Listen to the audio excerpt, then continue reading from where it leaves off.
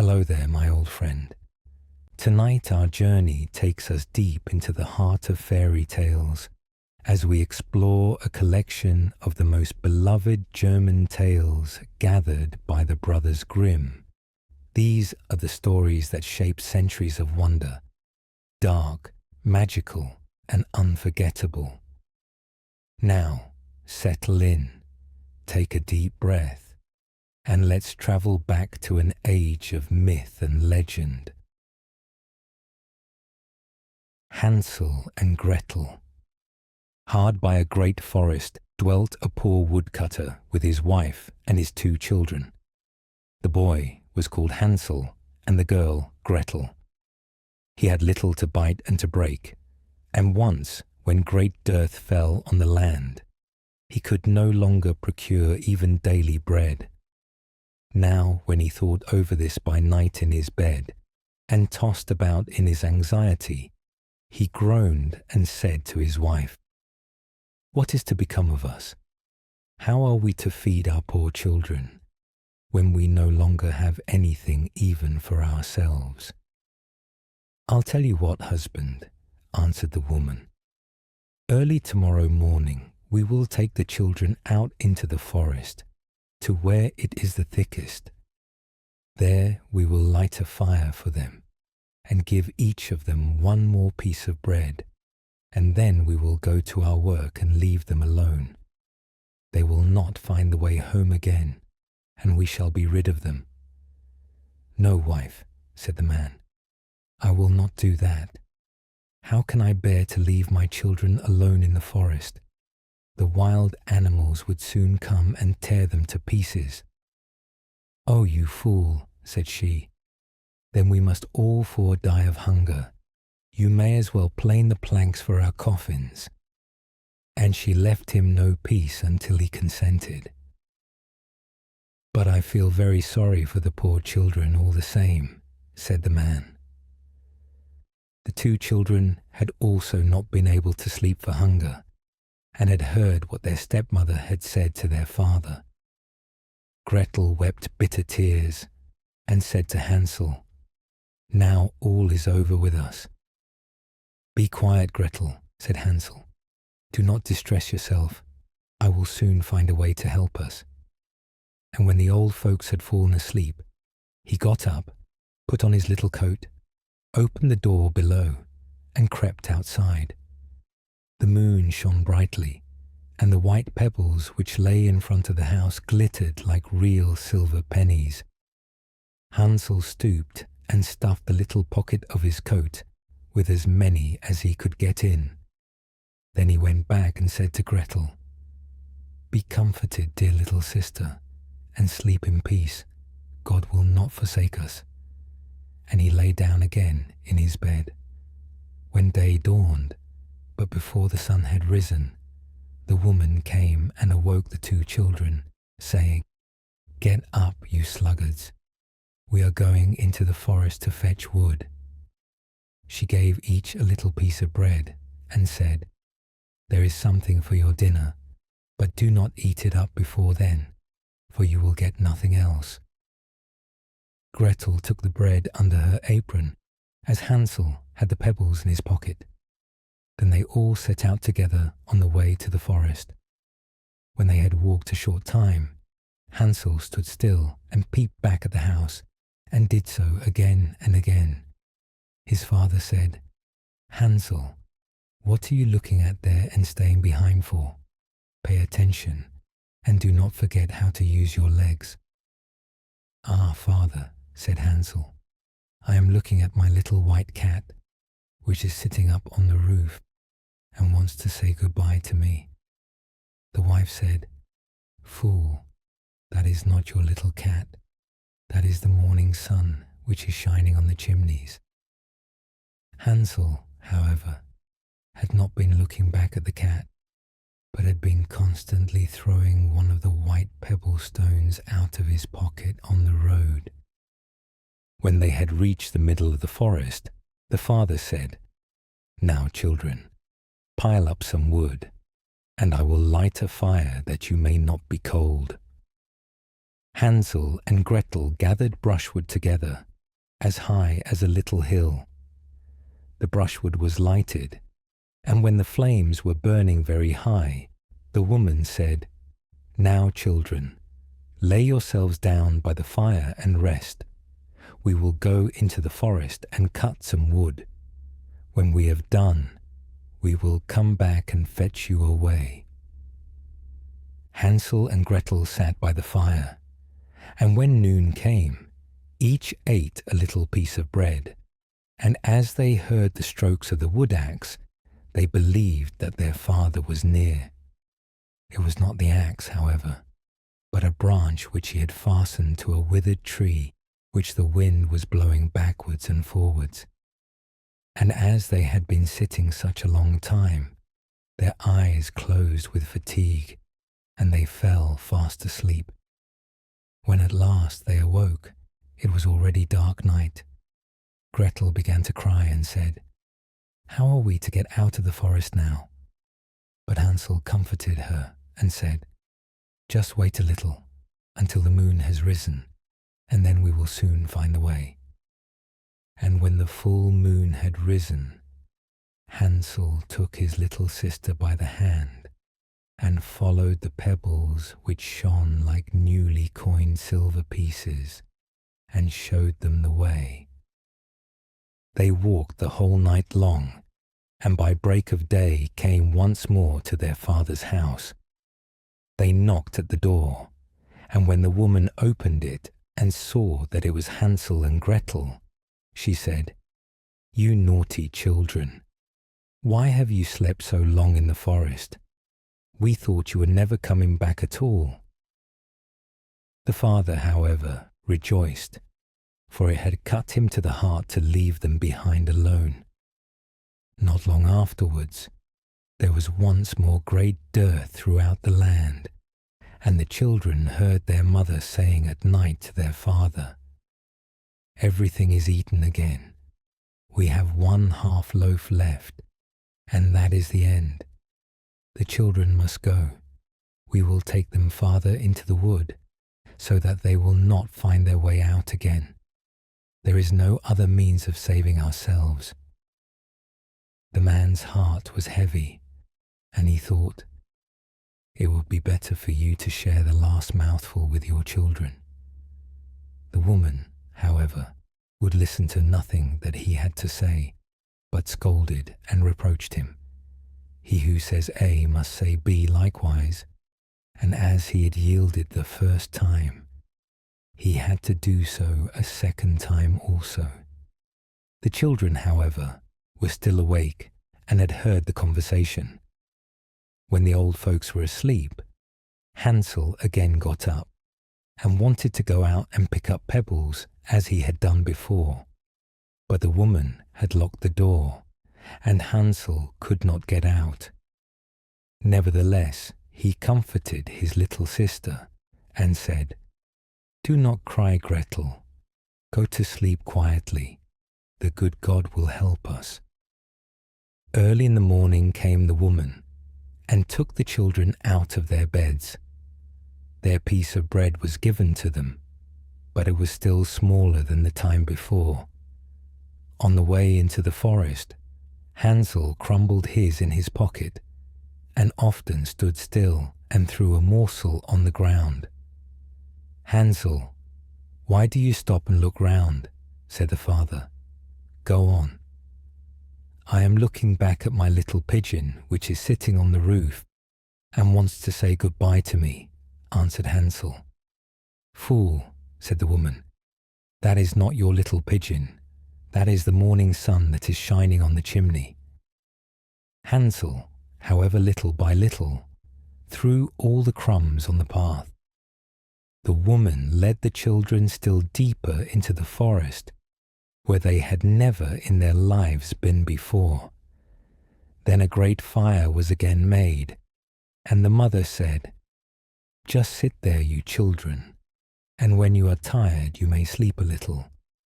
We are going into the forest to cut wood, and in the evening when we are done, we will come and fetch you away."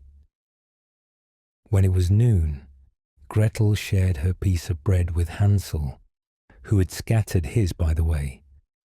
Then they fell asleep, and evening passed, but no one came to the poor children. They did not awake until it was dark night, and Hansel comforted his little sister and said, "Just wait, Gretel, until the moon rises, and then we shall see the crumbs of bread which I have strewn about. They will show us our way home again." When the moon came, they set out, but they found no crumbs, for the many thousands of birds which fly about in the woods and fields had picked them all up.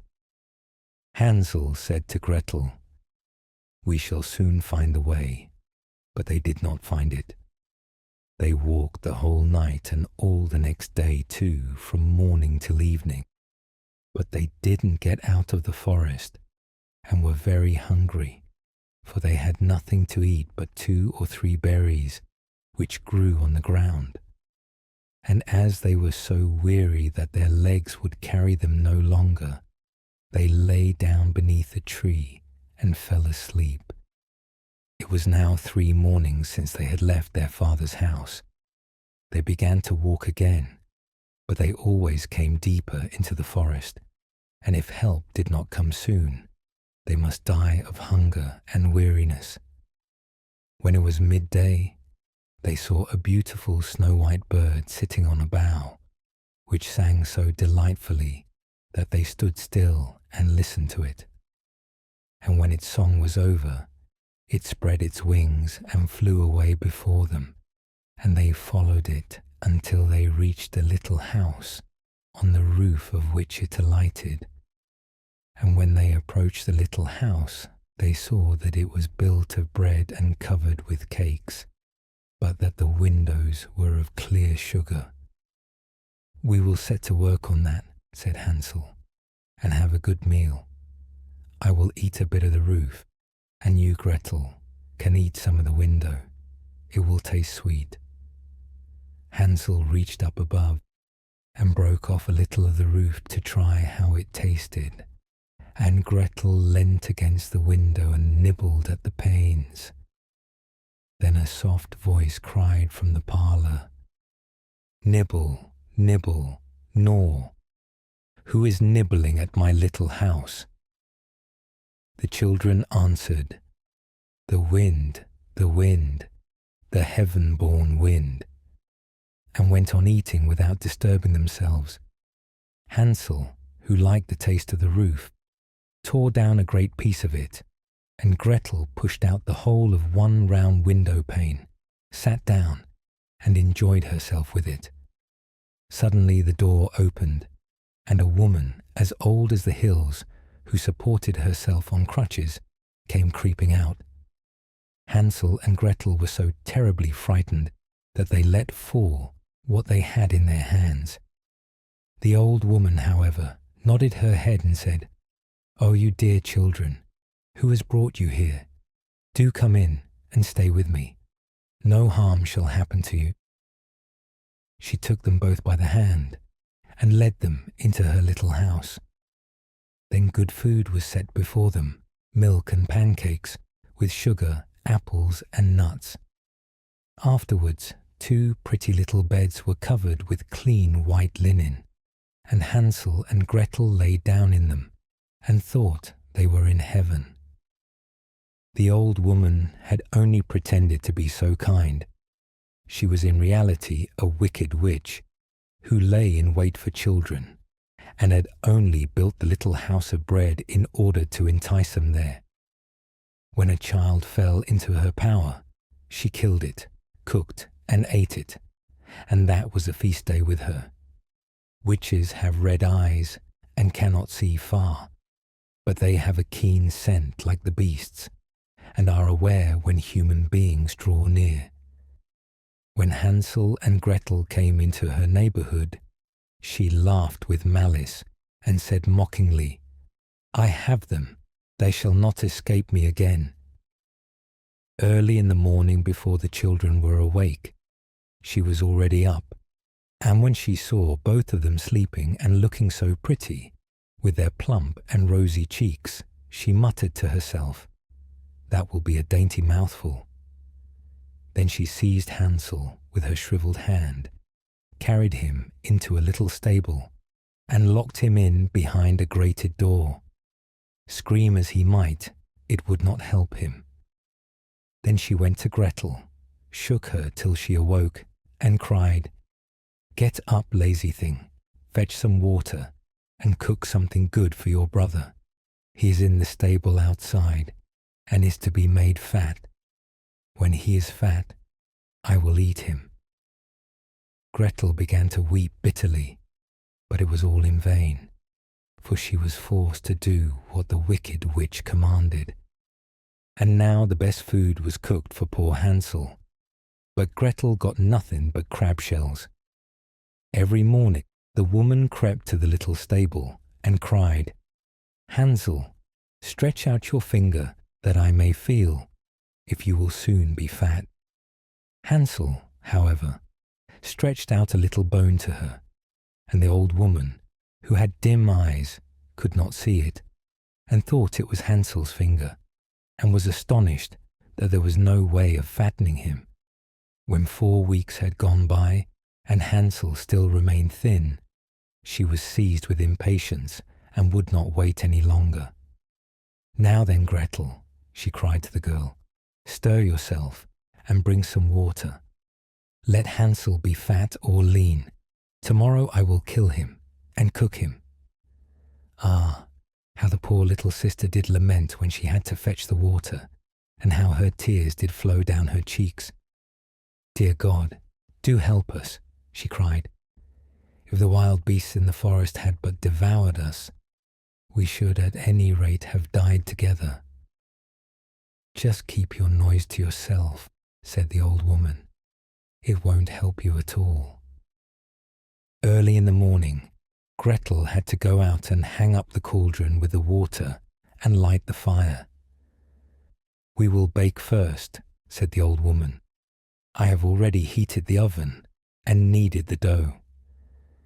She pushed poor Gretel out to the oven, from which flames of fire were already darting. "Creep in," said the witch, "and see if it is properly heated, so that we can put the bread in." And once Gretel was inside, she intended to shut the oven and let her bake in it, and then she would eat her too. But Gretel saw what she had in mind and said, "I do not know how I am to do it. How do I get in?" "Silly goose," said the old woman. "The door is big enough. Just look, I can get in myself." And she crept up and thrust her head into the oven. Then Gretel gave her a push that drove her far into it, and shut the iron door and fastened the bolt. Oh, then she began to howl quite horribly.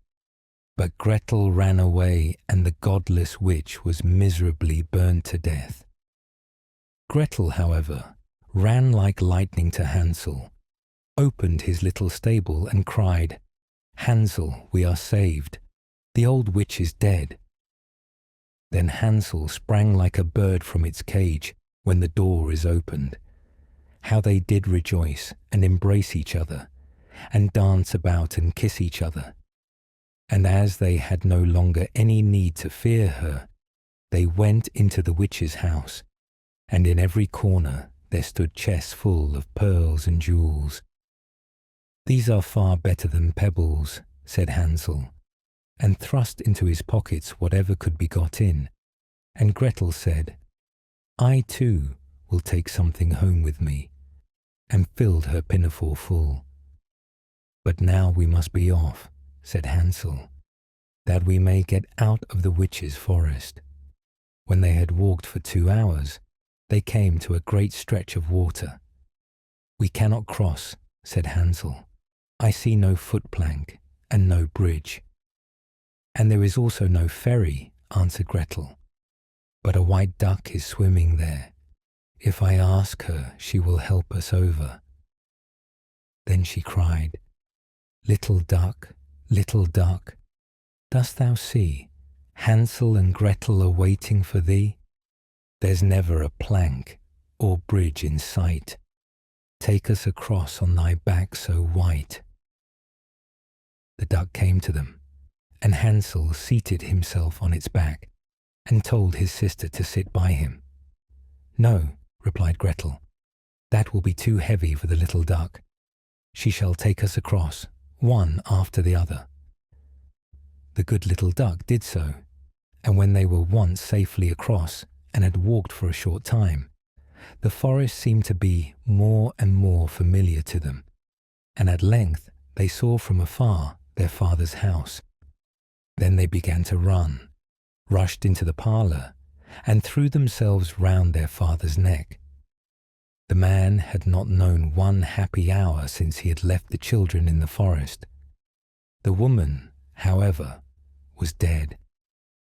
Gretel emptied her pinafore until pearls and precious stones ran about the room, and Hansel threw one handful after another out of his pocket to add to them. Then all anxiety was at an end, and they lived together in perfect happiness. My tale is done. There runs a mouse. Whosoever catches it may make himself a big fur cap out of it. Snowdrop. It was the middle of winter, when the broad flakes of snow were falling around, that the queen of a country many thousand miles off sat working at her window. The frame of the window was made of fine black ebony, and as she sat looking out upon the snow, she pricked her finger, and 3 drops of blood fell upon it. Then she gazed thoughtfully upon the red drops that sprinkled the white snow, and said, "Would that my little daughter may be as white as that snow, as red as that blood, and as black as this ebony window frame." And so the little girl really did grow up. Her skin was as white as snow, her cheeks as rosy as the blood, and her hair as black as ebony. And she was called Snowdrop. But this queen died, and the king soon married another wife who became queen, and was very beautiful, but so vain that she could not bear to think that anyone could be handsomer than she was. She had a fairy looking glass to which she used to go, and then she would gaze upon herself in it and say, "Tell me, glass, tell me true, of all the ladies in the land, who is fairest, tell me who." And the glass had always answered, "Thou, queen, art the fairest in all the land." But Snowdrop grew more and more beautiful, and when she was 7 years old she was as bright as the day, and fairer than the queen herself. Then the glass one day answered the queen, when she went to look in it as usual, "Thou, queen, art fair and beauteous to see, but Snowdrop is lovelier far than thee." When she heard this, she turned pale with rage and envy, and called to one of her servants, and said, "Take Snowdrop away into the wide wood, that I may never see her any more."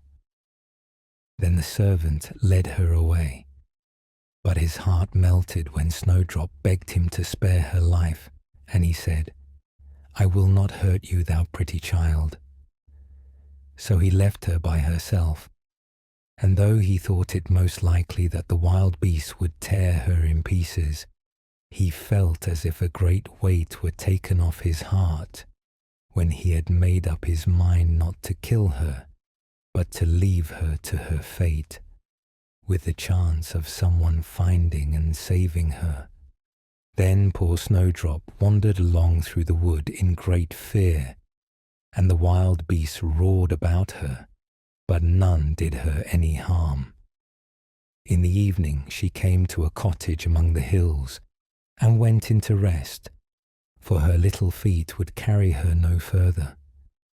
Everything was spruce and neat in the cottage.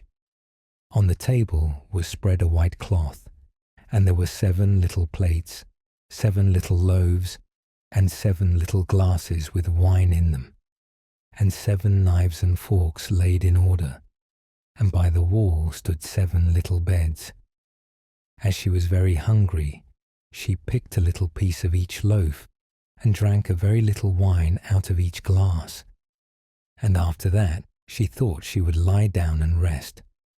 So she tried all the little beds, but one was too long, and another was too short, till at last the seventh suited her, and there she laid herself down and went to sleep. By and by in came the masters of the cottage. Now they were 7 little dwarfs that lived among the mountains, and dug and searched for gold. They lighted up their 7 lamps, and saw at once that all was not right. The first said, "Who has been sitting on my stool?" The second, "Who has been eating off my plate?" The third, "Who has been picking my bread?" The fourth, "Who has been meddling with my spoon?" The fifth, "Who has been handling my fork?" The sixth, "Who has been cutting with my knife?" The seventh, "Who has been drinking my wine?" Then the first looked round and said, "Who has been lying on my bed?" And the rest came running to him, and everyone cried out that somebody had been upon his bed. But the seventh saw Snowdrop, and called all his brethren to come and see her. And they cried out with wonder and astonishment, and brought their lamps to look at her, and said, "Good heavens, what a lovely child she is!" And they were very glad to see her, and took care not to wake her.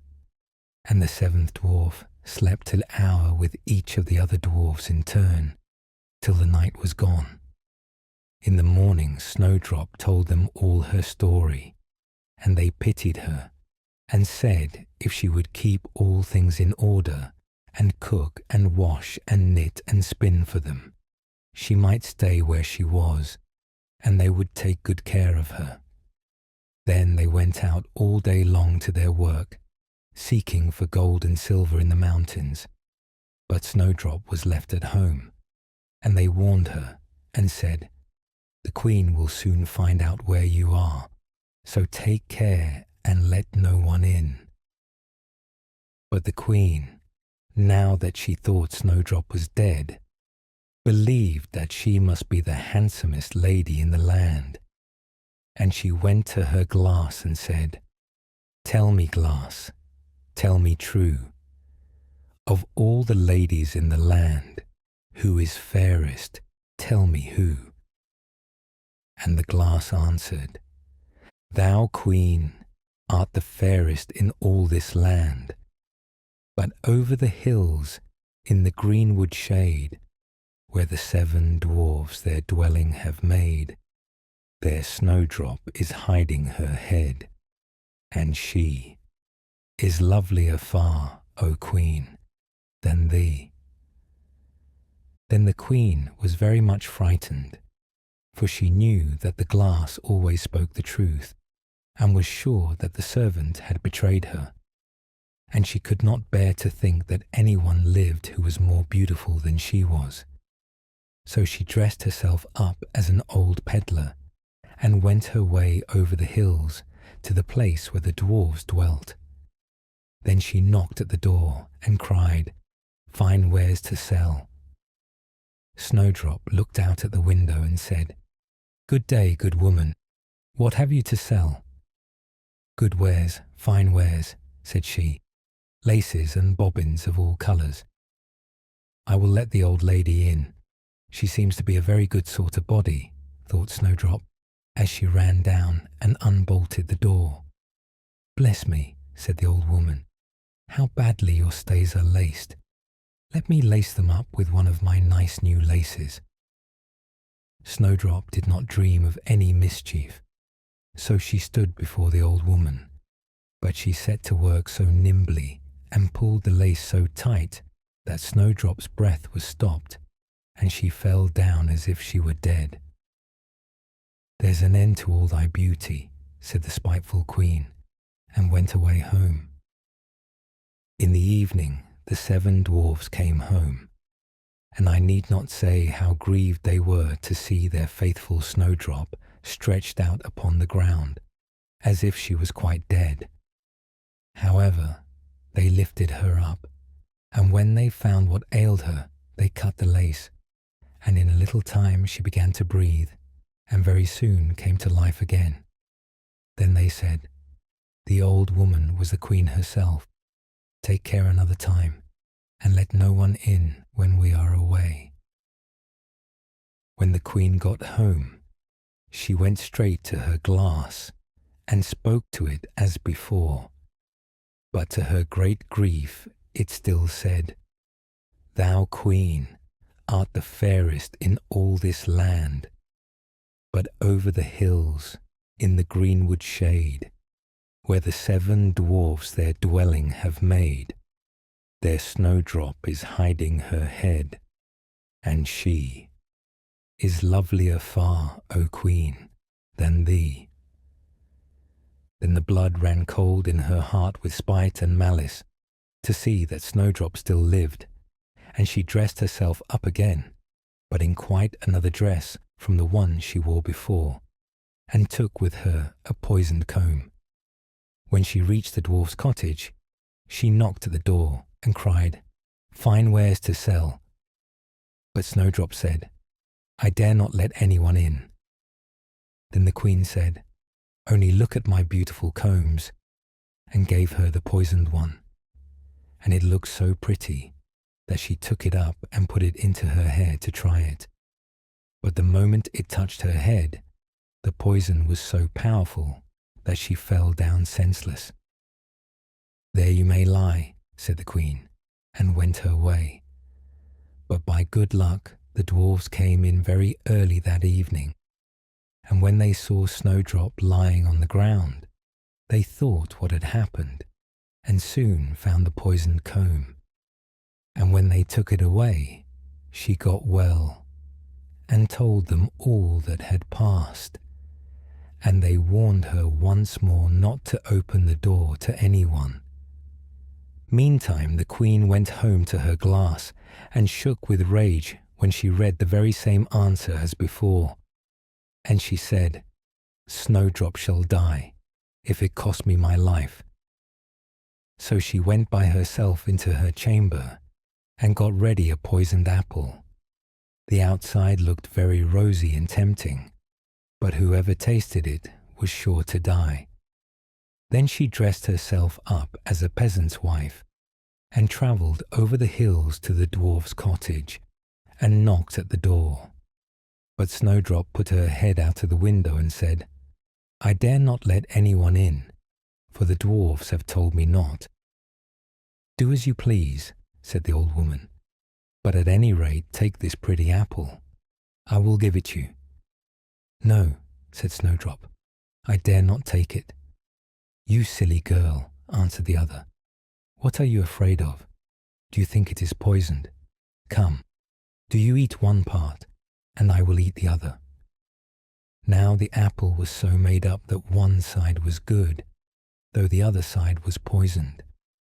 Then Snowdrop was much tempted to taste, for the apple looked so very nice, and when she saw the old woman eat, she could wait no longer. But she had scarcely put the piece into her mouth when she fell down dead upon the ground. "This time nothing will save thee," said the queen, and she went home to her glass, and at last it said, "Thou queen art the fairest of all the fair." And then her wicked heart was glad, and as happy as such a heart could be. When evening came, and the dwarfs had gone home, they found Snowdrop lying on the ground. No breath came from her lips, and they were afraid that she was quite dead. They lifted her up, and combed her hair, and washed her face with wine and water. But all was in vain, for the little girl seemed quite dead. So they laid her down upon a bier, and all 7 watched and bewailed her 3 whole days. And then they thought they would bury her. But her cheeks were still rosy, and her face looked just as it did while she was alive. So they said, "We will never bury her in the cold ground." And they made a coffin of glass, so that they might still look at her, and wrote upon it in golden letters what her name was, and that she was a king's daughter. And the coffin was set among the hills, and one of the dwarfs always sat by it and watched. And the birds of the air came too, and bemoaned Snowdrop. And first of all came an owl, and then a raven, and at last a dove, and sat by her side. And thus Snowdrop lay for a long, long time, and still only looked as though she was asleep, for she was even now as white as snow, and as red as blood, and as black as ebony. At last a prince came and called at the dwarf's house, and he saw Snowdrop, and read what was written in golden letters. Then he offered the dwarfs money, and prayed, and besought them to let him take her away. But they said, "We will not part with her for all the gold in the world." At last, however, they had pity on him, and gave him the coffin. But the moment he lifted it up to carry it home with him, the piece of apple fell from between her lips, and Snowdrop awoke, and said, "Where am I?" And the prince said, "Thou art quite safe with me." Then he told her all that had happened, and said, "I love you far better than all the world, so come with me to my father's palace, and you shall be my wife." And Snowdrop consented, and went home with the prince. And everything was got ready with great pomp and splendour for their wedding. To the feast was asked, among the rest, Snowdrop's old enemy, the queen. And as she was dressing herself in fine, rich clothes, she looked in the glass and said, "Tell me, glass, tell me true, of all the ladies in the land, who is fairest, tell me who." And the glass answered, "Thou, lady, art loveliest here, I ween, but lovelier far is the new-made queen." When she heard this, she started with rage, but her envy and curiosity were so great that she could not help setting out to see the bride. And when she got there, and saw that it was no other than Snowdrop, who, as she thought, had been dead a long while, she choked with rage, and fell down and died. But Snowdrop and the prince lived and reigned happily over that land many, many years. And sometimes they went up into the mountains, and paid a visit to the little dwarfs, who had been so kind to Snowdrop in her time of need, Rapunzel. There were once a man and a woman who had long in vain wished for a child. At length the woman hoped that God was about to grant her desire. These people had a little window at the back of their house, from which a splendid garden could be seen, which was full of the most beautiful flowers and herbs. It was, however, surrounded by a high wall, and no one dared to go into it because it belonged to an enchantress, who had great power and was dreaded by all the world. One day the woman was standing by this window and looking down into the garden, when she saw a bed which was planted with the most beautiful rampion, Rapunzel, and it looked so fresh and green that she longed for it. She quite pined away and began to look pale and miserable. Then her husband was alarmed and asked, "What ails you, dear wife?" "Ah," she replied, "if I can't eat some of the rampion, which is in the garden behind our house, I shall die." The man, who loved her, thought, "Sooner than let your wife die, bring her some of the rampion yourself, let it cost what it will." At twilight, he clambered down over the wall into the garden of the enchantress, hastily clutched a handful of rampion, and took it to his wife. She at once made herself a salad of it, and ate it greedily. It tasted so good to her, so very good, that the next day she longed for it 3 times as much as before. If he was to have any rest, her husband must once more descend into the garden. In the gloom of evening, therefore, he let himself down again. But when he had clambered down the wall, he was terribly afraid, for he saw the enchantress standing before him. "How can you dare," said she with angry look, "descend into my garden and steal my rampion like a thief? You shall suffer for it." "Ah," answered he, "let mercy take the place of justice. I only made up my mind to do it out of necessity. My wife saw your rampion from the window and felt such a longing for it that she would have died if she had not got some to eat." Then the enchantress allowed her anger to be softened and said to him, "If the case be as you say, I will allow you to take away with you as much rampion as you will. Only I make one condition.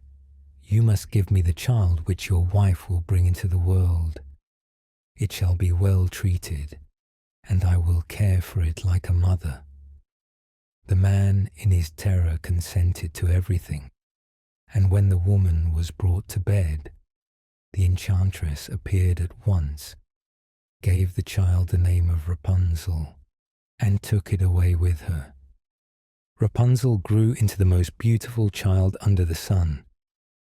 When she was 12 years old, the enchantress shut her into a tower, which lay in a forest, and had neither stairs nor door, but quite at the top was a little window. When the enchantress wanted to go in, she placed herself beneath it and cried, "Rapunzel, Rapunzel, let down your hair to me." Rapunzel had magnificent long hair, fine as spun gold, and when she heard the voice of the enchantress, she unfastened her braided tresses, wound them round one of the hooks of the window above, and then the hair fell 20 ells down, and the enchantress climbed up by it. After a year or 2, it came to pass that the king's son rode through the forest and passed by the tower. Then he heard a song, which was so charming that he stood still and listened. This was Rapunzel, who in her solitude passed her time in letting her sweet voice resound. The king's son wanted to climb up to her, and looked for the door of the tower, but none was to be found. He rode home, but the singing had so deeply touched his heart that every day he went out into the forest and listened to it. Once, when he was thus standing behind a tree, he saw that an enchantress came there, and he heard how she cried, "Rapunzel, Rapunzel, let down your hair to me." Then Rapunzel let down the braids of her hair, and the enchantress climbed up to her. "If that is the ladder by which one mounts, I too will try my fortune," said he. And the next day, when it began to grow dark, he went to the tower and cried, "Rapunzel, Rapunzel, let down your hair to me." Immediately the hair fell down, and the king's son climbed up. At first Rapunzel was terribly frightened when a man, such as her eyes had never yet beheld, came to her. But the king's son began to talk to her quite like a friend, and told her that his heart had been so stirred that it had let him have no rest, and he had been forced to see her. Then Rapunzel lost her fear, and when he asked her if she would take him for a husband, and she saw that he was young and handsome, she thought, "He will love me more than old Dame Gothel does." And she said yes, and laid her hand in his. She said, "I will willingly go away with you, but I do not know how to get down. Bring with you a skein of silk every time that you come, and I will weave a ladder with it, and when that is ready I will descend, and you will take me on your horse." They agreed that until that time he should come to her every evening, for the old woman came by day. The enchantress remarked nothing of this, until once Rapunzel said to her, "Tell me, Dame Gothel, how it happens that you are so much heavier for me to draw up than the young king's son. He is with me in a moment." "Ah, you wicked child," cried the enchantress, "what do I hear you say? I thought I had separated you from all the world, and yet you have deceived me." In her anger, she clutched Rapunzel's beautiful tresses, wrapped them twice round her left hand, seized a pair of scissors with the right, and snip, snap, they were cut off, and the lovely braids lay on the ground. And she was so pitiless that she took poor Rapunzel into a desert, where she had to live in great grief and misery. On the same day that she cast out Rapunzel, however, the enchantress fastened the braids of hair, which she had cut off, to the hook of the window, and when the king's son came and cried, "Rapunzel, Rapunzel, let down your hair to me," she let the hair down. The king's son ascended, but instead of finding his dearest Rapunzel, he found the enchantress, who gazed at him with wicked and venomous looks. "Aha!" she cried mockingly, "you would fetch your dearest, but the beautiful bird sits no longer singing in the nest. The cat has got it, and will scratch out your eyes as well. Rapunzel is lost to you. You will never see her again." The king's son was beside himself with pain, and in his despair he leapt down from the tower. He escaped with his life, but the thorns into which he fell pierced his eyes. Then he wandered quite blind about the forest, ate nothing but roots and berries, and did naught but lament and weep over the loss of his dearest wife. Thus he roamed about in misery for some years, and at length came to the desert where Rapunzel, with the twins to which she had given birth, a boy and a girl, lived in wretchedness. He heard a voice, and it seemed so familiar to him that he went towards it, and when he approached, Rapunzel knew him and fell on his neck and wept. 2 of her tears wetted his eyes, and they grew clear again, and he could see with them as before. He led her to his kingdom, where he was joyfully received, and they lived for a long time afterwards, happy and contented. The Frog Prince.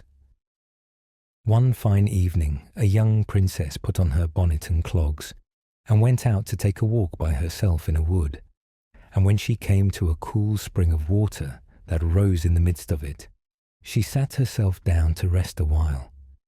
Now she had a golden ball in her hand, which was her favourite plaything, and she was always tossing it up into the air and catching it again as it fell. After a time, she threw it up so high that she missed catching it as it fell, and the ball bounded away and rolled along upon the ground, till at last it fell down into the spring. The princess looked into the spring after her ball, but it was very deep, so deep that she could not see the bottom of it. Then she began to bewail her loss, and said, "Alas, if I could only get my ball again, I would give all my fine clothes and jewels, and everything that I have in the world." While she was speaking, a frog put its head out of the water and said, "Princess, why do you weep so bitterly?" "Alas," said she, "what can you do for me, you nasty frog? My golden ball has fallen into the spring." The frog said, "I want not your pearls and jewels and fine clothes, but if you will love me and let me live with you and eat from off your golden plate and sleep upon your bed, I will bring you your ball again." "What nonsense," thought the princess. "This silly frog is talking. He can never even get out of the spring to visit me, though he may be able to get my ball for me, and therefore I will tell him he shall have what he asks." So she said to the frog, "Well, if you will bring me my ball, I will do all you ask." Then the frog put his head down and dived deep under the water, and after a little while he came up again with the ball in his mouth and threw it on the edge of the spring. As soon as the young princess saw her ball, she ran to pick it up, and she was so overjoyed to have it in her hand again that she never thought of the frog, but ran home with it as fast as she could. The frog called after her, "Stay, princess, and take me with you as you said." But she did not stop to hear a word. The next day, just as the princess had sat down to dinner, she heard a strange noise, tap, tap, plash, plash, as if something was coming up the marble staircase. And soon afterwards there was a gentle knock at the door, and a little voice cried out and said, "Open the door, my princess dear. Open the door to thy true love here, and mind the words that thou and I said, by the fountain cool, in the greenwood shade." Then the princess ran to the door and opened it, and there she saw the frog, whom she had quite forgotten. At this sight she was sadly frightened, and shutting the door as fast as she could, came back to her seat. The king, her father, seeing that something had frightened her, asked her what was the matter. "There is a nasty frog," said she, "at the door, that lifted my ball for me out of the spring this morning. I told him that he should live with me here, thinking that he could never get out of the spring. But there he is at the door, and he wants to come in." While she was speaking, the frog knocked again at the door and said, "Open the door, my princess dear.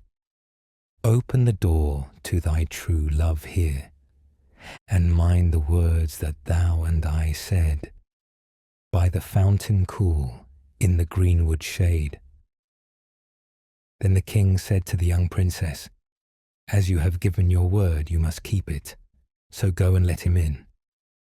She did so, and the frog hopped into the room, and then straight on, tap, tap, plash, plash, from the bottom of the room to the top, till he came up close to the table where the princess sat.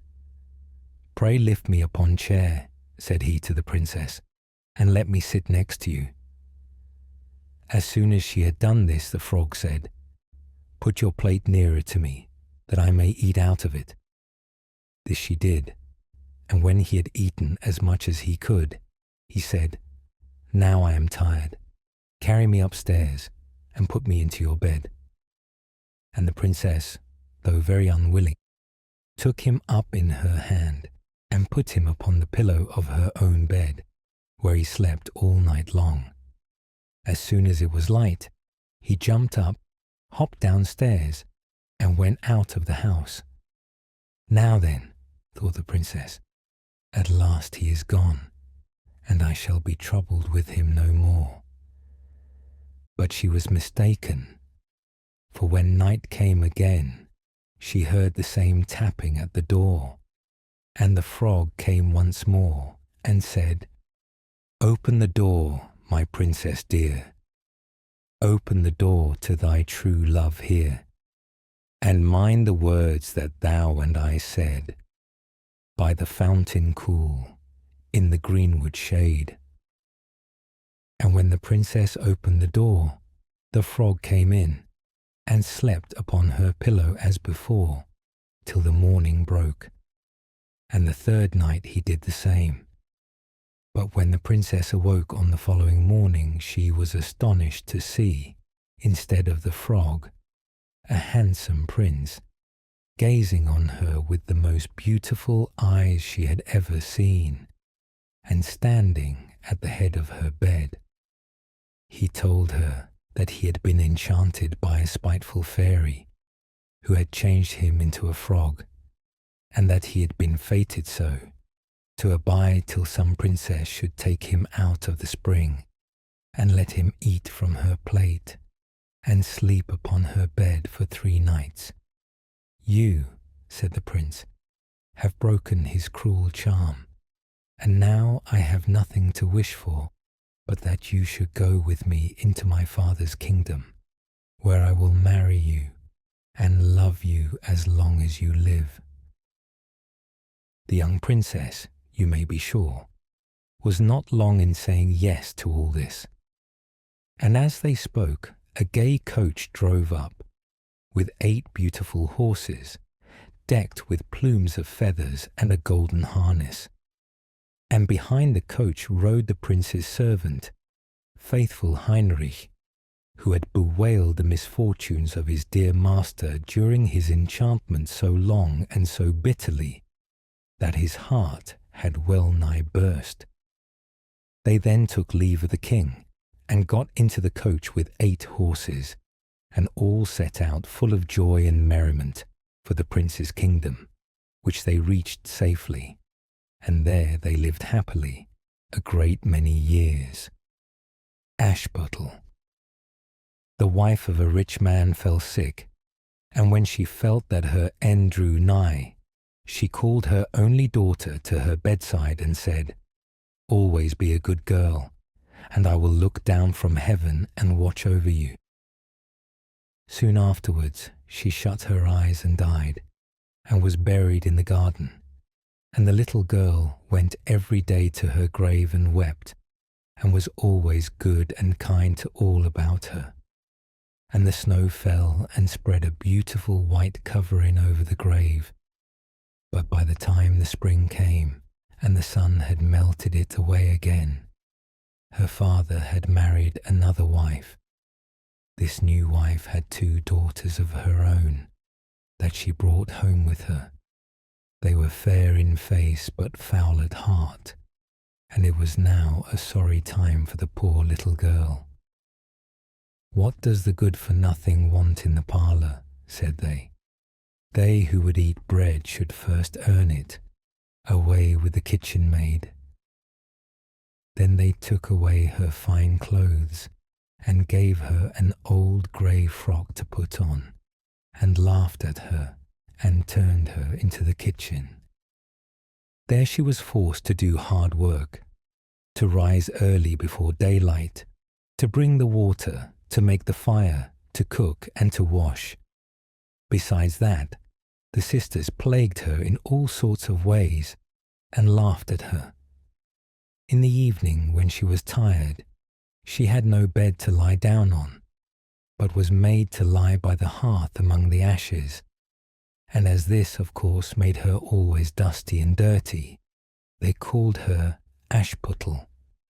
It happened once that the father was going to the fair, and asked his wife's daughters what he should bring them. "Fine clothes," said the first. "Pearls and diamonds," cried the second. "Now, child," said he to his own daughter, "what will you have?" "The first twig, dear father, that brushes against your hat when you turn your face to come homewards," said she. Then he bought for the first 2 the fine clothes and pearls and diamonds they had asked for, and on his way home, as he rode through a green copse, a hazel twig brushed against him and almost pushed off his hat, so he broke it off and brought it away, and when he got home, he gave it to his daughter. Then she took it and went to her mother's grave and planted it there, and cried so much that it was watered with her tears, and there it grew and became a fine tree. 3 times every day she went to it and cried, and soon a little bird came and built its nest upon the tree, and talked with her, and watched over her, and brought her whatever she wished for. Now it happened that the king of that land held a feast, which was to last 3 days, and out of those who came to it, his son was to choose a bride for himself.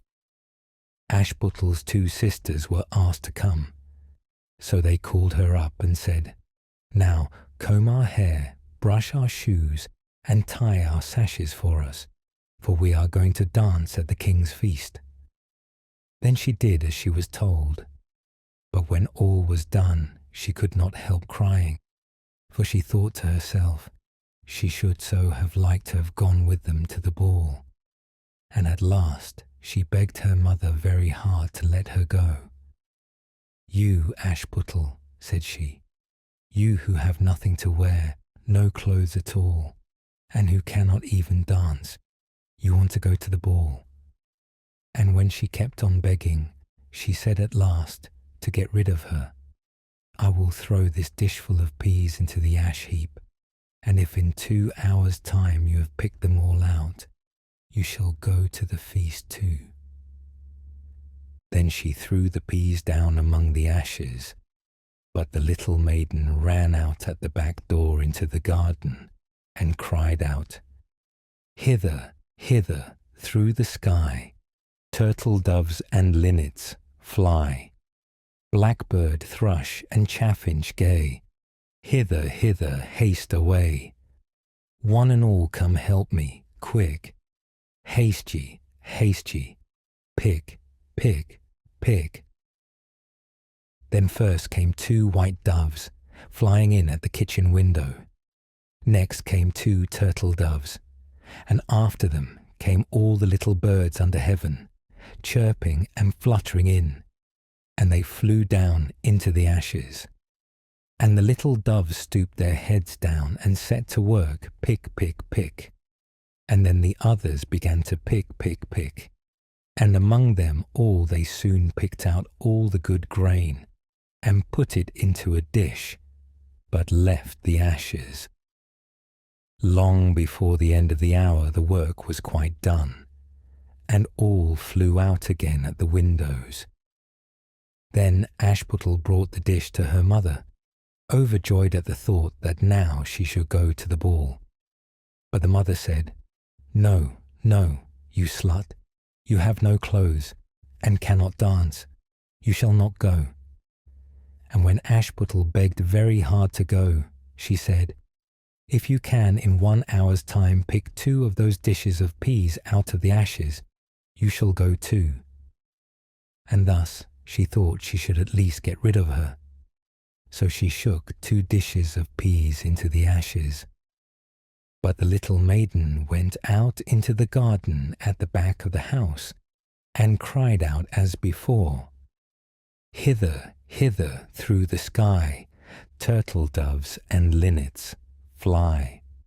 Blackbird, thrush, and chaffinch gay, hither, hither, haste away. One and all come help me, quick. Haste ye, pick, pick, pick." Then first came 2 white doves in at the kitchen window. Next came 2 turtle doves, and after them came all the little birds under heaven, chirping and hopping about, and they flew down into the ashes, and the little doves put their heads down and set to work, pick, pick, pick, and then the others began pick, pick, pick, and they put all the good grain into the dishes, and left all the ashes. Before half an hour's time all was done, and out they flew again. And then Ashputtel took the dishes to her mother, rejoicing to think that she should now go to the ball. But her mother said, "It is all of no use, you cannot go. You have no clothes, and cannot dance, and you would only put us to shame." And off she went with her 2 daughters to the ball. Now, when all were gone, and nobody left at home, Ashputtel went sorrowfully and sat down under the hazel tree, and cried out, "Shake, shake, hazel tree, gold and silver over me."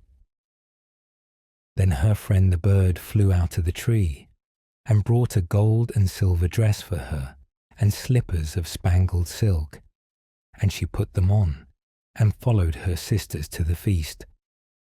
But they did not know her, and thought it must be some strange princess. She looked so fine and beautiful in her rich clothes.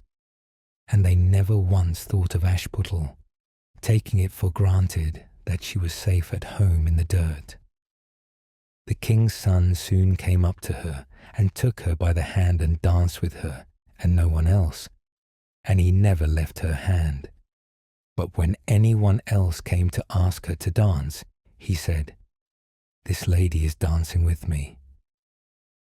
Thus they danced till a late hour of the night, and then she wanted to go home.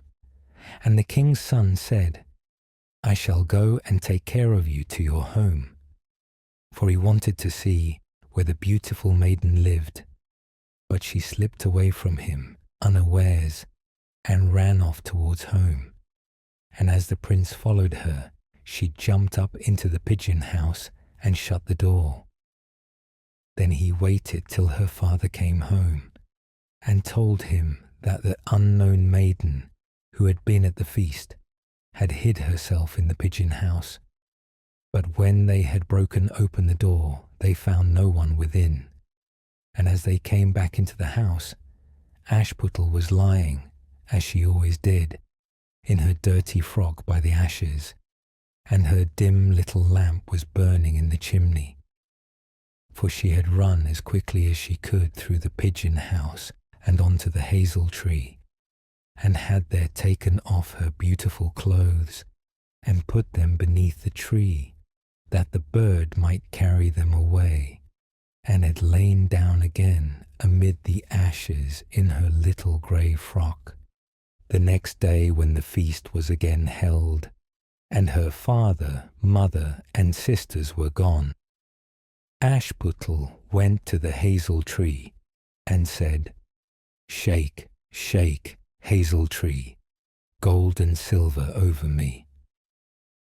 And the bird came and brought a still finer dress than the one she had worn the day before. And when she came in it to the ball, everyone wondered at her beauty. But the king's son, who was waiting for her, took her by the hand and danced with her. And when anyone asked her to dance, he said as before, "This lady is dancing with me." When night came, she wanted to go home, and the king's son followed here as before, that he might see into what house she went. But she sprang away from him all at once into the garden behind her father's house. In this garden stood a fine large pear tree full of ripe fruit, and Ashputtel, not knowing where to hide herself, jumped up into it without being seen. Then the king's son lost sight of her, and could not find out where she was gone, but waited till her father came home, and said to him, "The unknown lady who danced with me has slipped away, and I think she must have sprung into the pear tree." The father thought to himself, "Can it be Ashputtel?" So he had an axe brought, and they cut down the tree, but found no one upon it. And when they came back into the kitchen, there lay Ashputtel among the ashes, for she had slipped down on the other side of the tree, and carried her beautiful clothes back to the bird at the hazel tree, and then put on her little grey frock. The third day, when her father and mother and sisters were gone, she went again into the garden and said, "Shake, shake, hazel tree, gold and silver over me." Then her kind friend the bird brought a dress still finer than the former one, and slippers which were all of gold, so that when she came to the feast no one knew what to say, for wonder at her beauty. And the king's son danced with nobody but her, and when anyone else asked her to dance, he said, "This lady is my partner, sir." When night came, she wanted to go home, and the king's son would go with her, and said to himself, "I will not lose her this time." But however, she again slipped away from him, though in such a hurry that she dropped her left golden slipper upon the stairs. The prince took the shoe, and went the next day to the king his father, and said, I will take for my wife the lady that this golden slipper fits." Then both the sisters were overjoyed to hear it, for they had beautiful feet, and had no doubt that they could wear the golden slipper. The eldest went first into the room where the slipper was, and wanted to try it on, and the mother stood by. But her great toe could not go into it, and the shoe was altogether much too small for her. Then the mother gave her a knife and said, "Never mind, cut it off. When you are queen, you will not care about toes. You will not want to walk." So the silly girl cut off her great toe, and thus squeezed on the shoe, and went to the king's son. Then he took her for his bride, and set her beside him on his horse, and rode away with her homewards.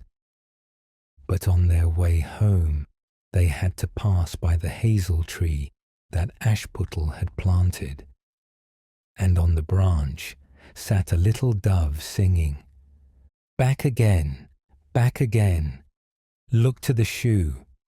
The shoe is too small and not made for you. Prince, prince, look again for thy bride, for she's not the true one that sits by thy side." Then the prince got down and looked at her foot, and he saw by the blood that streamed from it what a trick she had played him. So he turned his horse round and brought the false bride back to her home, and said, "This is not the right bride. Let the other sister try and put on the slipper." Then she went into the room and got her foot into the shoe, all but the heel, which was too large. But her mother squeezed it in till the blood came, and took her to the king's son. And he set her as his bride by his side on his horse, and rode away with her. But when they came to the hazel tree, the little dove sat there still, and sang, "Back again, back again, look to the shoe. The shoe is too small, and not made for you. Prince, prince, look again for thy bride, for she's not the true one that sits by thy side." Then he looked down, and saw that the blood streamed so much from the shoe, that her white stockings were quite red. So he turned his horse, and brought her also back again. "This is not the true bride," said he to the father. "Have you no other daughters?" "No," said he. "There is only a little dirty Ashputtel here, the child of my first wife. I am sure she cannot be the bride." The prince told him to send her, but the mother said, "No, no, she is much too dirty. She will not dare to show herself." However, the prince would have her come, and she first washed her face and hands, and then went in and curtsied to him, and he reached her the golden slipper. Then she took her clumsy shoe off her left foot, and put on the golden slipper, and it fitted her as if it had been made for her. And when he drew near and looked at her face, he knew her, and said, "This is the right bride." But the mother and both the sisters were frightened, and turned pale with anger as he took Ashputtel on his horse, and rode away with her. And when they came to the hazel tree, the white dove sang, "Home, home, look at the shoe. Princess, the shoe was made for you. Prince, prince, take home thy bride, for she is the true one that sits by thy side." And when the dove had done its song, it came flying, and perched upon her right shoulder, and so went home with her. Little Red Cap, Little Red Riding Hood. Once upon a time, there was a dear little girl who was loved by everyone who looked at her, but most of all by her grandmother, and there was nothing that she would not have given to the child. Once she gave her a little cap of red velvet, which suited her so well that she would never wear anything else. So she was always called Little Red Cap. One day her mother said to her, "Come, Little Red Cap, here is a piece of cake and a bottle of wine. Take them to your grandmother. She is ill and weak, and they will do her good.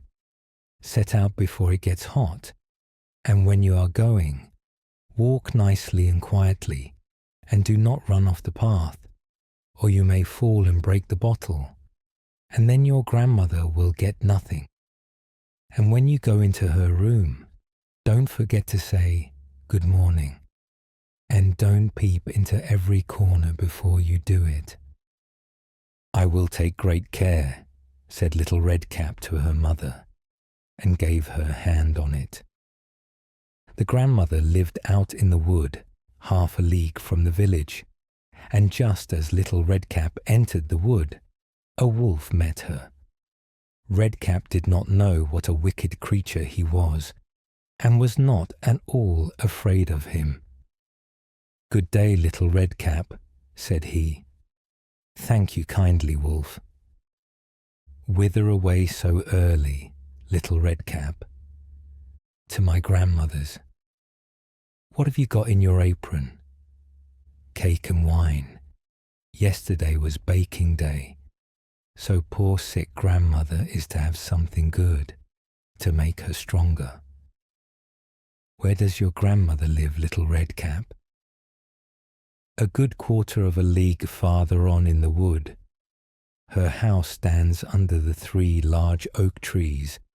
The nut trees are just below. You surely must know it," replied Little Red Cap. The wolf thought to himself, "What a tender young creature! What a nice plump mouthful! She will be better to eat than the old woman. I must act craftily, so as to catch both." So he walked for a short time by the side of Little Red Cap, and then he said, "See, Little Red Cap, how pretty the flowers are about here. Why do you not look round? I believe, too, that you do not hear how sweetly the little birds are singing. You walk gravely along as if you were going to school, while everything else out here in the wood is merry." Little Red Cap raised her eyes, and when she saw the sunbeams dancing here and there through the trees, and pretty flowers growing everywhere, she thought, "Suppose I take grandmother a fresh nosegay. That would please her too. It is so early in the day that I shall still get there in good time."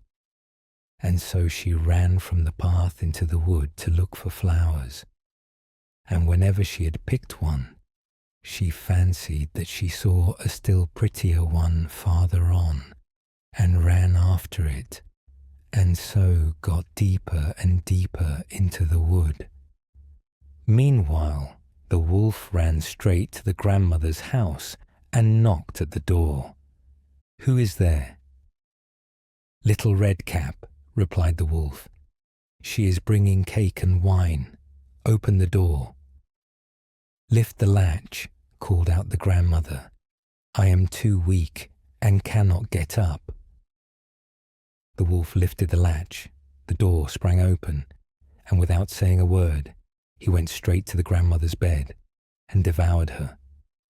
Then he put on her clothes, dressed himself in her cap, laid himself in bed and drew the curtains. Little Red Cap, however, had been running about picking flowers, and when she had gathered so many that she could carry no more, she remembered her grandmother and set out on the way to her.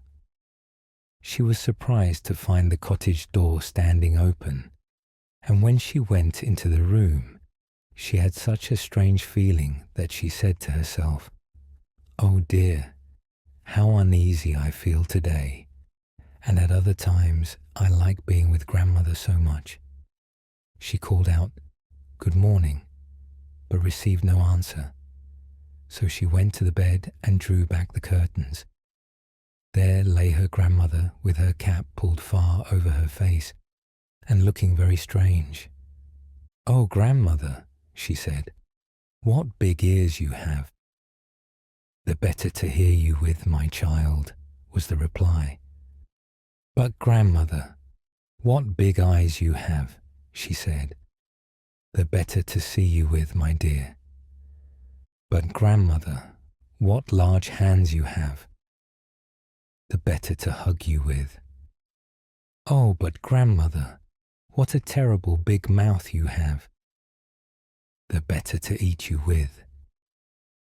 And scarcely had the wolf said this, than with one bound he was out of bed and swallowed up Redcap. When the wolf had appeased his appetite, he lay down again in the bed, fell asleep, and began to snore very loud. The huntsman was just passing the house, and thought to himself, "How the old woman is snoring! I must just see if she wants anything." So he went into the room, and when he came to the bed, he saw that the wolf was lying in it. "Do I find you here, you old sinner?" said he. "I have long sought you." Then just as he was going to fire at him, it occurred to him that the wolf might have devoured the grandmother, and that she might still be saved. So he did not fire, but took a pair of scissors and began to cut open the stomach of the sleeping wolf. When he had made 2 snips, he saw the little Redcap shining, and then he made 2 snips more, and the little girl sprang out crying, "Ah, how frightened I have been! How dark it was inside the wolf!" And after that, the aged grandmother came out alive also, but scarcely able to breathe. Redcap, however, quickly fetched great stones, with which they filled the wolf's belly, and when he awoke, he wanted to run away, but the stones were so heavy that he collapsed at once and fell dead. Then all 3 were delighted. The huntsman drew off the wolf's skin and went home with it. The grandmother ate the cake and drank the wine which Redcap had brought, and revived. But Redcap thought to herself, "As long as I live, I will never by myself leave the path to run into the wood when my mother has forbidden me to do so." It also related that once, when Redcap was again taking cakes to the old grandmother, another wolf spoke to her and tried to entice her from the path. Redcap, however, was on her guard and went straight forward on her way, and told her grandmother that she had met the wolf and that he had said good morning to her, but with such a wicked look in his eyes that if they had not been on the public road, she was certain he would have eaten her up. "Well," said the grandmother, "we will shut the door that he may not come in." Soon afterwards the wolf knocked and cried, "Open the door, grandmother. I am little Redcap, and am bringing you some cakes." But they did not speak or open the door, so the grey-beard stole twice or thrice round the house, and at last jumped on the roof, intending to wait until Redcap went home in the evening, and then to steal after her and devour her in the darkness. But the grandmother saw what was in his thoughts. In front of the house was a great stone trough, so she said to the child, "Take the pail, Redcap. I made some sausages yesterday, so carry the water in which I boiled them to the trough." Redcap carried until the great trough was quite full. Then the smell of the sausages reached the wolf, and he sniffed and peeped down, and at last stretched out his neck so far that he could no longer keep his footing and began to slip, and slipped down from the roof straight into the great trough and was drowned. But Redcap went joyously home, and no one ever did anything to harm her again. Rumpelstilzchen. By the side of a wood, in a country a long way off, ran a fine stream of water, and upon the stream there stood a mill. The miller's house was close by, and the miller, you must know, had a very beautiful daughter. She was, moreover, very shrewd and clever, and the miller was so proud of her that he one day told the king of the land, who used to come and hunt in the wood, that his daughter could spin gold out of straw. Now this king was very fond of money, and when he heard the miller's boast, his greediness was raised, and he sent for the girl to be brought before him. Then he led her to a chamber in his palace, where there was a great heap of straw, and gave her a spinning wheel, and said, "All this must be spun into gold before morning, as you love your life." It was in vain that the poor maiden said that it was only a silly boast of her father, for that she could do no such thing as spin straw into gold. The chamber door was locked, and she was left alone. She sat down in one corner of the room and began to bewail her hard fate, when on a sudden the door opened, and a droll-looking little man hobbled in and said, "Good morrow to you, my good lass. What are you weeping for?" "Alas," said she, "I must spin this straw into gold, and I know not how." "What will you give me," said the hobgoblin, "to do it for you?" "My necklace," replied the maiden. He took her at her word, and sat himself down to the wheel, and whistled and sang, "Round about, lo and behold, reel away, straw into gold." And round about the wheel went merrily. The work was quickly done, and the straw was all spun into gold. When the king came and saw this, he was greatly astonished and pleased, but his heart grew still more greedy of gain, and he shut up the poor miller's daughter again with a fresh task. Then she knew not what to do, and sat down once more to weep. But the dwarf soon opened the door and said, "What will you give me to do your task?" "The ring on my finger," said she. So her little friend took the ring and began to work at the wheel again, and whistled and sang, "Round about, lo and behold, reel away, straw into gold." Till, long before morning, all was done again. The king was greatly delighted to see all this glittering treasure, but still he had not enough, so he took the miller's daughter to a yet larger heap and said, "All this must be spun tonight, and if it is, you shall be my queen." As soon as she was alone, that dwarf came in and said, "What will you give me to spin gold for you this third time?" "I have nothing left," said she. "Then say you will give me," said the little man, "the first little child that you may have when you are queen." "That may never be," thought the miller's daughter, and as she knew no other way to get her task done, she said she would do what he asked. Round went the wheel again to the old song, and the mannikin once more spun the heap into gold. The king came in the morning, and finding all he wanted, was forced to keep his word. So he married the miller's daughter, and she really became queen. At the birth of her first little child she was very glad, and forgot the dwarf and what she had said. But one day he came into her room, where she was sitting playing with her baby, and put her in mind of it. Then she grieved sorely at her misfortune, and said she would give him all the wealth of the kingdom if he would let her off, but in vain, till at last her tears softened him, and he said, "I will give you 3 days' grace, and if during that time you tell me my name, you shall keep your child." Now the queen lay awake all night, thinking of all the odd names that she had ever heard, and she sent messengers all over the land to find out new ones. The next day the little man came, and she began with Timothy, Ichabod, Benjamin, Jeremiah, and all the names she could remember. But to all and each of them he said, "Madam, that is not my name."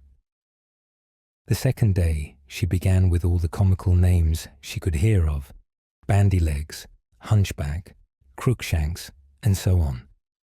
But the little gentleman still said to every one of them, "Madam, that is not my name." The third day, one of the messengers came back and said, "I have travelled 2 days without hearing of any other names. But yesterday, as I was climbing a high hill, among the trees of the forest, where the fox and the hare bid each other good night, I saw a little hut, and before the hut burnt a fire, and round about the fire a funny little dwarf was dancing upon one leg and singing, 'Merrily the feast I'll make. Today I'll brew, tomorrow bake. Merrily I'll dance and sing, for next day will a stranger bring. Little does my lady dream. Rumpelstilzchen is my name.' When the queen heard this, she jumped for joy, and as soon as her little friend came, she sat down upon her throne and called all her court round to enjoy the fun. And the nurse stood by her side with the baby in her arms, as if it was quite ready to be given up. Then the little man began to chuckle at the thought of having the poor child to take home with him to his hut in the woods, and he cried out, 'Now, lady, what is my name?' 'Is it John?' asked she. 'No, madam.' 'Is it Tom?' 'No, madam.' 'Is it Jemmy?' 'It is not.' 'Can your name be Rumpelstilzchen?' said the lady slyly. 'Some witch told you that, some witch told you that,' cried the little man, and dashed his right foot in a rage so deep into the floor that he was forced to lay hold of it with both hands to pull it out. Then he made the best of his way off, while the nurse laughed and the baby crowed, and all the court jeered at him for having had so much trouble for nothing, and said, 'We wish you a very good morning and a merry feast, Mr. Rumpelstilzchen.' The Elves and the Shoemaker. There was once a shoemaker who worked very hard and was very honest, but still he could not earn enough to live upon, and at last all he had in the world was gone, save just leather enough to make one pair of shoes. Then he cut his leather out, all ready to make up the next day, meaning to rise early in the morning to his work. His conscience was clear, and his heart light amidst all his troubles. So he went peaceably to bed, left all his cares to heaven, and soon fell asleep. In the morning, after he had said his prayers, he sat himself down to his work, when, to his great wonder, there stood the shoes all ready made upon the table. The good man knew not what to say or think at such an odd thing happening. He looked at the workmanship. There was not one false stitch in the whole job. All was so neat and true that it was quite a masterpiece. The same day a customer came in, and the shoes suited him so well that he willingly paid a price higher than usual for them, and the poor shoemaker, with the money, bought leather enough to make 2 pairs more. In the evening he cut out the work and went to bed early, that he might get up and begin betimes next day. But he was saved all the trouble, for when he got up in the morning, the work was done ready to his hand. Soon in came buyers, who paid him handsomely for his goods, so that he bought leather enough for 4 pair more. He cut out the work again overnight, and found it done in the morning as before, and so it went on for some time. What was got ready in the evening was always done by daybreak, and the good man soon became thriving and well off again. One evening, about Christmas time, as he and his wife were sitting over the fire chatting together, he said to her, "I should like to sit up and watch tonight, that we may see who it is that comes and does my work for me." The wife liked the thought, so they left a light burning and hid themselves in a corner of the room, behind a curtain that was hung up there, and watched what would happen.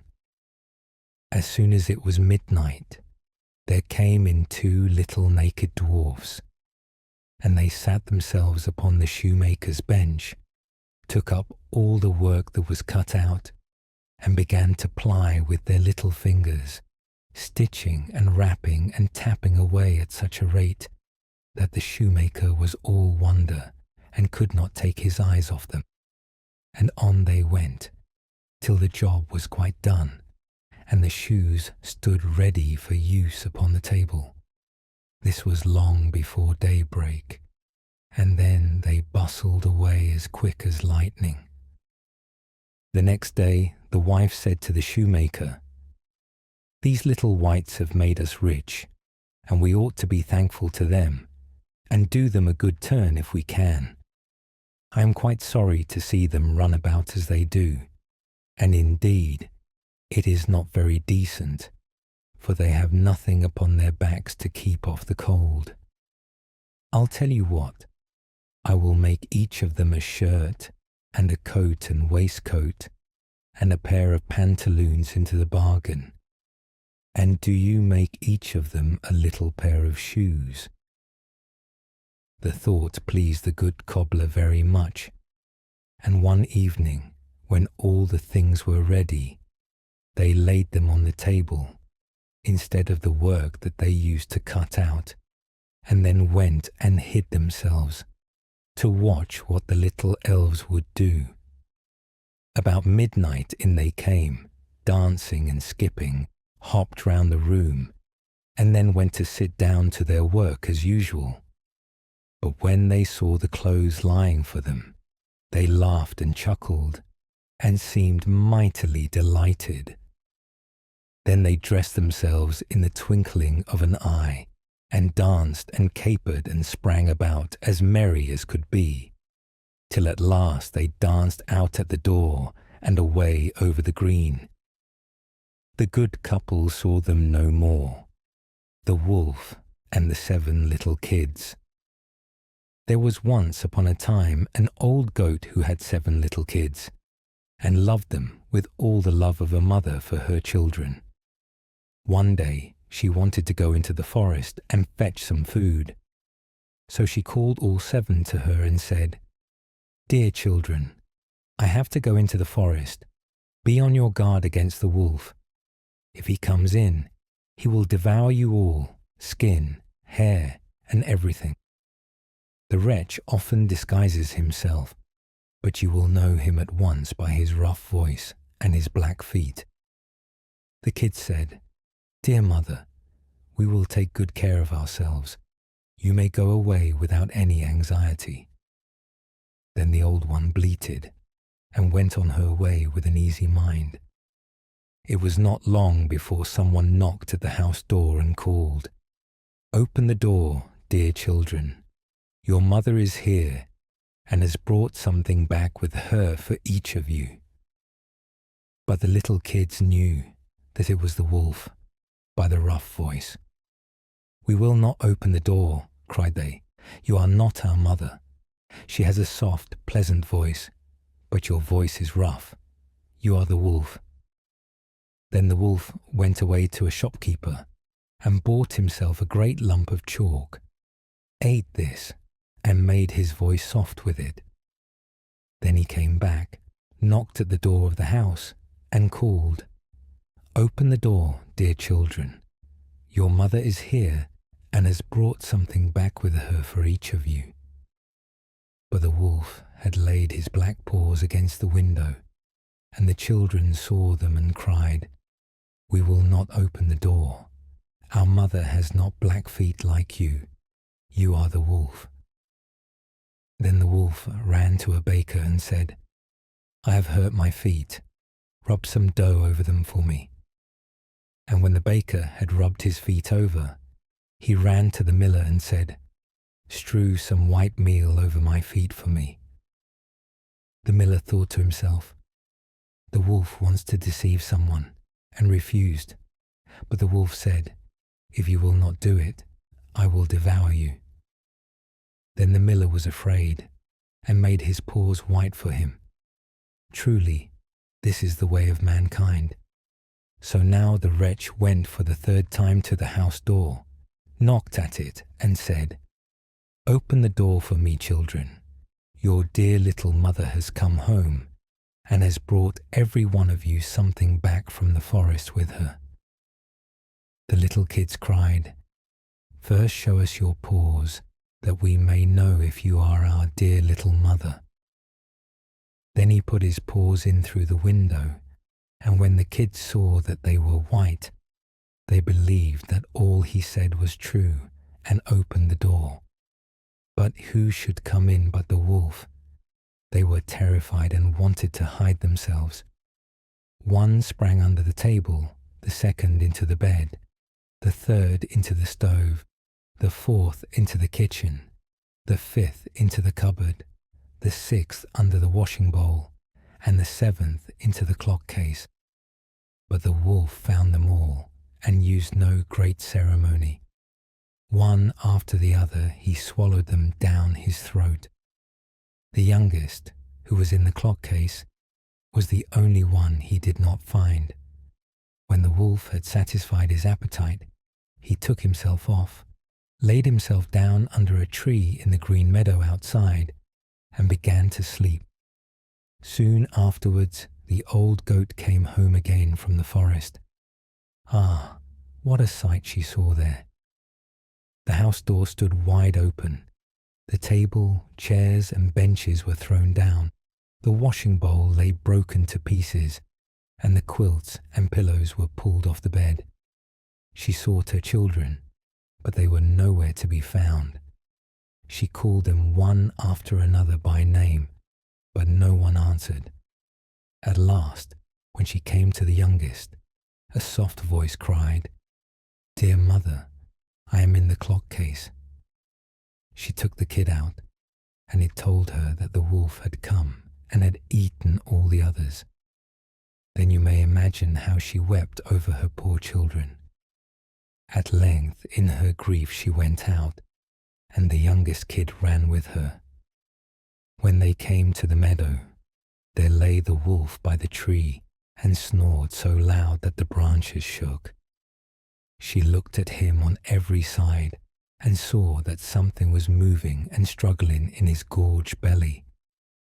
"Ah, heavens," she said, "is it possible that my poor children, whom he has swallowed down for his supper, can be still alive?" Then the kid had to run home and fetch scissors and a needle and thread, and the goat cut open the monster's stomach, and hardly had she made one cut than one little kid thrust its head out, and when she had cut farther, all six sprang out one after another, and were all still alive, and had suffered no injury whatever, for in his greediness the monster had swallowed them down whole. What rejoicing there was! They embraced their dear mother and jumped like a tailor at his wedding. The mother, however, said, "Now go and look for some big stones, and we will fill the wicked beast's stomach with them while he is still asleep." Then the 7 kids dragged the stones thither with all speed, and put as many of them into this stomach as they could get in. And the mother sewed him up again in the greatest haste, so that he was not aware of anything and never once stirred. When the wolf at length had had his fill of sleep, he got on his legs, and as the stones in his stomach made him very thirsty, he wanted to go to a well to drink. But when he began to walk and to move about, The stones in his stomach knocked against each other and rattled.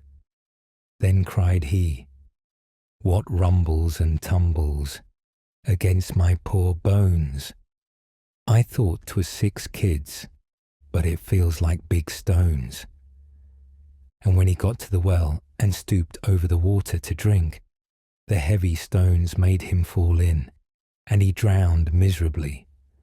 When the 7 kids saw that, they came running to the spot and cried aloud, "The wolf is dead! The wolf is dead!" and danced for joy round about the well with their mother. Briar Rose. A king and queen once upon a time reigned in a country a great way off, where there were in those days fairies. Now this king and queen had plenty of money, and plenty of fine clothes to wear, and plenty of good things to eat and drink, and a coach to ride out in every day. But though they had been married many years, they had no children, and this grieved them very much indeed. But one day, as the queen was walking by the side of the river, at the bottom of the garden, she saw a poor little fish that had thrown itself out of the water and lay gasping and nearly dead on the bank.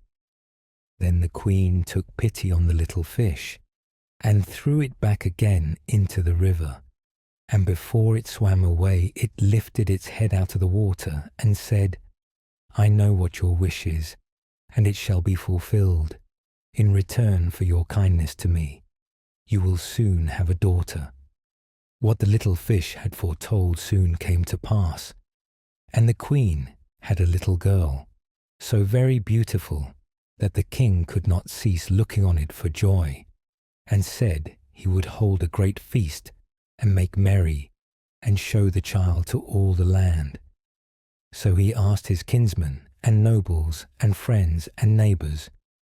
But the queen said, "I will have the fairies also, that they might be kind and good to our little daughter." Now there were 13 fairies in the kingdom, but as the king and queen had only 12 golden dishes for them to eat out of, they were forced to leave one of the fairies without asking her. So 12 fairies came, each with a high red cap on her head, and red shoes with high heels on her feet, and a long white wand in her hand. And after the feast was over, they gathered round in a ring and gave all their best gifts to the little princess. One gave her goodness, another beauty, another riches, and so on, till she had all that was good in the world. Just as 11 of them had done blessing her, a great noise was heard in the courtyard, and word was brought that the 13th fairy was come, with a black cap on her head, and black shoes on her feet, and a broomstick in her hand, and presently up she came into the dining hall. Now, as she had not been asked to the feast, she was very angry, and scolded the king and queen very much, and set to work to take her revenge. So she cried out, "The king's daughter shall, in her 15th year, be wounded by a spindle, and fall down dead." Then the 12th of the friendly fairies, who had not yet given her gift, came forward, and said that the evil wish must be fulfilled, but that she could soften its mischief. So her gift was, that the king's daughter, when the spindle wounded her, should not really die, but should only fall asleep for 100 years. However, the king hoped still to save his dear child altogether from the threatened evil. So he ordered that all the spindles in the kingdom should be bought up and burnt. But all the gifts of the first 11 fairies were in the meantime fulfilled, for the princess was so beautiful and well-behaved and good and wise that everyone who knew her loved her. It happened that, on the very day she was 15 years old, the king and queen were not at home, and she was left alone in the palace. So she roved about by herself and looked at all the rooms and chambers, till at last she came to an old tower, to which there was a narrow staircase ending with a little door. In the door there was a golden key, and when she turned it, the door sprang open, and there sat an old lady spinning away very busily. "Why, how now, good mother?" said the princess. "What are you doing there?" "Spinning," said the old lady, and nodded her head, humming a tune, while buzz went the wheel. "How prettily that little thing turns round," said the princess, and took the spindle and began to try and spin. But scarcely had she touched it before the fairy's prophecy was fulfilled. The spindle wounded her, and she fell down lifeless on the ground. However, she was not dead, but had only fallen into a deep sleep, and the king and the queen, who had just come home, and all their court, fell asleep too, and the horses slept in the stables, and the dogs in the court, the pigeons on the housetop, and the very flies slept upon the walls. Even the fire on the hearth left off blazing and went to sleep. The jack stopped, and the spit that was turning about with a goose upon it for the king's dinner stood still, and the cook, who was at that moment pulling the kitchen boy by the hair to give him a box on the ear for something he had done amiss, let him go, and both fell asleep.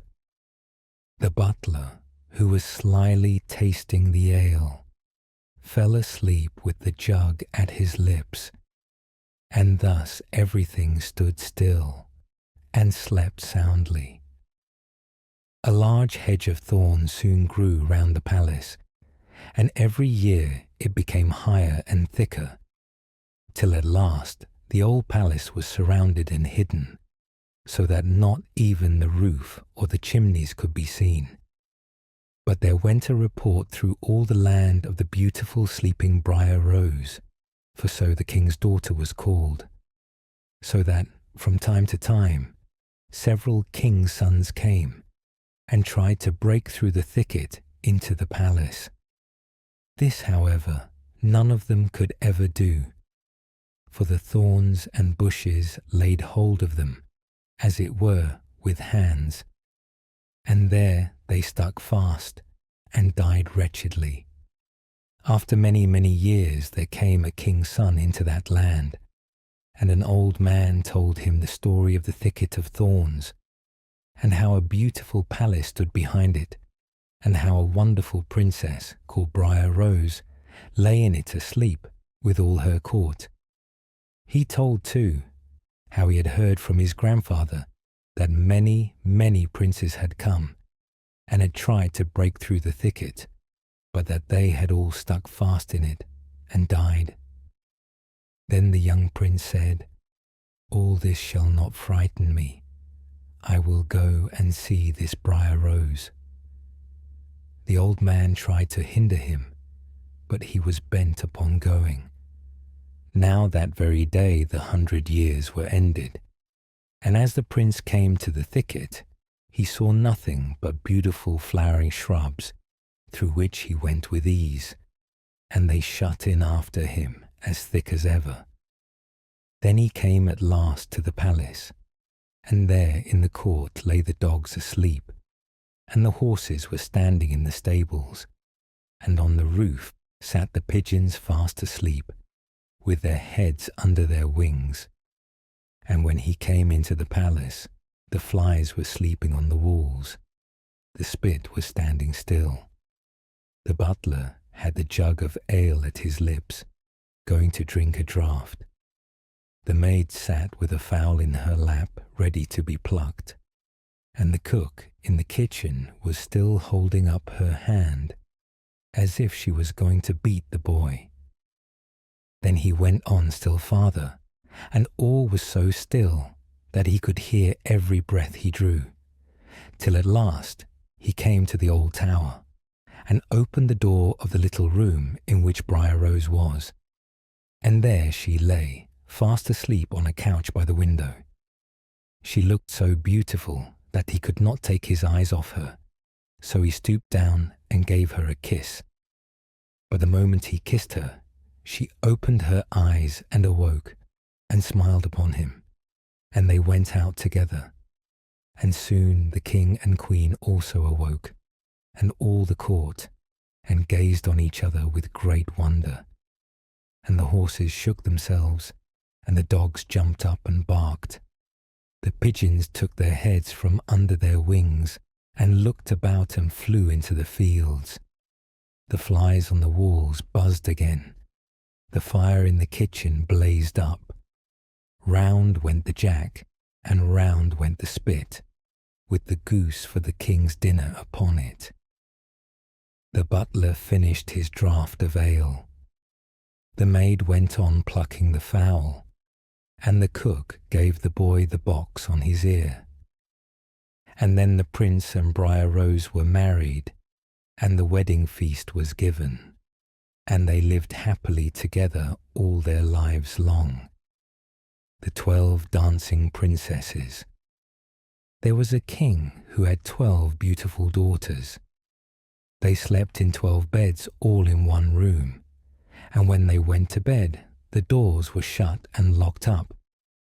But every morning their shoes were found to be quite worn through as if they had been danced in all night. And yet nobody could find out how it happened or where they had been. Then the king made it known to all the land that if any person could discover the secret and find out where it was that the princesses danced in the night, he should have the one he liked best for his wife, and should be king after his death. But whoever tried and did not succeed, after 3 days and nights, should be put to death. A king's son soon came. He was well entertained, and in the evening was taken to the chamber next to the one where the princesses lay in their 12 beds. There he was to sit and watch where they went to dance. And, in order that nothing might pass without his hearing it, the door of his chamber was left open. But the king's son soon fell asleep, and when he awoke in the morning, he found that the princesses had all been dancing, for the soles of their shoes were full of holes. The same thing happened the second and third night, so the king ordered his head to be cut off. After him came several others, but they had all the same luck, and all lost their lives in the same manner. Now it chanced that an old soldier, who had been wounded in battle and could fight no longer, passed through the country where this king reigned. And as he was travelling through a wood, he met an old woman, who asked him where he was going.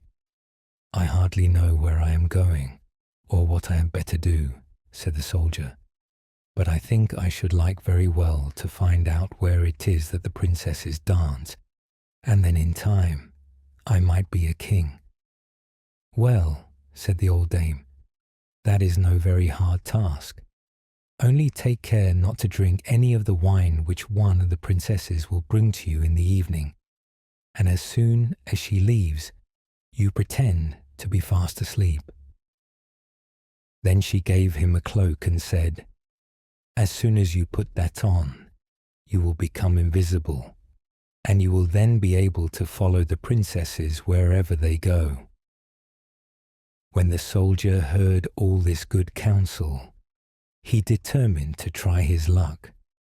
So he went to the king and said he was willing to undertake the task.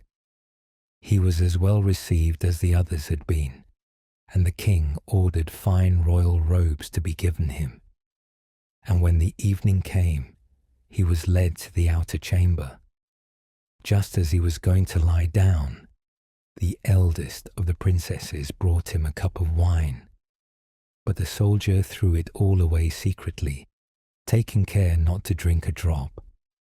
Then he laid himself down on his bed and in a little while began to snore very loud, as if he was fast asleep. When the 12 princesses heard this, they laughed heartily, and the eldest said, "This fellow too might have done a wiser thing than lose his life in this way." Then they rose up and opened their drawers and boxes, and took out all their fine clothes, and dressed themselves at the glass, and skipped about as if they were eager to begin dancing. But the youngest said, "I don't know how it is. While you are so happy, I feel very uneasy. I am sure some mischance will befall us."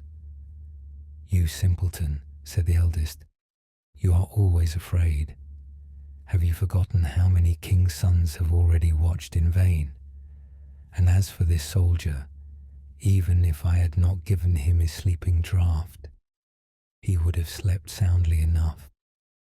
When they were all ready, they went and looked at the soldier, but he snored on and did not stir hand or foot, so they thought they were quite safe. And the eldest went up to her own bed and clapped her hands, and the bed sank into the floor, and a trap door flew open. The soldier saw them going down through the trap door one after another, the eldest leading the way, and thinking he had no time to lose, he jumped up, put on the cloak which the old woman had given him, and followed them.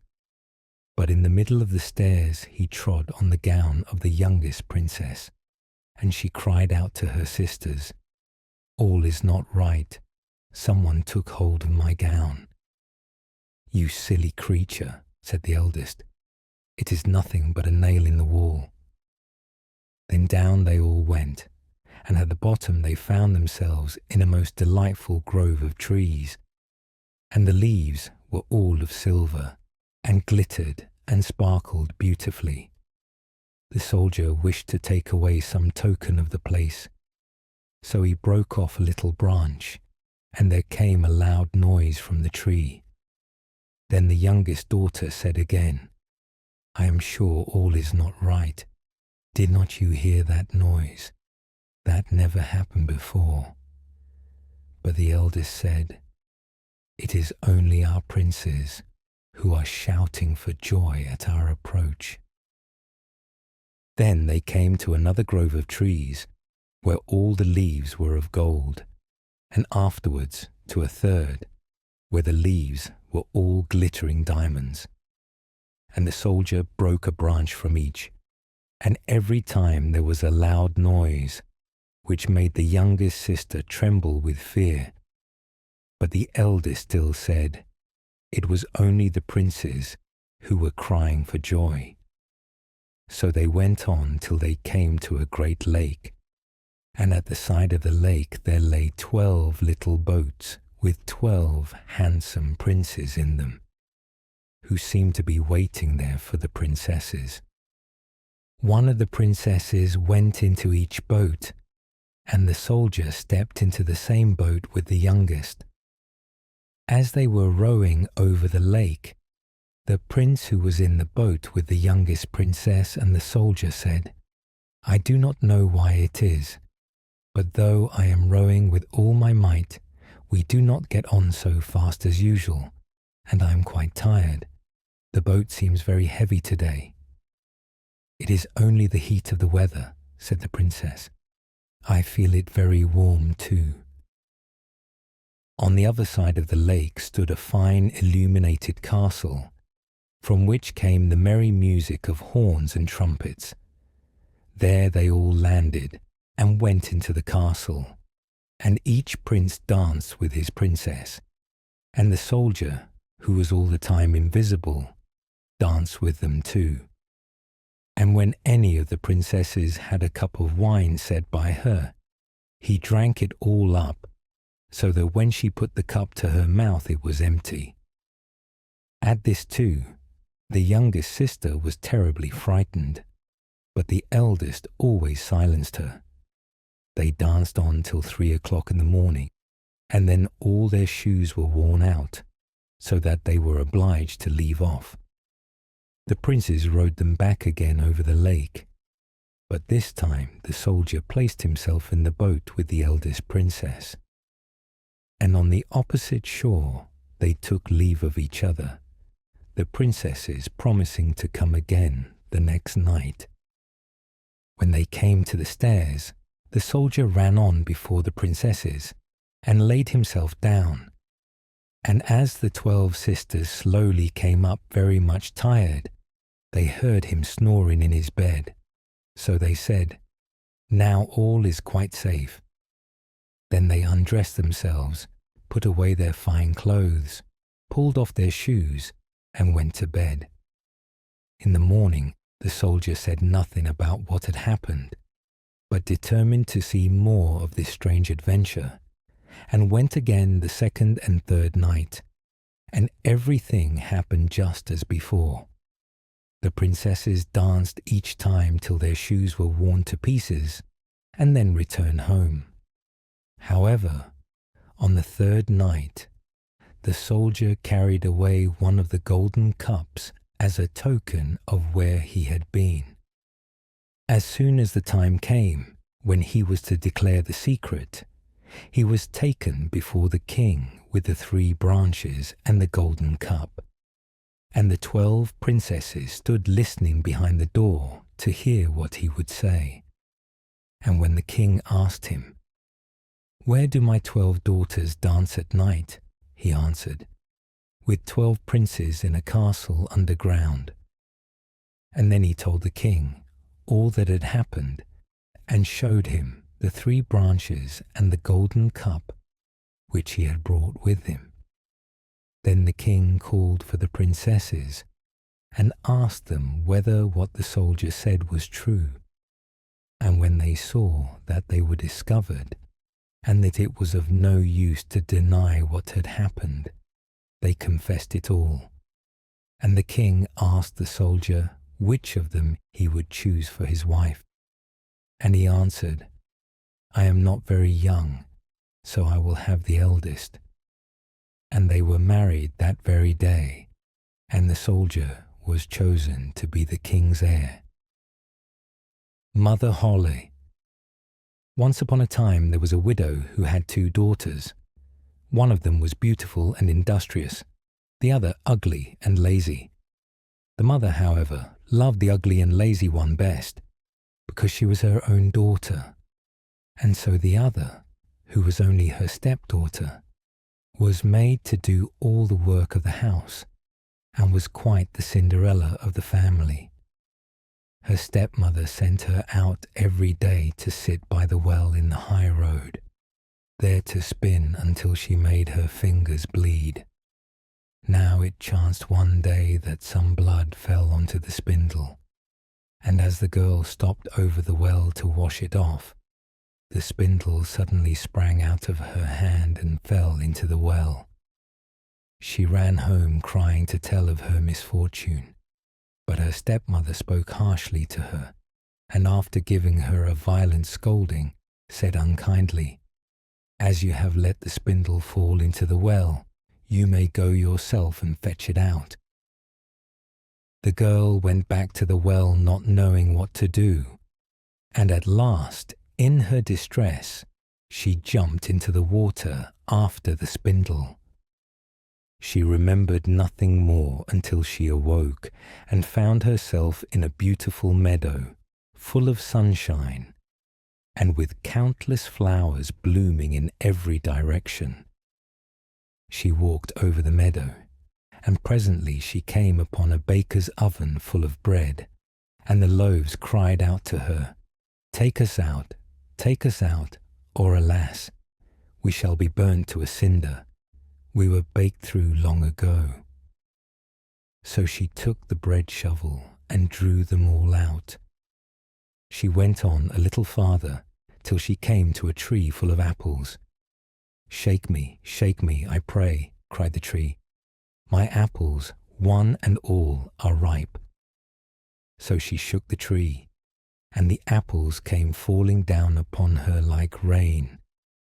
But she continued shaking until there was not a single apple left upon it. Then she carefully gathered the apples together in a heap and walked on again. The next thing she came to was a little house, and there she saw an old woman looking out with such large teeth that she was terrified and turned to run away. But the old woman called after her, "What are you afraid of, dear child? Stay with me. If you will do the work of my house properly for me, I will make you very happy. You must be very careful, however, to make my bed in the right way, for I wish you always to shake it thoroughly so that the feathers fly about. Then they say, down there in the world, that it is snowing, for I am Mother Holle." The old woman spoke so kindly that the girl summoned up courage and agreed to enter into her service. She took care to do everything according to the old woman's bidding, and every time she made the bed she shook it with all her might, so that the feathers flew about like so many snowflakes. The old woman was as good as her word. She never spoke angrily to her, and gave her roast and boiled meats every day. So she stayed on with Mother Holle for some time, and then she began to grow unhappy. She could not at first tell why she felt sad, but she became conscious at last of great longing to go home. Then she knew she was homesick, although she was 1,000 times better off with Mother Holle than with her mother and sister. After waiting a while, she went to Mother Holle and said, "I am so homesick that I cannot stay with you any longer, for although I am so happy here, I must return to my own people." Then Mother Holle said, "I am pleased that you should want to go back to your own people, and as you have served me so well and faithfully, I will take you home myself." Thereupon she led the girl by the hand up to a broad gateway. The gate was opened, and as the girl passed through, a shower of gold fell upon her, and the gold clung to her, so that she was covered with it from head to foot. "That is a reward for your industry," said Mother Holle, and as she spoke she handed her the spindle which she had dropped into the well. The gate was then closed, and the girl found herself back in the old world close to her mother's house. As she entered the courtyard, the cock who was perched on the well called out, "Cock-a-doodle-doo, your golden daughters come back to you." Then she went into her mother and sister, and as she was so richly covered with gold, they gave her a warm welcome. She related to them all that had happened, and when the mother heard how she had come by her great riches, she thought she should like her ugly, lazy daughter to go and try her fortune. So she made the sister go and sit by the well and spin, and the girl pricked her finger and thrust her hand into a thorn bush, so that she might drop some blood onto the spindle. Then she threw it into the well and jumped in herself. Like her sister, she awoke in the beautiful meadow and walked over it till she came to the oven. Take us out, or alas, we shall be burnt to a cinder. We were baked through long ago," cried the loaves as before. But the lazy girl answered, "Do you think I am going to dirty my hands for you?" and walked on. Presently she came to the apple tree. shake me, I pray. My apples, one and all, are ripe," it cried. But she only answered, "A nice thing to ask me to do. One of the apples might fall on my head," and passed on. At last she came to Mother Holle's house, and as she had heard all about the large teeth from her sister, she was not afraid of them, and engaged herself without delay to the old woman. The first day she was very obedient and industrious, and exerted herself to please Mother Holle, for she thought of the gold she should get in return. The next day, however, she began to dawdle over her work, and the third day she was more idle still. Then she began to lie in bed in the mornings and refused to get up. Worse still, she neglected to make the old woman's bed properly, and forgot to shake it so that the feathers might fly about. So Mother Holle very soon got tired of her and told her she might go. The lazy girl was delighted at this and thought to herself, "The gold will soon be mine." Mother Holle led her, as she'd led her sister, to the broad gateway. But as she was passing through, instead of the shower of gold, a great bucketful of pitch came pouring over her. "That is in return for your services," said the old woman, and she shut the gate.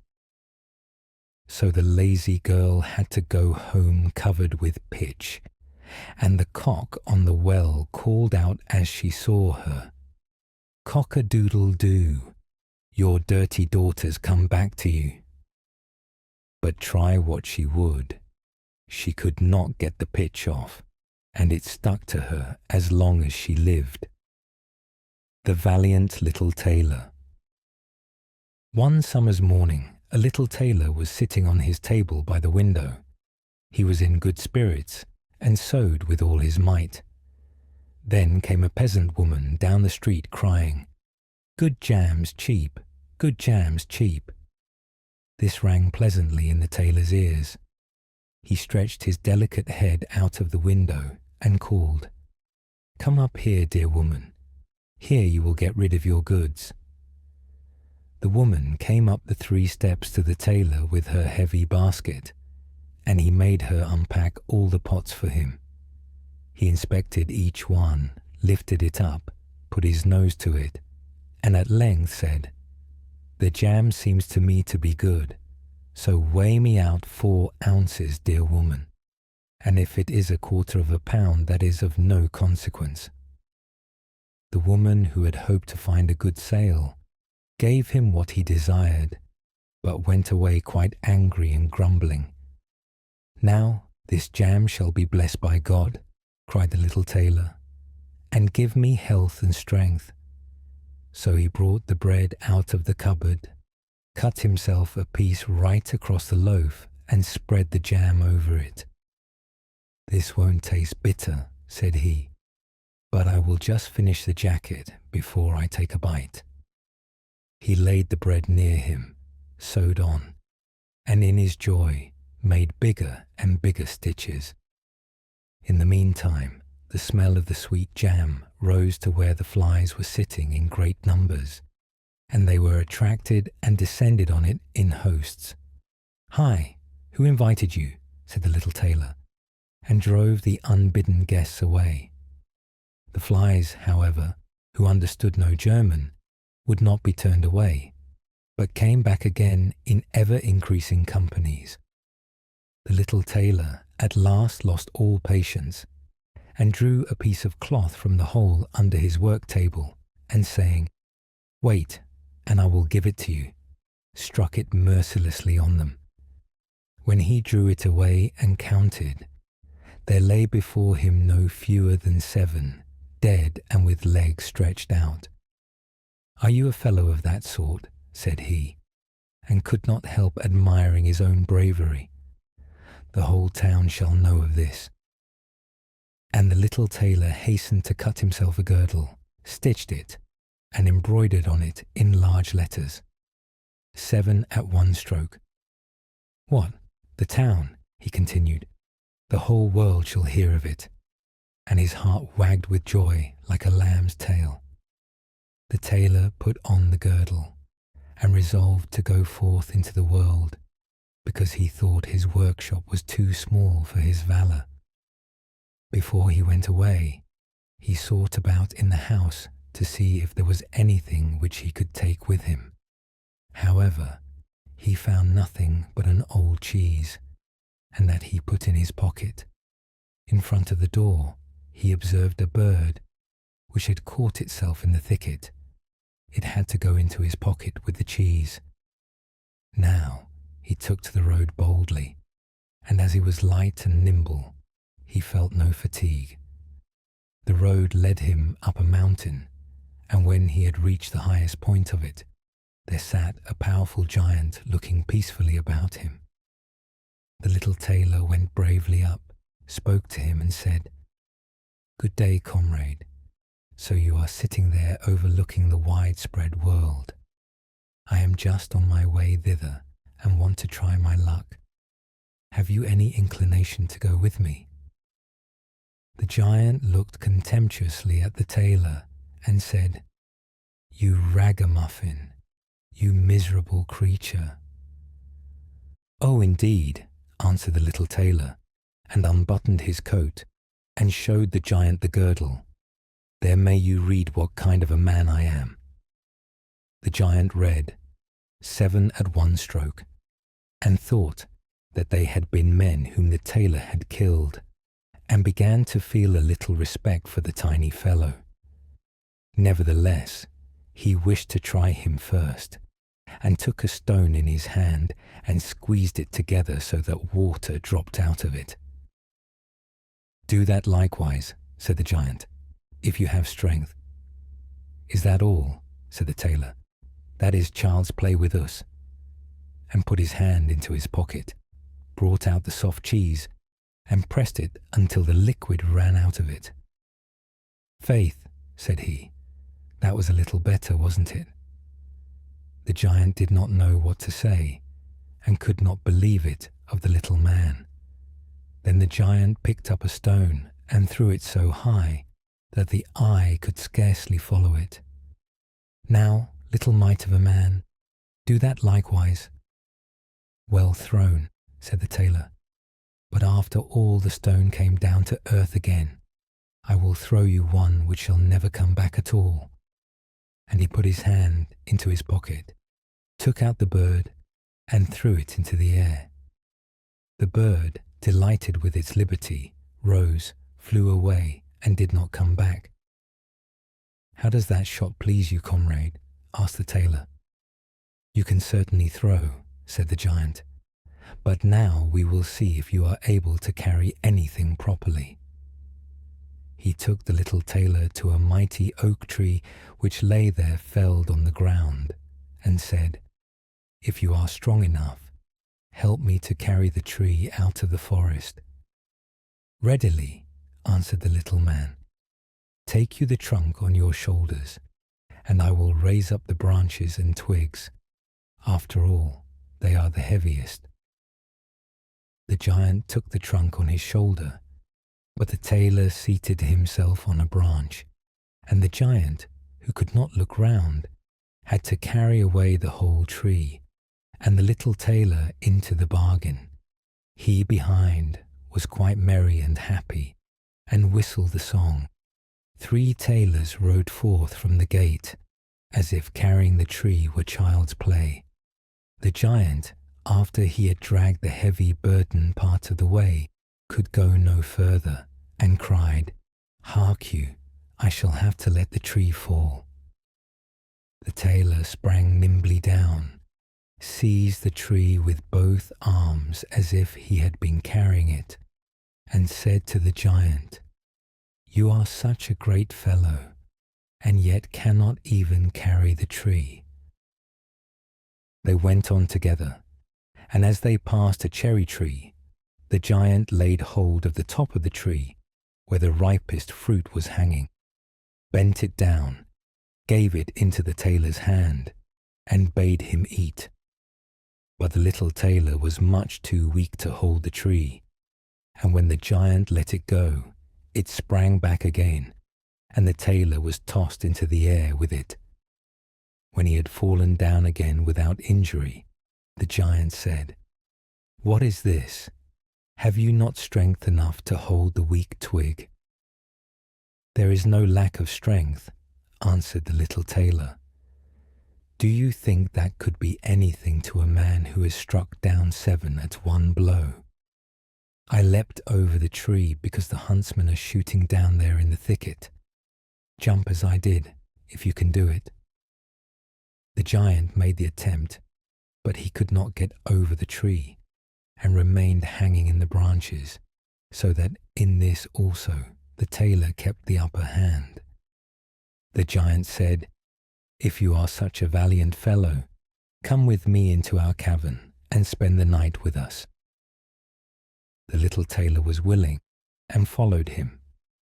When they went into the cave, other giants were sitting there by the fire, and each of them had a roasted sheep in his hand and was eating it. The little tailor looked round and thought, "It is much more spacious here than in my workshop." The giant showed him a bed and said he was to lie down in it and sleep. The bed, however, was too big for the little tailor. He did not lie down in it, but crept into a corner. When it was midnight, and the giant thought that the little tailor was lying in a sound sleep, he got up, took a great iron bar, cut through the bed with one blow, and thought he had finished off the grasshopper for good. With the earliest dawn, the giants went into the forest, and had quite forgotten the little tailor, when all at once he walked up to them quite merrily and boldly. The giants were terrified. They were afraid that he would strike them all dead, and ran away in a great hurry. The little tailor went onwards, always following his own pointed nose.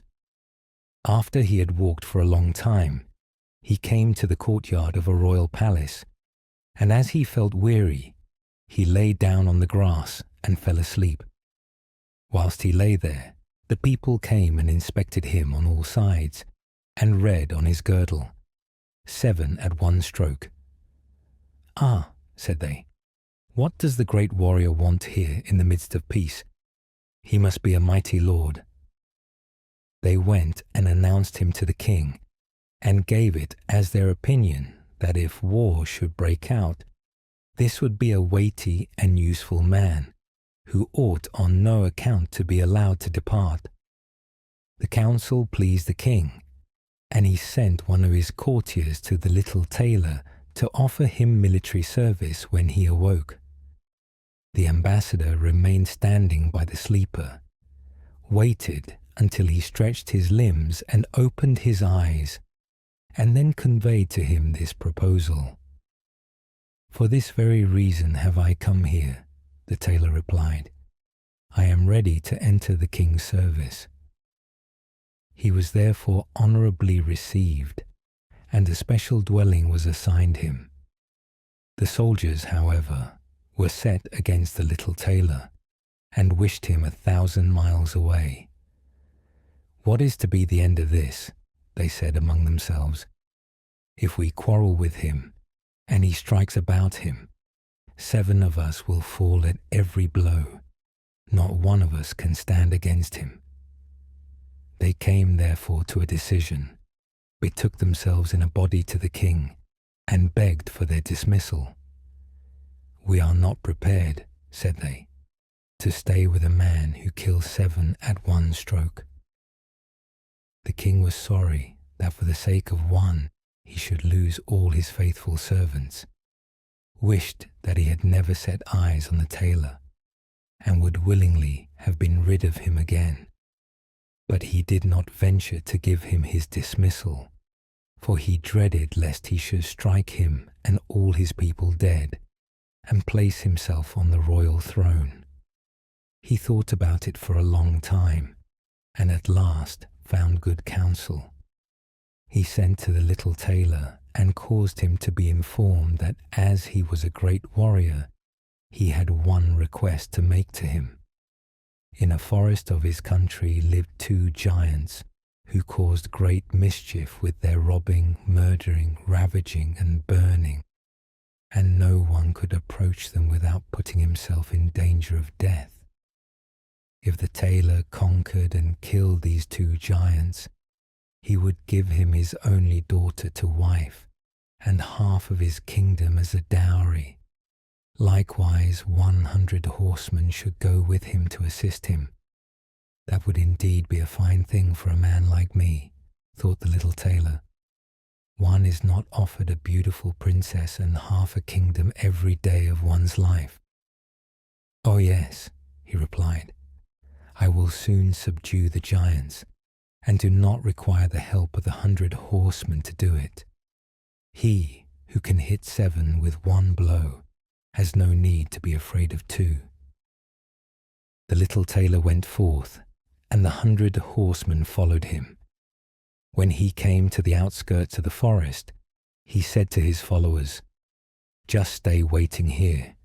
I alone will soon finish off the giants. Then he bounded into the forest and looked about right and left. After a while, he perceived both giants.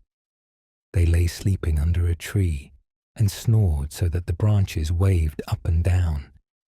The little tailor, not idle, gathered 2 pockets full of stones, and with these climbed up the tree. When he was halfway up, he slipped down by a branch until he sat just above the sleepers, and then let one stone after another fall on the breast of one of the giants. For a long time the giant felt nothing, but at last he awoke, pushed his comrade, and said, Why are you knocking me? You must be dreaming, said the other. I am not knocking you. They laid themselves down to sleep again, and then the tailor threw a stone down on the second. What is the meaning of this? Cried the other. Why are you pelting me? I am not pelting you, answered the first, growling. They disputed about it for a time, but as they were weary, they let the matter rest, and their eyes closed once more. The little tailor began his game again, picked out the biggest stone, and threw it with all his might on the breast of the first giant. That is too bad, cried he, and sprang up like a madman, and pushed his companion against the tree until it shook. The other paid him back in the same coin, and they got into such a rage that they tore up trees and belaboured each other so long that at last they both fell down dead on the ground at the same time. Then the little tailor leapt down. It is a lucky thing, said he, that they did not tear up the tree on which I was sitting, or I should have had to sprint onto another like a squirrel. But we tailors are nimble. He drew out his sword and gave each of them a couple of thrusts in the breast, and then went out to the horsemen and said, The work is done. I have finished both of them off, but it was hard work. They tore up trees in their sore need and defended themselves with them. But all that is to no purpose when a man like myself comes, who can kill 7 at one blow. But are you not wounded? Asked the horseman. You need not concern yourself about that, answered the tailor. They have not bent one hair of mine. The horsemen would not believe him, and rode into the forest. There they found the giants swimming in their blood, and all round about lay the torn-up trees. The little tailor demanded of the king the promised reward. He, however, repented of his promise, and again bethought himself how he could get rid of the hero. Before you receive my daughter and the half of my kingdom, said he to him, you must perform one more heroic deed. In the forest roams a unicorn which does great harm, and you must catch it first. I fear one unicorn still less than 2 giants. 7 at one blow is my kind of affair. He took a rope and an axe with him, went forth into the forest, and again bade those who were sent with him to wait outside. He had not long to seek. The unicorn soon came towards him, and rushed directly on the tailor, as if it would gore him with its horn without more ado. Softly, softly, it can't be done as quickly as that, said he, and stood still and waited until the animal was quite close, and then sprang nimbly behind the tree. The unicorn ran against the tree with all its strength, and stuck its horn so fast in the trunk that it had not the strength enough to draw it out again, and thus it was caught. "Now I have got the bird," said the tailor, and came out from behind the tree and put the rope round its neck, and then with his axe he hewed the horn out of the tree, and when all was ready he led the beast away and took it to the king. The king still would not give him the promised reward, and made a third demand. Before the wedding, the tailor was to catch him a wild boar that made great havoc in the forest, and the huntsmen should give him their help. "Willingly," said the tailor, "that is child's play." He did not take the huntsmen with him into the forest, and they were well pleased that he did not, for the wild boar had several times received them in such a manner that they had no inclination to lie in wait for him. When the boar perceived the tailor, it ran on him with foaming mouth and whetted tusks, and was about to throw him to the ground. But the hero fled and sprang into a chapel which was near and up to the window at once, and in one bound out again. The boar ran after him, but the tailor ran round outside and shut the door behind it, and then the raging beast, which was much too heavy and awkward to leap out of the window, was caught. The little tailor called the huntsmen thither that they might see the prisoner with their own eyes. The hero, however, went to the king, who was now, whether he liked it or not, obliged to keep his promise, and gave his daughter and the half of his kingdom. Had he known that it was no warlike hero, but a little tailor who was standing before him, it would have gone to his heart still more than it did. The wedding was held with great magnificence and small joy, and out of a tailor a king was made. After some time, the young queen heard her husband say in his dreams at night, "Boy, make me the doublet and patch the pantaloons, or else I will wrap the yard measure over your ears." Then she discovered in what state of life the young lord had been born, and next morning complained of her wrongs to her father, and begged him to help her to get rid of her husband, who was nothing else but a tailor. The king comforted her and said, "Leave your bedroom door open this night, and my servants shall stand outside, and when he has fallen asleep shall go in, bind him, and take him on board a ship, which shall carry him into the wide world." The woman was satisfied with this, but the king's armour-bearer, who had heard all, was friendly with the young lord, and informed him of the whole plot. "I'll put a screw into that business," said the little tailor. At night he went to bed with his wife at the usual time, and when she thought that he had fallen asleep, she got up, opened the door, and then lay down again. The little tailor, who was only pretending to be asleep, began to cry out in a clear voice, "Boy, make me the doublet and patch me the pantaloons, or I will wrap the yard measure over your ears. I smote 7 at one blow. I killed 2 giants. I brought away 1 unicorn and caught a wild boar. And am I to fear those who are standing outside the room?"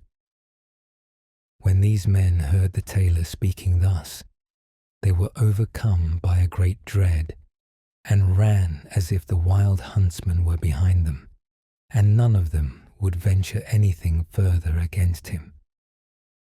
So the little tailor was and remained a king to the end of his life. Tom Thumb. A poor woodman sat in his cottage one night, smoking his pipe by the fireside, while his wife sat by his side spinning. "How lonely it is, wife," said he. as he puffed out a long curl of smoke. "For you and me to sit here by ourselves, without any children to play about and amuse us, while other people seem so happy and merry with their children." "What you say is very true," said the wife, sighing and turning round her wheel.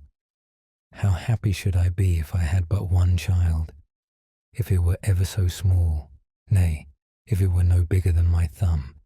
I should be very happy and love it dearly." Now, odd as you may think it, it came to pass that this good woman's wish was fulfilled, just in the very way she had wished it. For not long afterwards, she had a little boy who was quite healthy and strong, but was not much bigger than my thumb. So they said, "Well, we cannot say we have not got what we wished for, and little as he is, we will love him dearly." And they called him Thomas Thumb. They gave him plenty of food, yet for all they could do, he never grew bigger, but kept just the same size as he had been when he was born.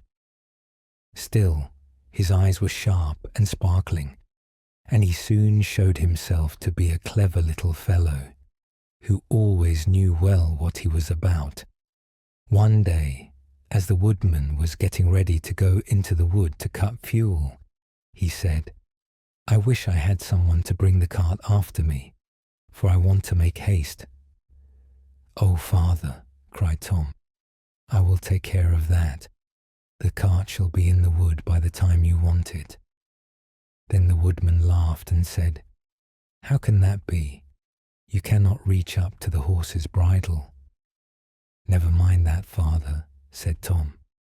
"If my mother will only harness the horse, I will get into his ear and tell him which way to go." "Well," said the father, "we will try for once." When the time came, the mother harnessed the horse to the cart and put Tom into his ear.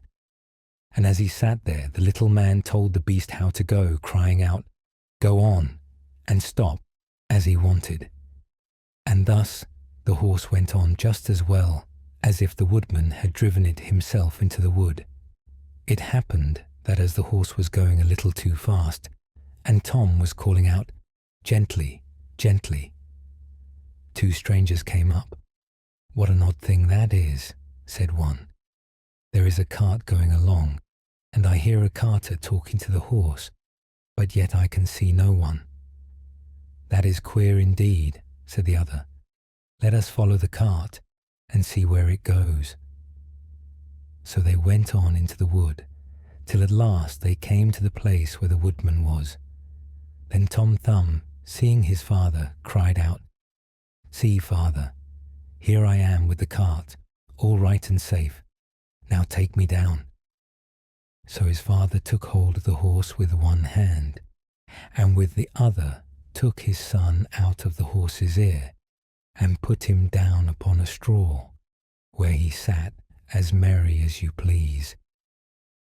The two strangers were all this time looking on, and did not know what to say for wonder. At last one took the other aside, and said, "That little urchin will make our fortune, if we can get him, and carry him about from town to town as a show. We must buy him." So they went up to the woodman, and asked him what he would take for the little man. "He will be better off," said they, "with us than with you." "I won't sell him at all," said the father. "My own flesh and blood is dearer to me than all the silver and gold in the world." But Tom, hearing of the bargain they wanted to make, crept up his father's coat to his shoulder, and whispered in his ear, "Take the money, father, and let them have me. I'll soon come back to you." So the woodman at last said he would sell Tom to the strangers for a large piece of gold, and they paid the price. "Where would you like to sit?" said one of them. "Oh, put me on the rim of your hat. That will be a nice gallery for me. I can walk about there and see the country as we go along." So they did as he wished, and when Tom had taken leave of his father, they took him away with them. They journeyed on till it began to be dusky, and then the little man said, "Let me get down, I'm tired." So the man took off his hat and put him down on a clod of earth in a ploughed field by the side of the road. But Tom ran about amongst the furrows and at last slipped into an old mouse hole. "Good night, my masters," said he. "I'm off. Mind and look sharp after me the next time." Then they ran at once to the place and poked the ends of their sticks into the mouse hole, but all in vain. Tom only crawled farther and farther in, and at last it became quite dark, so that they were forced to go their way without their prize, as sulky as could be. When Tom found they were gone, he came out of his hiding place. "What dangerous walking it is," said he, "in this ploughed field. If I were to fall from one of these great clods, I should undoubtedly break my neck." At last, by good luck, he found a large empty snail shell. "This is lucky," said he. "I can sleep here very well." And in he crept. Just as he was falling asleep, he heard two men passing by chatting together, and one said to the other, "How can we rob that rich parson's house of his silver and gold?" "I'll tell you," cried Tom. "What noise was that?" said the thief, frightened. "I'm sure I heard someone speak." They stood still listening, and Tom said, "Take me with you, and I'll soon show you how to get the parson's money." "But where are you?" said they. "Look about on the ground," answered he, "and listen where the sound comes from." At last the thieves found him out and lifted him up in their hands. "You little urchin," they said, "what can you do for us?" "Why, I can get between the iron window bars of the parson's house and throw you out whatever you want." "That's a good thought," said the thieves. "Come along, we shall see what you can do." When they came to the parson's house, Tom slipped through the window bars into the room, and then called out as loud as he could bawl, "Will you have all that is here?" At this the thieves were frightened, and said, "Softly, softly, speak low, that you may not awaken anybody." But Tom seemed as if he did not understand them, and bawled out again, "How much will you have? Shall I throw it all out?" Now the cook lay in the next room, and hearing a noise she raised herself up in her bed and listened. Meantime the thieves were frightened, and ran off a little way, but at last they plucked up their hearts and said, "The little urchin is only trying to make fools of us." So they came back and whispered softly to him, saying, "Now let us have no more of your roguish jokes, but throw us out some of the money." Then Tom called out as loud as he could, "Very well, hold your hands, here it comes." The cook heard this quite plain, so she sprang out of bed and ran to open the door. The thieves ran off as if a wolf was at their tails, and the maid, having groped about and found nothing, went away for a light. By the time she came back, Tom had slipped off into the barn, and when she had looked about and searched every hole and corner and found nobody, she went to bed, thinking she must have been dreaming with her eyes open. The little man crawled about in the hayloft, and at last found a snug place to finish his night's rest in. So he laid himself down, meaning to sleep till daylight, and then find his way home to his father and mother. But alas, how woefully he was undone! What crosses and sorrows happen to us all in this world! The cook got up early, before daybreak, to feed the cows, and going straight to the hayloft, carried away a large bundle of hay, with a little man in the middle of it, fast asleep. He still, however, slept on, and did not awake till he found himself in the mouth of the cow, for the cook had put the hay into the cow's rick, and the cow had taken Tom up in a mouthful of it. "Good lack-a-day," said he, "how came I to tumble into the mill?" But he soon found out where he really was, and was forced to have all his wits about him, that he might not get between the cow's teeth, and so be crushed to death. At last down he went into her stomach. "It is rather dark," said he. "They forgot to build windows in this room to let the sun in. A candle would be no bad thing." Though he made the best of his bad luck, he did not like his quarters at all, and the worst of it was that more and more hay was always coming down, and the space left for him became smaller and smaller. At last he cried out as loud as he could, "Don't bring me any more hay! Don't bring me any more hay!" The maid happened to be just then milking the cow, and hearing someone speak, but seeing nobody, and yet being quite sure it was the same voice that she had heard in the night, she was so frightened that she fell off her stool and overset the milk pail. As soon as she could pick herself up out of the dirt, she ran off as fast as she could to her master the parson, and said, "Sir, sir, the cow is talking." But the parson said, "Woman, thou art surely mad." However, he went with her into the cow house to try and see what was the matter. Scarcely had they set foot on the threshold when Tom called out, "Don't bring me any more hay." Then the parson himself was frightened, and thinking the cow was surely bewitched, told his man to kill her on the spot. So the cow was killed and cut up, and the stomach in which Tom lay was thrown out upon a dunghill. Tom soon set himself to work to get out, which was not a very easy task. But at last, just as he had made room to get his head out, fresh ill luck befell him. A hungry wolf sprang out and swallowed up the whole stomach, with Tom in it, at one gulp, and ran away. Tom, however, was still not disheartened, and thinking the wolf would not dislike having some chat with him as he was going along, he called out, "My good friend, I can show you a famous treat." "Where's that?" said the wolf. "In such and such a house," said Tom, describing his own father's house.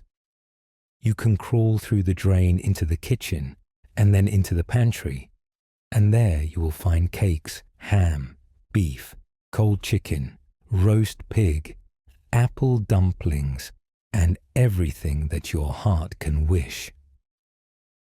The wolf did not want to be asked twice, so that very night he went to the house and crawled through the drain into the kitchen, and then into the pantry, and ate and drank there to his heart's content.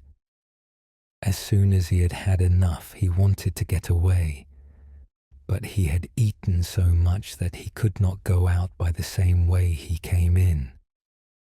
This was just what Tom had reckoned upon, and now he began to set up a great shout, making all the noise he could. "Will you be easy?" said the wolf. "You'll awaken everybody in the house if you make such a clatter." "What's that to me?" said the little man. "You have had your frolic, now I've a mind to be merry myself." And he began singing and shouting as loud as he could. The woodman and his wife, being awakened by the noise, peeped through a crack in the door, but when they saw a wolf was there, you may well suppose that they were sadly frightened. And the woodman ran for his axe and gave his wife a scythe. "Do you stay behind," said the woodman, "and when I have knocked him on the head you must rip him up with the scythe." Tom heard all this and cried out, "Father, father, I am here, the wolf has swallowed me." And his father said, "Heaven be praised, we have found our dear child again." And he told his wife not to use the scythe for fear she should hurt him. Then he aimed a great blow and struck the wolf on the head and killed him on the spot. And when he was dead, they cut open his body and set Tommy free. "Ah," said the father, "what fears we have had for you." "Yes, father," answered he, "I have travelled all over the world, I think, in one way or other, since we parted, and now I am very glad to come home and get fresh air again." "Why, where have you been?" said his father. "I have been in a mouse hole, and in a snail shell, and down a cow's throat, and in the wolf's belly, and yet here I am again, safe and sound." "Well," said they, "you are come back, and we will not sell you again for all the riches in the world." Then they hugged and kissed their dear little son, and gave him plenty to eat and drink, for he was very hungry. And then they fetched new clothes for him, for his old ones had been quite spoiled on his journey. So Master Thumb stayed at home with his father and mother in peace, for though he had been so great a traveller, and had done and seen so many fine things, and was fond enough of telling the whole story, he always agreed that, after all, there's no place like home. Clever Gretel.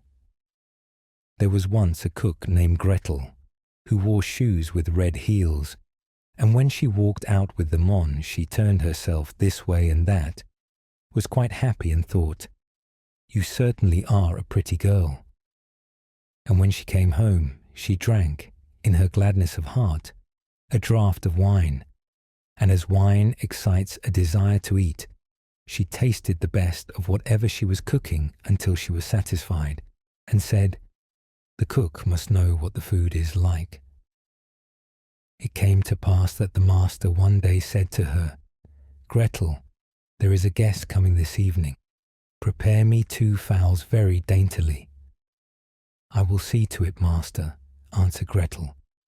She killed 2 fowls, scalded them, plucked them, put them on the spit, and towards evening set them before the fire that they might roast.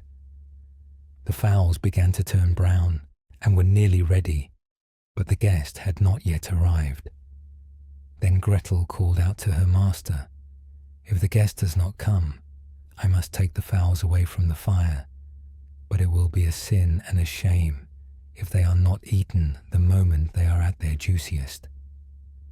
The master said, "I will run myself and fetch the guest." When the master had turned his back, Gretel laid the spit with the fowls on one side and thought, "Standing so long by the fire there makes one sweat and thirsty. Who knows when they will come? Meanwhile, I will run into the cellar and take a drink." She ran down, set a jug, said, "God bless it for you, Gretel," and took a good drink, and thought that wine should flow on and should not be interrupted, and took yet another hearty draught. Then she went and put the fowls down again to the fire, basted them, and drove the spit merrily round. But as the roast meat smelt so good, Gretel thought, "Something might be wrong. It ought to be tasted." She touched it with her finger and said, "Ah, how good fowls are! It certainly is a sin and a shame that they are not eaten at the right time." She ran to the window to see if the master was not coming with his guest, but she saw no one, and went back to the fowls and thought, "One of the wings is burning. I had better take it off and eat it." So she cut it off, ate it, and enjoyed it, and when she had done, she thought, "The other must go down too, or else master will observe that something is missing." When the 2 wings were eaten, she went and looked for her master and did not see him. It suddenly occurred to her, "Who knows, they are perhaps not coming at all and have turned in somewhere." Then she said, "Well, Gretel, enjoy yourself. 1 fowl has been cut into. Take another drink and eat it up entirely. When it is eaten, you will have some peace. Why should God's good gifts be spoiled?" So she ran into the cellar again, took an enormous drink, and ate up the 1 chicken in great glee. When 1 of the chickens was swallowed down, and still her master did not come, Gretel looked at the other and said, "What one is, the other should be likewise. The 2 go together. What's right for the one is right for the other. I think if I were to take another draught, it would do me no harm." So she took another hearty drink and let the 2nd chicken follow the first. While she was making the most of it, her master came and cried, "Hurry up, Gretel. The guest is coming directly after me." "Yes, sir, I will soon serve up," answered Gretel. Meantime, the master looked to see that the table was properly laid, and took the great knife, wherewith he was going to carve the chickens, and sharpened it on the steps.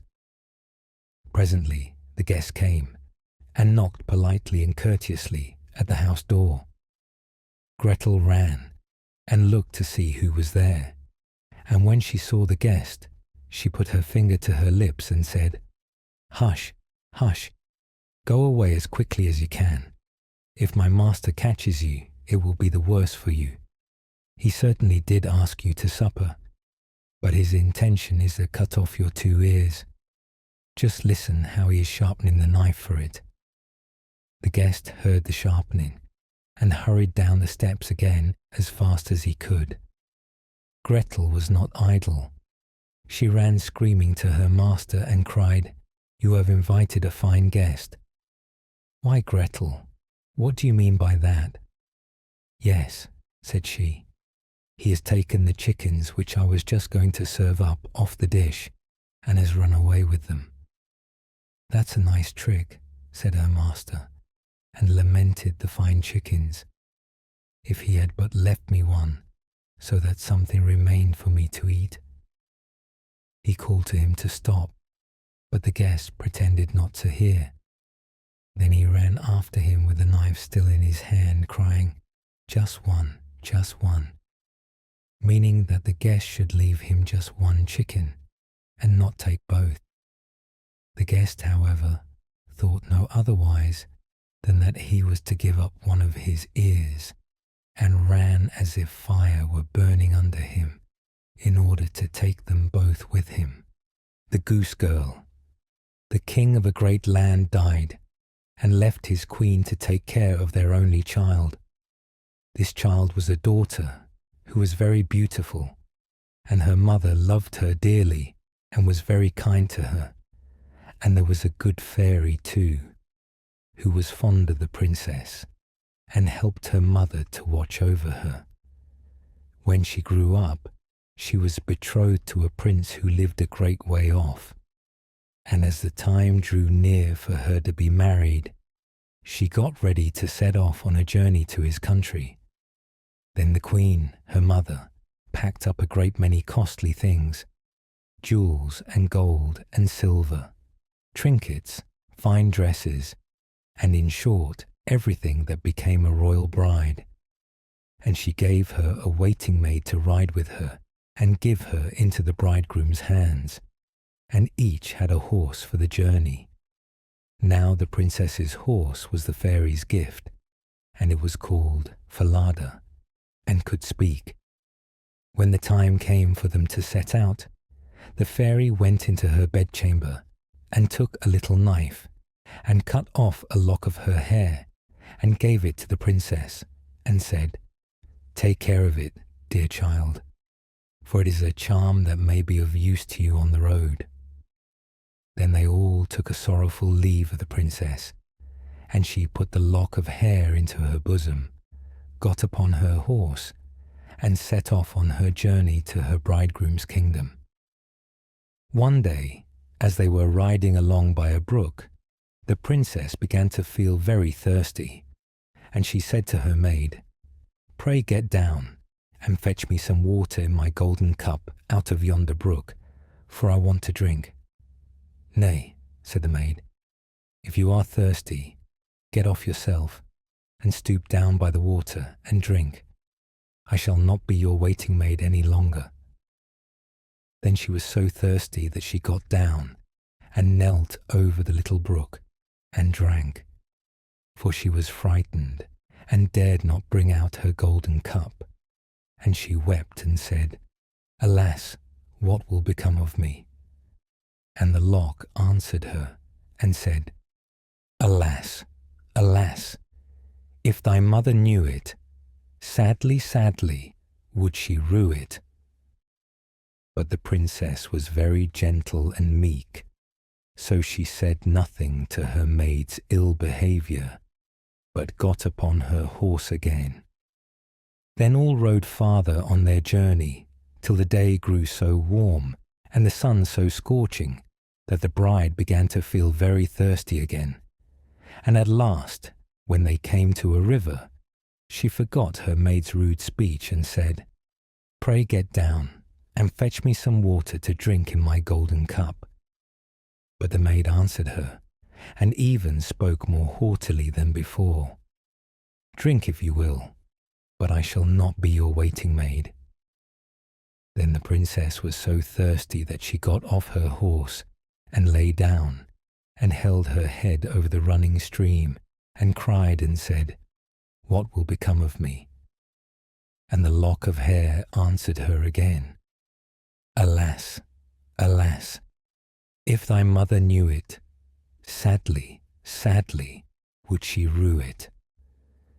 And as she leaned down to drink, the lock of hair fell from her bosom and floated away with the water. Now she was so frightened that she did not see it, but her maid saw it and was very glad, for she knew the charm. And she saw that the poor bride would be in her power now that she had lost the hair. So when the bride had done drinking and would have got upon Falada again, the maid said, "I shall ride upon Falada, and you may have my horse instead." So she was forced to give up her horse, and soon afterwards to take off her royal clothes and put on her maid's shabby ones. At last, as they drew near the end of their journey, this treacherous servant threatened to kill her mistress if she ever told anyone what had happened. But Falada saw it all and marked it well. Then the waiting maid got upon Falada, and the real bride rode upon the other horse, and they went on in this way till at last they came to the royal court. There was great joy at their coming, and the prince flew to meet them and lifted the maid from her horse, thinking she was the one who was to be his wife. And she was led upstairs to the royal chamber. But the true princess was told to stay in the court below. Now the old king happened just then to have nothing else to do, so he amused himself by sitting at his kitchen window, looking at what was going on, and he saw her in the courtyard. As she looked very pretty and too delicate for a waiting maid, he went up into the royal chamber to ask the bride who it was she had brought with her that was thus left standing in the court below. "I brought her with me for the sake of her company on the road," said she. "Pray give the girl some work to do, that she may not be idle." The old king could not for some time think of any work for her to do, but at last he said, "I have a lad who takes care of my geese. She may go and help him."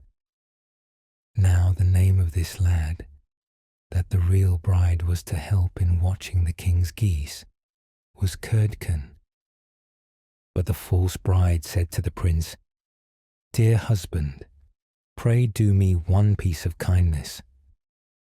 "That I will," said the prince.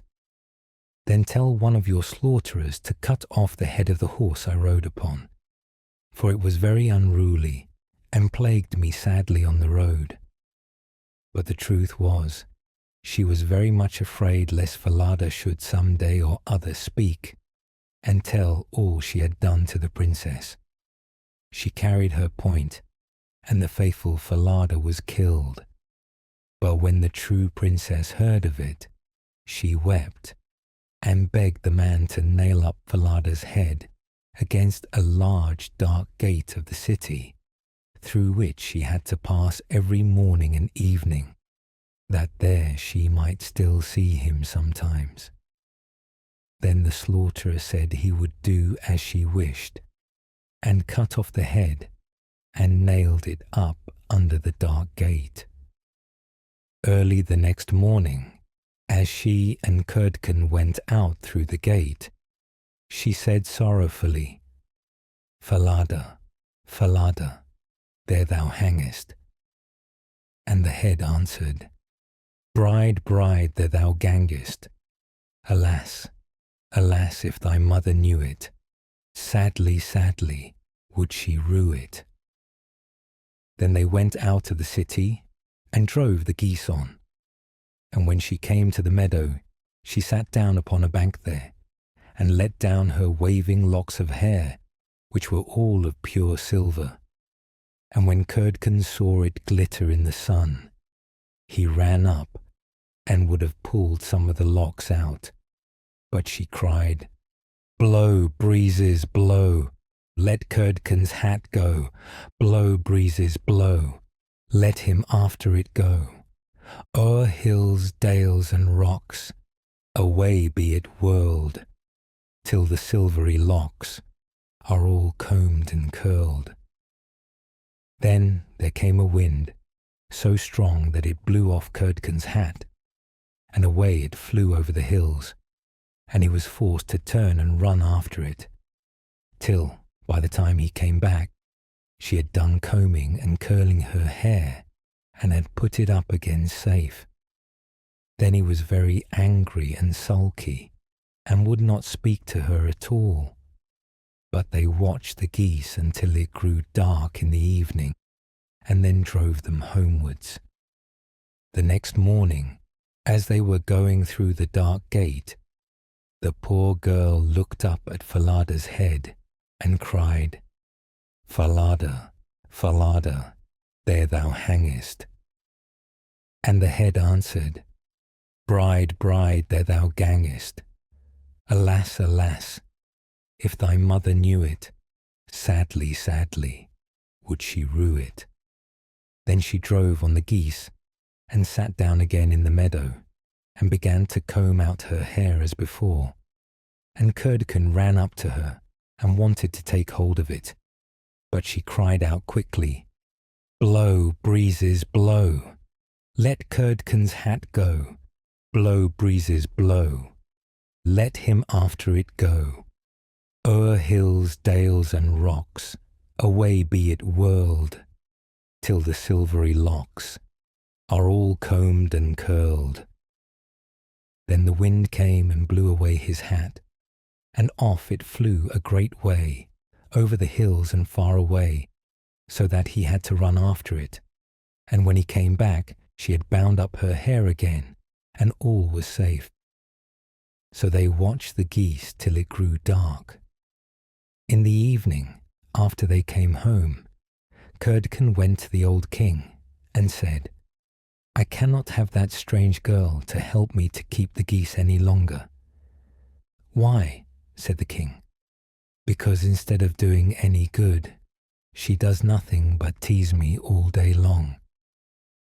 Then the king made him tell him what had happened, and Curdken said, "When we go in the morning through the dark gate with our flock of geese, she cries and talks with the head of a horse that hangs upon the wall, and says, 'Falada, Falada, there thou hangest. And the head answers, "Bride, bride, there thou gangest. Alas, alas, if thy mother knew it, sadly, sadly, would she rue it." And Curdken went on telling the king what had happened upon the meadow where the geese fed, how his hat was blown away, and how he was forced to run after it, and to leave his flock of geese to themselves. But the old king told the boy to go out again the next day, and when morning came, he placed himself behind the dark gate, and heard how she spoke to Falada, and how Falada answered. Then he went into the field, and hid himself in a bush by the meadow's side, and he soon saw with his own eyes how they drove the flock of geese, and how, after a little time, she let down her hair that glittered in the sun. And then he heard her say, "Blow, breezes, blow, let Curdken's hat go. Blow, breezes, blow, let him after it go. O'er hills, dales, and rocks, away be it whirled, till the silvery locks are all combed and curled." And soon came a gale of wind, and carried away Curdken's hat, and away went Curdken after it, while the girl went on combing and curling her hair. All this the old king saw, so he went home without being seen. And when the little Goose-Girl came back in the evening, he called her aside and asked her why she did so. But she burst into tears and said, "That I must not tell ye or any man, or I shall lose my life." But the old king begged so hard that she had no peace till she had told him all the tale, from beginning to end, word for word. And it was very lucky for her that she did so, for when she had done, the king ordered royal clothes to be put upon her, and gazed on her with wonder, she was so beautiful. Then he called his son, and told him that he had only a false bride, for that she was merely a waiting maid, while the true bride stood by. And the young king rejoiced when he saw her beauty, and heard how meek and patient she had been. And without saying anything to the false bride, the king ordered a great feast to be got ready for all his court. The bridegroom sat at the top, with the false princess on one side, and the true one on the other. But nobody knew her again, for her beauty was quite dazzling to their eyes, and she did not seem at all like the little Goose-Girl, now that she had her brilliant dress on. When they had eaten and drank, and were very merry, the old king said he would tell them a tale. So he began, and told all the story of the princess, as if it was one that he had once heard. And he asked the true waiting maid what she thought ought to be done to anyone who would behave thus. "Nothing better," said this false bride, "than that she should be thrown into a cask stuck round with sharp nails, and that 2 white horses should be put to it, and should drag it from street to street till she was dead. Thou art she," said the old king, "and as thou hast judged thyself, so shall it be done to thee." And the young king was then married to his true wife, and they reigned over the kingdom in peace and happiness all their lives. And the good fairy came to see them, and restored the faithful Falada to life again. The Golden Goose. There was a man who had 3 sons, the youngest of whom was called Dummling, and was despised, mocked, and sneered at on every occasion. Simpleton. It happened that the eldest wanted to go into the forest to hew wood, and before he went his mother gave him a beautiful sweet cake and a bottle of wine, in order that he might not suffer from hunger or thirst. When he entered the forest, he met a little grey-haired old man, who bade him good day, and said, "Do give me a piece of cake out of your pocket, and let me have a draught of your wine. I am so hungry and thirsty." But the clever son answered, "If I give you my cake and wine, I shall have none for myself. Be off with you." And he left the little man standing and went on. But when he began to hew down a tree, it was not long before he made a full stroke, and the axe cut him in the arm, so that he had to go home and have it bound up. And this was the little grey man's doing. After this, the second son went into the forest, and his mother gave him, like the eldest, a cake and a bottle of wine. The little old grey man met him likewise, and asked him for a piece of cake and a drink of wine. But the second son, too, said sensibly enough, "What I give you will be taken away from myself. Be off." And he left the little man standing and went on. His punishment, however, was not delayed. When he had made a few blows at the tree, he struck himself in the leg, so that he had to be carried home. Then Dummling said, "Father, do let me go and cut wood." The father answered, "Your brothers have hurt themselves with it. Leave it alone. You do not understand anything about it." But Dummling begged so long that at last he said, "Just go then. You will get wiser by hurting yourself." His mother gave him a cake made with water and baked in the cinders, and with it a bottle of sour beer. When he came to the forest, the little old grey man met him likewise, and greeting him said, "Give me a piece of your cake and a drink out of your bottle. I am so hungry and thirsty." Dummling answered, "I have only cinder cake and sour beer. If that pleases you, we will sit down and eat." So they sat down, and when Dummling pulled out his cinder cake, it was a fine sweet cake, and the sour beer had become good wine. So they ate and drank, and after that the little man said, "Since you have a good heart, and are willing to divide what you have, I will give you good luck. There stands an old tree, cut it down, and you will find something at the roots." Then the little man took leave of him. Dummling went and cut down the tree, and when it fell, there was a goose sitting in the roots, with feathers of pure gold. He lifted her up, and taking her with him, went to an inn where he thought he would stay the night. Now the host had 3 daughters, who saw the goose and were curious to know what such a wonderful bird might be, and would have liked to have one of its golden feathers. The eldest thought, "I shall soon find an opportunity of pulling out a feather." And as soon as Dummling had gone out, she seized the goose by the wing, but her finger and hand remained sticking fast to it. The second came soon afterwards, thinking only of how she might get a feather for herself, but she had scarcely touched her sister than she was held fast.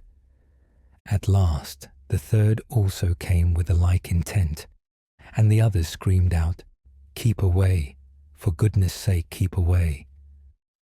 But she did not understand why she was to keep away. "The others are there," she thought. "I may as well be there too," and ran to them. But as soon as she had touched her sister, she remained sticking fast to her, so they had to spend the night with the goose. The next morning, Dummling took the goose under his arm and set out, without troubling himself about the 3 girls who were hanging on to it. They were obliged to run after him continually, now left, now right, wherever his legs took him. In the middle of the fields, the parson met them, and when he saw the procession, he said, "For shame, you good-for-nothing girls. Why are you running across the fields after this young man? Is that seemly?" At the same time, he seized the youngest by the hand in order to pull her away. But as soon as he touched her, he likewise stuck fast, and was himself obliged to run behind. Before long, the sexton came by and saw his master, the parson, running behind 3 girls. He was astonished at this, and called out, "Hi, your reverence, whither away so quickly? Do not forget that we have a christening today." And running after him, he took him by the sleeve, but was also held fast to it. Whilst the 5 were trotting thus one behind the other, 2 labourers came with their hoes from the fields. The parson called out to them and begged that they would set him and the sexton free. But they had scarcely touched the sexton when they were held fast, and now there were 7 of them running behind Dummling and the goose. Soon afterwards he came to a city where a king ruled, who had a daughter who was so serious that no one could make her laugh. So he had put forth a decree that whosoever should be able to make her laugh should marry her. When Dummling heard this, he went with his goose and all her train before the king's daughter, and as soon as she saw the 7 people running on and on, one behind the other, she began to laugh quite loudly, and as if she would never stop. Thereupon Dummling asked to have her for his wife, but the king did not like the son-in-law, and made all manner of excuses, and said he must first produce a man who could drink a cellarful of wine. Dummling thought of the little grey man, who could certainly help him. So he went into the forest, and in the same place where he had felled the tree, he saw a man sitting, who had a very sorrowful face. Dummling asked him what he was taking to heart so sorely, and he answered, "I have such a great thirst and cannot quench it. Cold water I cannot stand. A barrel of wine I have just emptied, but that to me is like a drop on a hot stone." "There, I can help you," said Dummling. "Just come with me, and you shall be satisfied." He led him into the king's cellar, and the man bent over the huge barrels, and drank till his loins hurt, and before the day was out he had emptied all the barrels. Then Dummling asked once more for his bride, but the king was vexed that such an ugly fellow, whom everyone called Dummling, should take away his daughter, and he made a new condition. He must first find a man who could eat a whole mountain of bread.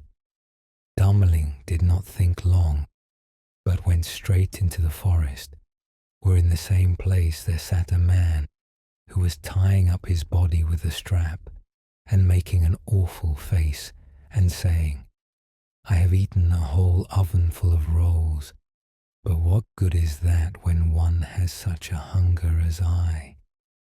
My stomach remains empty, and I must tie myself up if I am not to die of hunger."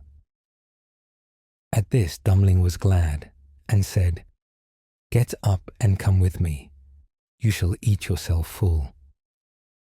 He led him to the king's palace, where all the flour in the whole kingdom was collected, and from it he caused a huge mountain of bread to be baked.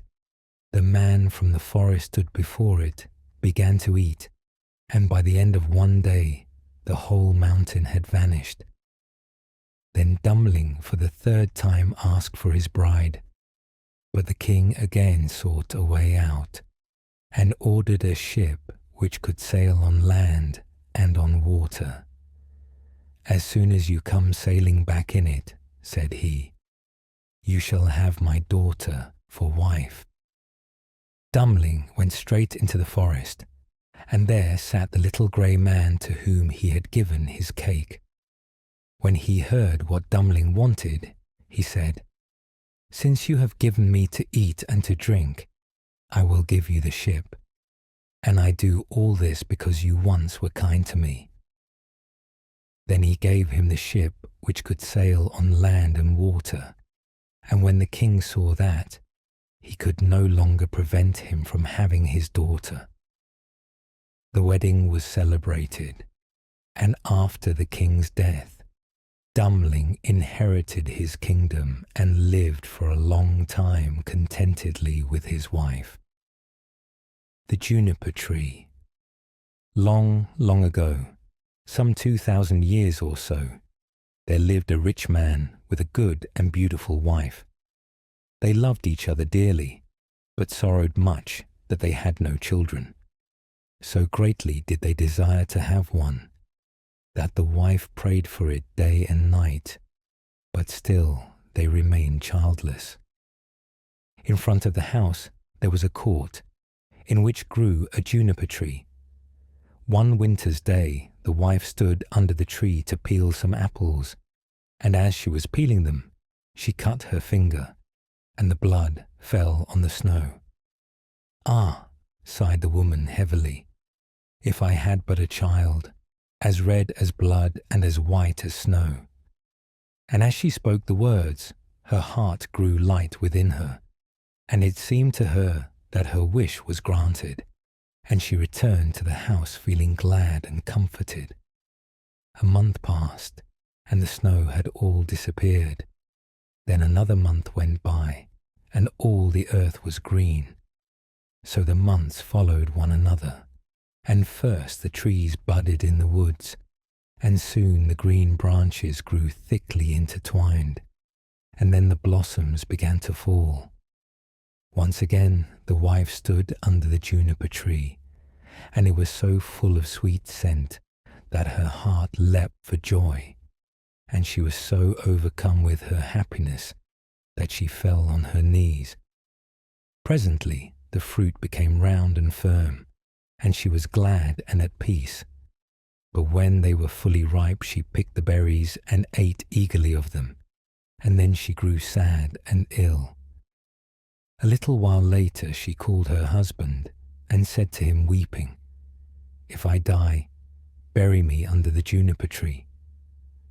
Then she felt comforted and happy again, and before another month had passed she had a little child, and when she saw that it was as white as snow and as red as blood, her joy was so great that she died. Her husband buried her under the juniper tree and wept bitterly for her. By degrees, however, his sorrow grew less, and although at times he still grieved over his loss, he was able to go about as usual, and later on he married again. He now had a little daughter born to him. The child of his first wife was a boy, who was as red as blood and as white as snow. The mother loved her daughter very much, and when she looked at her and then looked at the boy, it pierced her heart to think that he would always stand in the way of her own child, and she was continually thinking how she could get the whole of the property for her. This evil thought took possession of her more and more, and made her behave very unkindly to the boy.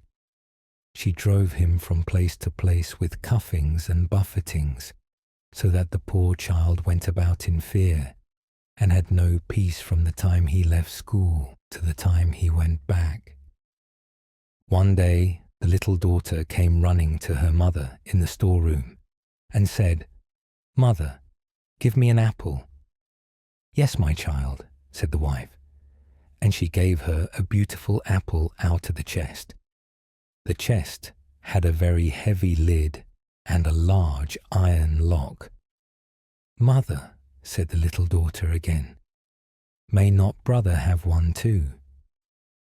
The mother was angry at this, but she answered, "Yes, when he comes out of school." Just then she looked out of the window and saw him coming, and it seemed as if an evil spirit entered into her, for she snatched the apple out of her little daughter's hand and said, "You shall not have one before your brother." She threw the apple into the chest and shut it too. The little boy now came in, and the evil spirit in the wife made her say kindly to him, "My son, will you have an apple?" But she gave him a wicked look. "Mother," said the boy, "how dreadful you look. Yes, give me an apple." The thought came to her that she would kill him. "Come with me," she said, and she lifted up the lid of the chest. "Take one out for yourself." And as he bent over to do so, the evil spirit urged her, and crash, down went the lid, and off went the little boy's head. Then she was overwhelmed with fear at the thought of what she had done. "If only I can prevent anyone knowing that I did it," she thought. So she went upstairs to her room and took a white handkerchief out of her top drawer. Then she set the boy's head again on his shoulders and bound it with the handkerchief so that nothing could be seen, and placed him on a chair by the door with an apple in his hand. Soon after this, little Marlene came up to her mother, who was stirring a pot of boiling water over the fire, and said, "Mother, brother is sitting by the door with an apple in his hand, and he looks so pale. And when I asked him to give me the apple, he did not answer, and that frightened me." "Go to him again," said her mother, "and if he does not answer, give him a box on the ear." So little Marlene went and said, "Brother, give me that apple." But he did not say a word. Then she gave him a box on the ear, and his head rolled off. She was so terrified at this that she ran crying and screaming to her mother. "Oh," she said, "I have knocked off brother's head." And then she wept, and nothing would stop her. "What have you done?" said her mother. "But no one must know about it, so you must keep silence. What is done can't be undone. We will make him into puddings." And she took the little boy and cut him up, made him into puddings, and put him in the pot. But Marlene stood looking on, and wept, and her tears fell into the pot, so that there was no need of salt. Presently the father came home and sat down to his dinner. He asked, "Where is my son?" The mother said nothing, but gave him a large dish of black pudding, and Marlene still wept without ceasing. The father again asked, "Where is my son?" "Oh," answered the wife, "he is gone into the country to his mother's great uncle. He is going to stay there some time." "What has he gone there for? And he never even said goodbye to me." "Well, he likes being there, and he told me he should be away quite 6 weeks. He is well looked after there." "I feel very unhappy about it," said the husband, "in case it should not be all right, and he ought to have said goodbye to me." With this he went on with his dinner and said, "Little Marlene, why do you weep? Brother will soon be back." Then he asked his wife for more pudding, and as he ate, he threw the bones under the table. Little Marlene went upstairs and took her best silk handkerchief out of her bottom drawer, and in it she wrapped all the bones from under the table and carried them outside, and all the time she did nothing but weep. Then she laid them in the green grass under the juniper tree, and she had no sooner done so than all her sadness seemed to leave her, and she wept no more. And now the juniper tree began to move, and the branches waved backwards and forwards, first away from one another, and then together again, as it might be someone clapping their hands for joy.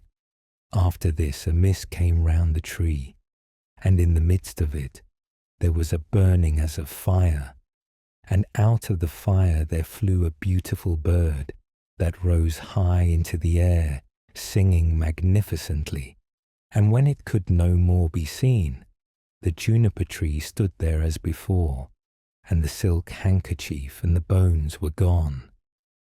Little Marlene now felt as light-hearted and happy as if her brother was still alive, and she went back to the house and sat down cheerfully to the table and ate. The bird flew away and alighted on the house of a goldsmith and began to sing, "My mother killed her little son. My father grieved when I was gone. My sister loved me best of all. She laid her kerchief over me and took my bones that they might lie underneath the juniper tree. Kiewit, Kiewit, what a beautiful bird am I." The goldsmith was in his workshop making a gold chain when he heard the song of the bird on his roof. He thought it so beautiful that he got up and ran out, and as he crossed the threshold he lost one of his slippers. But he ran on into the middle of the street with a slipper on one foot and a sock on the other. He still had on his apron and still held the gold chain and the pincers in his hands. And so he stood gazing up at the bird while the sun came shining brightly down on the street. "Bird," he said, "how beautifully you sing. Sing me that song again." "Nay," said the bird, "I do not sing twice for nothing. Give that gold chain, and I will sing it you again." "Here is the chain, take it," said the goldsmith. "Only sing me that again." The bird flew down and took the gold chain in his right claw, and then he alighted again in front of the goldsmith and sang, "My mother killed her little son. My father grieved when I was gone. My sister loved me best of all.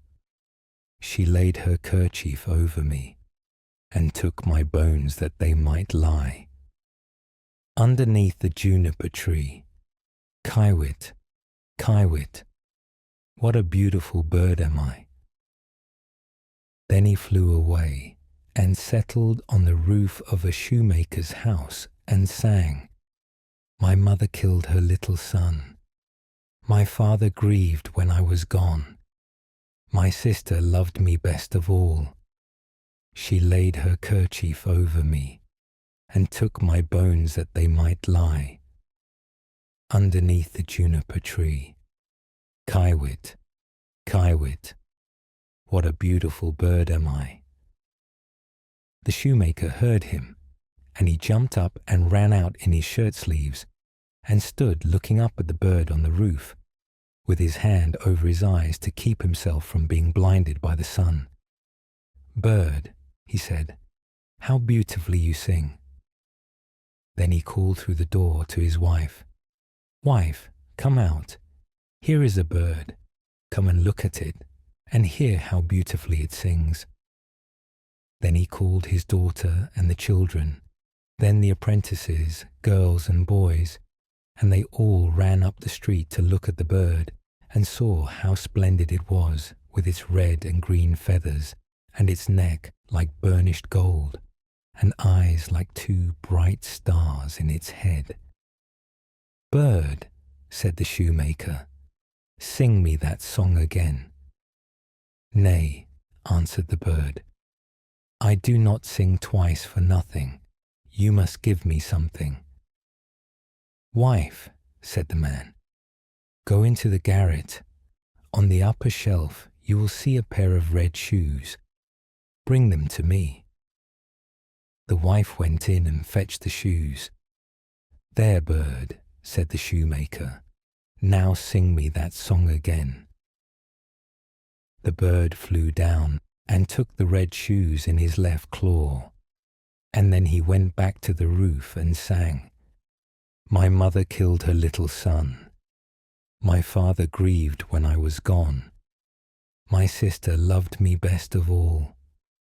She laid her kerchief over me and took my bones that they might lie underneath the juniper tree.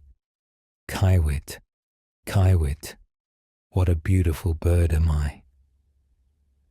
When he had finished, he flew away. He had the chain in his right claw and the shoes in his left, and he flew right away to a mill, and the mill went click-clack, click-clack, click-clack. Inside the mill were 20 of the miller's men hewing a stone, and as they went hick-hack, hick-hack, hick-hack, the mill went click-clack, click-clack, click-clack. The bird settled on a lime tree in front of the mill and sang, "My mother killed her little son. Then one of the men left off. My father grieved when I was gone. 2 more men left off and listened. My sister loved me best of all. Then 4 more left off. She laid her kerchief over me and took my bones that they might lie. Now there were only 8 at work underneath, and now only 5 the juniper tree, and now only 1, Kiwit, Kiwit, what a beautiful bird am I." Then he looked up, and the last one had left off work. "Bird," he said, "what a beautiful song that is you sing. Let me hear it too. Sing it again." "Nay," answered the bird, "I do not sing twice for nothing. Give me that millstone, and I will sing it again."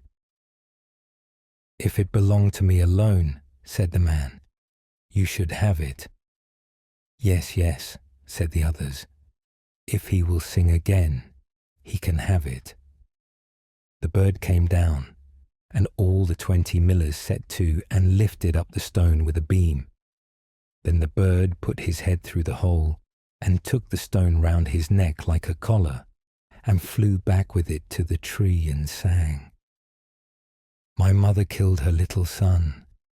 My father grieved when I was gone. My sister loved me best of all. She laid her kerchief over me and took my bones that they might lie underneath the juniper tree. Kiwit, Kiwit, what a beautiful bird am I."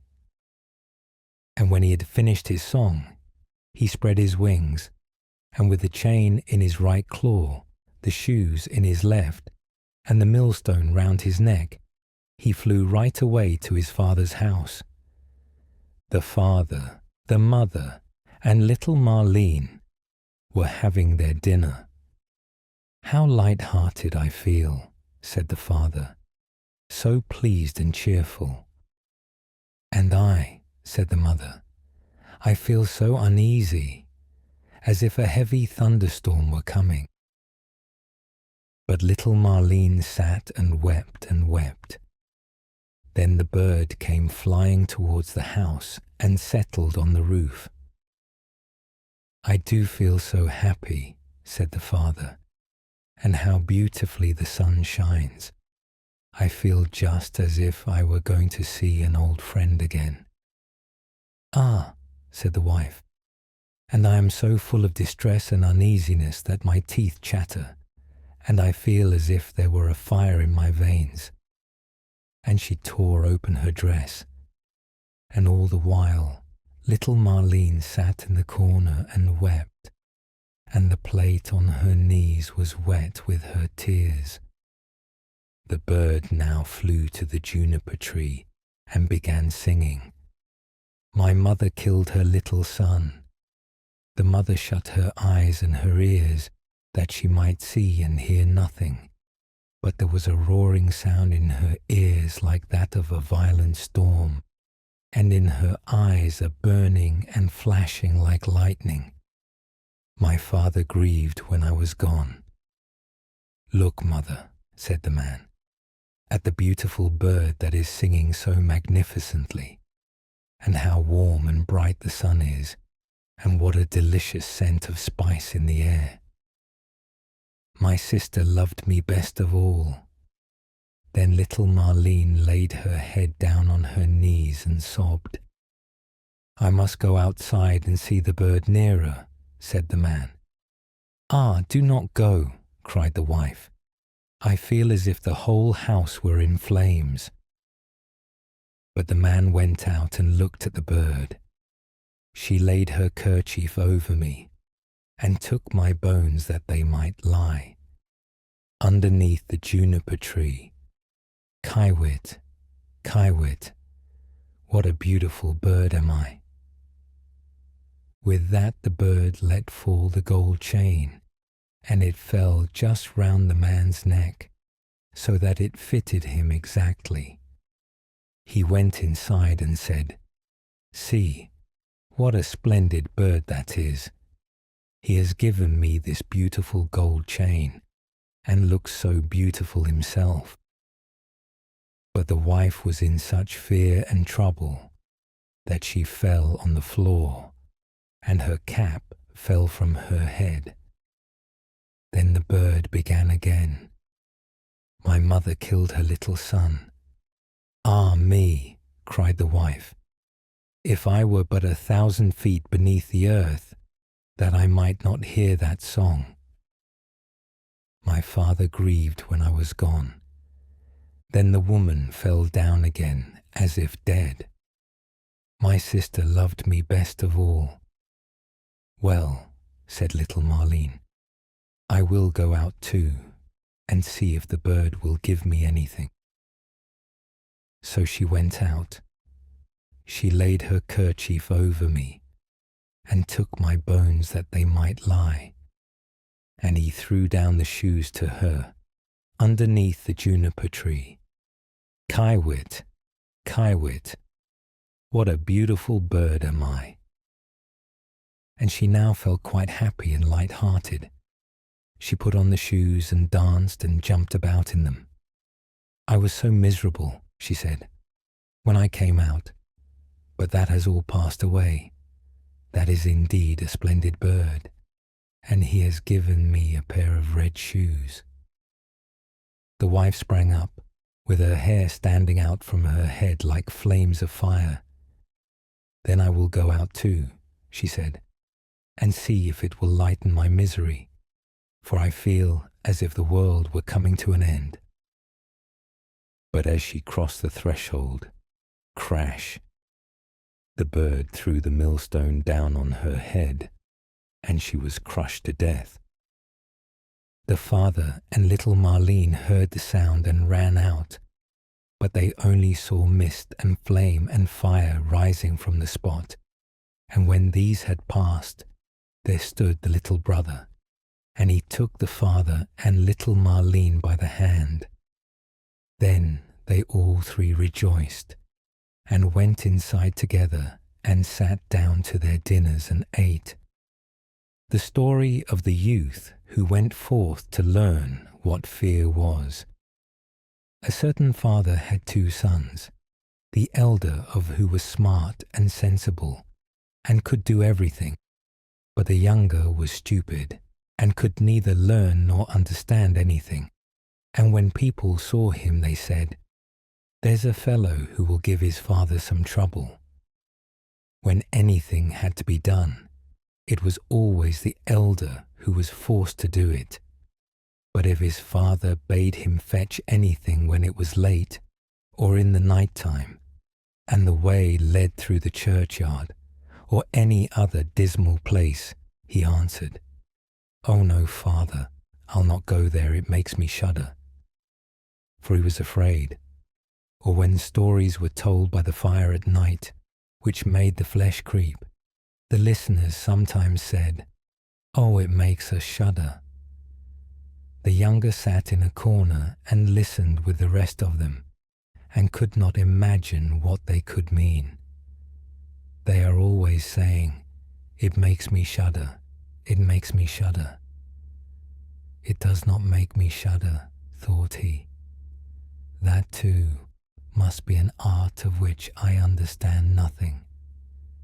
Now it came to pass that his father said to him one day, "Hearken to me, you fellow in the corner there.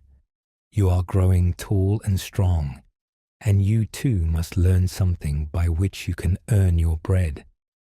Look how your brother works, but you do not even earn your salt."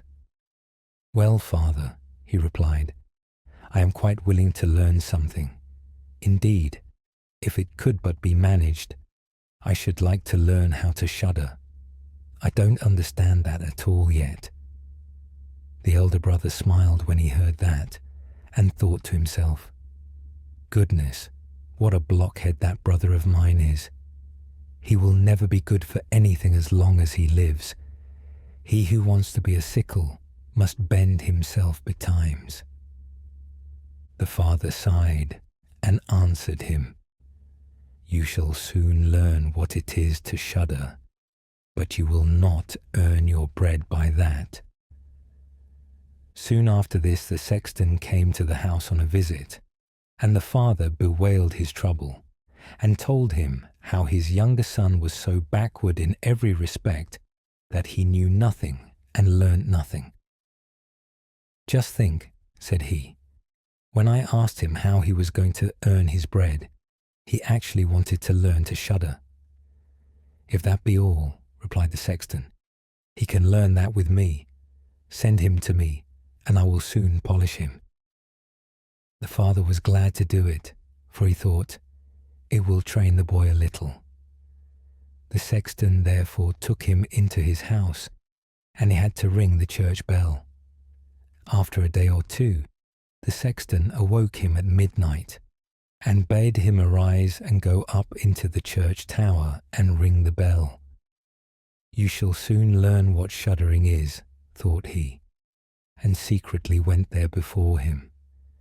And when the boy was at the top of the tower and turned round, and was just going to take hold of the bell rope, he saw a white figure standing on the stairs opposite the sounding hole. "Who is there?" cried he, but the figure made no reply, and did not move or stir. "Give an answer," cried the boy, "or take yourself off. You have no business here at night." The sexton, however, remained standing motionless, that the boy might think he was a ghost. The boy cried a second time, "What do you want here? Speak if you are an honest fellow, or I will throw you down the steps." The sexton thought, "He can't mean to be as bad as his words," uttered no sound, and stood as if he were made of stone. Then the boy called to him for the third time, and as that was also to no purpose, he ran against him and pushed the ghost down the stairs, so that it fell down the 10 steps and remained lying there in a corner. Thereupon he rang the bell, went home, and without saying a word went to bed and fell asleep. The sexton's wife waited a long time for her husband, but he did not come back. At length she became uneasy and wakened the boy and asked, "Do you know where my husband is? He climbed up the tower before you did." "No, I don't know," replied the boy. "But someone was standing by the sounding hole on the other side of the steps, and as he would neither give an answer nor go away, I took him for a scoundrel and threw him downstairs. Just go there and you will see if it was he. I should be sorry if it were." The woman ran away and found her husband, who was lying moaning in the corner and had broken his leg. She carried him down, and then with loud screams she hastened to the boy's father. "Your boy," cried she, "has been the cause of a great misfortune. He has thrown my husband down the steps so that he broke his leg. Take the good-for-nothing fellow out of our house." The father was terrified and ran thither and scolded the boy. "What wicked tricks are these?" said he. "The devil must have put them into your head." "Father," he replied, "do listen to me. I am quite innocent. He was standing there by night like one intent on doing evil. I did not know who it was, and I entreated him 3 times either to speak or to go away. "Ah," said the father, "I have nothing but unhappiness with you. Go out of my sight.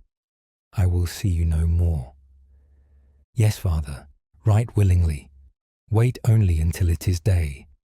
Then will I go forth and learn how to shudder, and then I shall, at any rate, understand one art which will support me." "Learn what you will," spoke the father. "It is all the same to me. Here are 50 tailors for you. Take these and go into the wide world, and tell no one from whence you come, and who is your father, for I have reason to be ashamed of you." "Yes, father, it shall be as you will. If you desire nothing more than that, I can easily keep it in mind." When the day dawned, therefore, the boy put his 50 tailors into his pocket and went forth on the great highway and continually said to himself, "If I could but shudder, if I could but shudder." Then a man approached who heard this conversation which the youth was holding with himself. And when they had walked a little farther to where they could see the gallows, the man said to him, "Look, there is the tree where 7 men have married the rope-maker's daughter and are now learning how to fly. Sit down beneath it and wait till night comes, and you will soon learn how to shudder." "If that is all that is wanted," answered the youth, "it is easily done. But if I learn how to shudder as fast as that, you shall have my 50 tailors. Just come back to me early in the morning." Then the youth went to the gallows, sat down beneath it, and waited till evening came. And as he was cold, he lighted himself a fire. But at midnight the wind blew so sharply that in spite of his fire, he could not get warm. And as the wind knocked the hangmen against each other, and they moved backwards and forwards, he thought to himself, "If you shiver below by the fire, how those up above must freeze and suffer." And as he felt pity for them, he raised the ladder and climbed up, unbound one of them after the other, and brought down all 7. Then he stoked the fire, blew it, and set them all round it to warm themselves. But they sat there and did not stir, and the fire caught their clothes.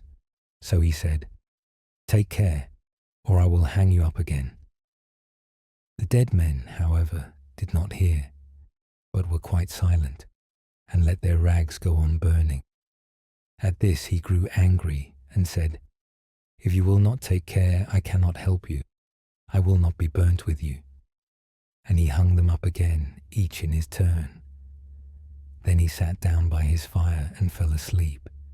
And the next morning the man came to him and wanted to have the 50 tailors, and said, "Well, do you know how to shudder?" "No," answered he. "How should I know? Those fellows up there did not open their mouths, and were so stupid that they let the few old rags which they had on their bodies get burnt." Then the man saw that he would not get the 50 tailors that day, and went away saying, "Such a youth has never come my way before." The youth likewise went his way, and once more began to mutter to himself, "Ah, if I could but shudder! Ah, if I could but shudder!" A waggoner who was striding behind him heard this and asked, "Who are you?" "I don't know," answered the youth. Then the waggoner asked, "From whence do you come?" "I know not." "Who is your father?" "That I may not tell you." "What is it that you are always muttering between your teeth?" "Ah," replied the youth, "I do so wish I could shudder, but no one can teach me how." "Enough of your foolish chatter," said the waggoner. "Come, go with me. I will see about a place for you." The youth went with the waggoner, and in the evening they arrived at an inn where they wished to pass the night. Then, at the entrance of the parlour, The youth again said quite loudly, "If I could but shudder, if I could but shudder." The host who heard this laughed and said, "If that is your desire, there ought to be a good opportunity for you here." "Ah, be silent," said the hostess. "So many prying persons have already lost their lives.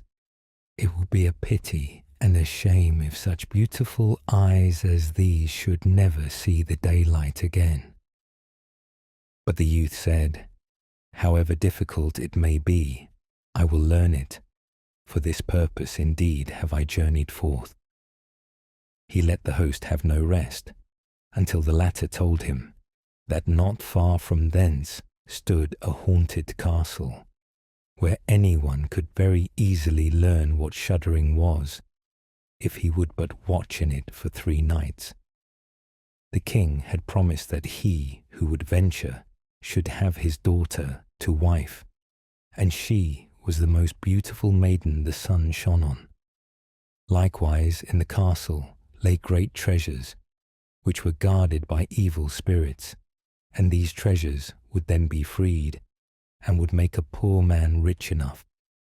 Already many men had gone into the castle, but as yet none had come out again. Then the youth went next morning to the king, and said, "If it be allowed, I will willingly watch 3 nights in the haunted castle."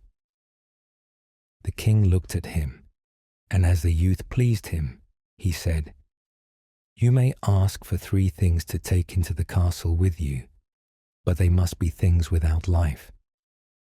Then he answered, "Then I ask for a fire, a turning lathe, and a cutting board with a knife." The king had these things carried into the castle for him during the day. When night was drawing near, the youth went up and made himself a bright fire in one of the rooms, placed the cutting board and knife beside it, and seated himself by the turning lathe. "Ah, if I could but shudder," said he, "but I shall not learn it here either." Towards midnight, he was about to poke his fire, and as he was blowing it, something cried suddenly from one corner, "Meow! How cold we are!" "You fools," cried he, "what are you crying about? If you are cold, come and take a seat by the fire and warm yourselves." And when he had said that, 2 great black cats came with one tremendous leap and sat down on each side of him and looked savagely at him with their fiery eyes. After a short time, when they had warmed themselves, they said, "Comrade, shall we have a game of cards?" "Why not?" he replied, "but just show me your paws." Then they stretched out their claws. "Oh," said he, "what long nails you have! Wait, I must first cut them for you." Thereupon he seized them by the throats, put them on the cutting board, and screwed their feet fast. "I have looked at your fingers," said he, "and my fancy for card-playing is gone."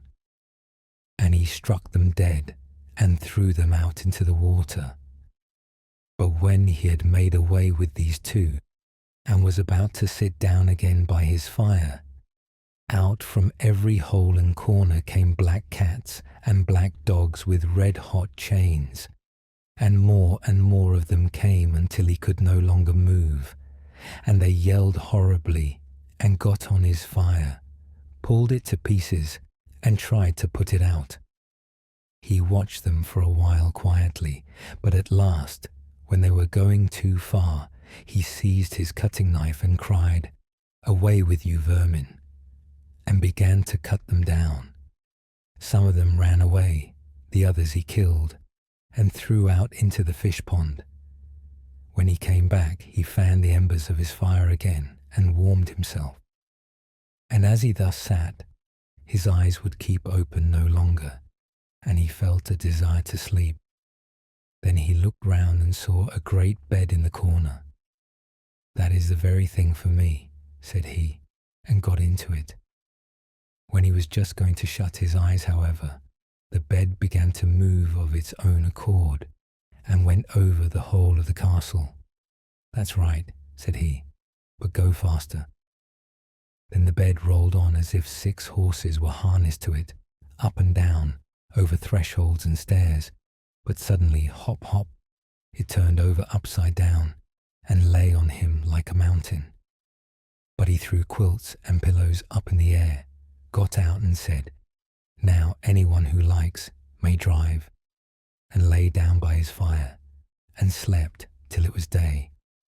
In the morning the king came, and when he saw him lying there on the ground, he thought the evil spirits had killed him and he was dead. Then said he, "After all, it is a pity, for so handsome a man." The youth heard it, got up and said, "It has not come to that yet." Then the king was astonished, but very glad, and asked how he had fared. "Very well indeed," answered he. "One night is past, the 2 others will pass likewise." Then he went to the innkeeper, who opened his eyes very wide and said, "I never expected to see you alive again. Have you learnt how to shudder yet?" "No," said he, "it is all in vain. If someone would but tell me." The second night he again went up into the old castle, sat down by the fire, and once more began his old song, "If I could but shudder." When midnight came, an uproar and noise of tumbling about was heard. At first it was low, but it grew louder and louder. Then it was quiet for a while, and at length, with a loud scream, half a man came down the chimney and fell before him. "Hullo!" cried he, "another half belongs to this. This is not enough." Then the uproar began again. There was a roaring and howling, and the other half fell down likewise. "Wait," said he, "I will just stoke up the fire a little for you." When he had done that and looked round again, the 2 pieces were joined together, and a hideous man was sitting in his place. "That is no part of our bargain," said the youth. "The bench is mine." The man wanted to push him away. The youth, however, would not allow that, but thrust him off with all his strength, and seated himself again in his own place. Then still more men fell down, one after the other. They brought 9 dead men's legs and 2 skulls, and set them up and played at 9-pins with them. The youth also wanted to play, and said, "Listen you, can I join you?" "Yes, if you have any money." "Money enough," replied he, "but your balls are not quite round." Then he took the skulls and put them in the lathe and turned them till they were round. "There, now they will roll better," said he. "Hurrah, now we'll have fun." He played with them and lost some of his money, but when it struck 12, everything vanished from his sight. He lay down and quietly fell asleep. Next morning the king came to inquire after him. "How has it fared with you this time?" asked he. "I have been playing at 9-pins," he answered, "and have lost a couple of farthings." "Have you not shuddered then?" "What?" said he. "I have had a wonderful time. If I did but know what it was to shudder." The third night he sat down again on his bench and said quite sadly, "If I could but shudder." When it grew late, 6 tall men came in and brought a coffin. Then he said, "Ha ha, ha, that is certainly my little cousin, who died only a few days ago." And he beckoned with his finger and cried, "Come, little cousin, come." They placed the coffin on the ground, but he went to it and took the lid off, and a dead man lay therein. He felt his face, but it was cold as ice. "Wait," said he, "I will warm you a little," and went to the fire and warmed his hand and laid it on the dead man's face, but he remained cold. Then he took him out and sat down by the fire and laid him on his breast and rubbed his arms that the blood might circulate again. As this also did no good, he thought to himself, "When two people lie in bed together, they warm each other," and carried him to the bed, covered him over, and lay down by him. After a short time, the dead man became warm too, and began to move. Then said the youth, "See, little cousin, have I not warmed you?" The dead man, however, got up and cried, "Now will I strangle you." "What?" said he. "Is that the way you thank me? You shall at once go into your coffin again." And he took him up, threw him into it, and shut the lid. Then came the 6 men, and carried him away again. "I cannot manage to shudder," said he. "I shall never learn it here as long as I live." Then a man entered who was taller than all others, and looked terrible.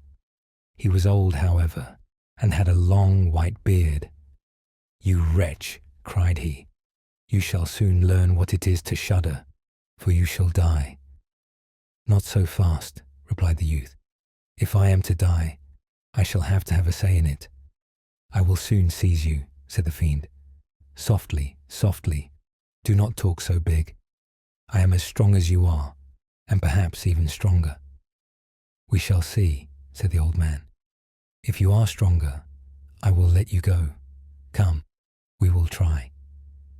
Then he led him by dark passages to a smith's forge, took an axe, and with one blow struck an anvil into the ground. "I can do better than that," said the youth, and went to the other anvil. The old man placed himself near and wanted to look on, and his white beard hung down. Then the youth seized the axe, split the anvil with one blow, and in it caught the old man's beard. "Now I have you," said the youth. "Now it is your turn to die." Then he seized an iron bar and beat the old man till he moaned and entreated him to stop, when he would give him great riches. The youth drew out the axe and let him go. The old man led him back into the castle, and in a cellar showed him 3 chests full of gold. "Of these," said he, "one part is for the poor, the other for the king, the third yours." In the meantime it struck 12, and the spirit disappeared, so that the youth stood in darkness. "I shall still be able to find my way out," said he, and felt about, found the way into the room, and slept there by his fire. Next morning the king came and said, "Now you must have learnt what shuddering is." "No," he answered. "What can it be? My dead cousin was here, and a bearded man came and showed me a great deal of money down below, but no one told me what it was to shudder." "Then," said the king, "you have saved the castle, and shall marry my daughter." "That is all very well," said he, "but still I do not know what it is to shudder." Then the gold was brought up, and the wedding celebrated. But howsoever much the young king loved his wife, and however happy he was, he still said always, "If I could but shudder, if I could but shudder." And this at last angered her. Her waiting maid said, "I will find a cure for him. He shall soon learn what it is to shudder." She went out to the stream which flowed through the garden, and had a whole bucketful of gudgeons brought to her. At night, when the young king was sleeping, his wife was to draw the clothes off him, and empty the bucket full of cold water with the gudgeons in it over him, so that the little fishes would sprawl about him. Then he woke up and cried, "Oh, what makes me shudder so? What makes me shudder so, dear wife? Ah, now I know what it is to shudder." Hans in luck. Some men are born to good luck. All they do or try to do comes right. All that falls to them is so much gain. All their geese are swans. All their cards are trumps. Toss them which way you will, they will always, like poor puss, alight upon their legs, and only move on so much the faster. The world may very likely not always think of them as they think of themselves, but what care they for the world? What can it know about the matter? One of these lucky beings was neighbor Hans. 7 long years he had worked hard for his master. At last he said, "Master, my time is up. I must go home and see my poor mother once more. So pray pay me my wages and let me go." And the master said, "You have been a faithful and good servant, Hans, so your pay shall be handsome." Then he gave him a lump of silver as big as his head. Hans took out his pocket handkerchief, put the piece of silver into it, threw it over his shoulder, and jogged off on his road homewards. As he went lazily on, dragging one foot after another, a man came in sight, trotting gaily along on a capital horse. "Ah," said Hans aloud, "what a fine thing it is to ride on horseback. There he sits as easy and happy as if he was at home, in the chair by his fireside. He trips against no stones, saves shoe leather, and gets on he hardly knows how." Hans did not speak so softly, but the horseman heard it all, and said, "Well, friend, why do you go on foot then?" "Ah," said he, "I have this load to carry. To be sure it is silver, but it is so heavy that I can't hold up my head, and you must know it hurts my shoulder sadly." "What do you say of making an exchange?" said the horseman. "I will give you my horse, and you shall give me the silver, which will save you a great deal of trouble in carrying such a heavy load about with you." "With all my heart," said Hans, "but as you are so kind to me, I must tell you one thing. You will have a weary task to draw that silver about with you." However, the horseman got off, took the silver, helped Hans up, gave him the bridle into one hand and the whip into the other, and said, "When you want to go very fast, smack your lips loudly together and cry 'Jip.'" Hans was delighted as he sat on the horse, drew himself up, squared his elbows, turned out his toes, cracked his whip, and rode merrily off, 1 minute whistling a merry tune, and another singing, "No care and no sorrow, a fig for the morrow. We'll laugh and be merry, sing nae down derry." After a time, he thought he should like to go a little faster, so he smacked his lips and cried, "Jip." Away went the horse full gallop, and before Hans knew what he was about, he was thrown off, and lay on his back by the roadside. His horse would have ran off, if a shepherd who was coming by, driving a cow, had not stopped it. Hans soon came to himself, and got upon his legs again, sadly vexed, and said to the shepherd, "This riding is no joke. When a man has the luck to get upon a beast like this, that stumbles and flings him off, as if it would break his neck. However, I'm off now once for all. I like your cow now a great deal better than this smart beast that played me this trick, and has spoiled my best coat, you see, in this puddle, which, by the by, smells not very like a nosegay. One can walk along at one's leisure behind that cow, keep good company, and have milk, butter, and cheese every day into the bargain. What would I give to have such a prize?" "Well," said the shepherd, "if you are so fond of her, I will change my cow for your horse. I like to do good to my neighbours, even though I lose by it myself." "Done," said Hans merrily. "What a noble heart that good man has," thought he. Then the shepherd jumped upon the horse, wished Hans and the cow good morning, and away he rode. Hans brushed his coat, wiped his face and hands, rested a while, and then drove off his cow quietly, and thought his bargain a very lucky one. "If I have only a piece of bread, and I certainly shall always be able to get that, I can, whenever I like, eat my butter and cheese with it, and when I am thirsty I can milk my cow and drink the milk, and what can I wish for more?" When he came to an inn, He halted, ate up all his bread, and gave away his last penny for a glass of beer. When he had rested himself, he set off again, driving his cow towards his mother's village. But the heat grew greater as soon as noon came on, till at last, as he found himself on a wide heath that would take him more than an hour to cross, he began to be so hot and parched that his tongue clave to the roof of his mouth. "I can find a cure for this," thought he. "Now I will milk my cow and quench my thirst."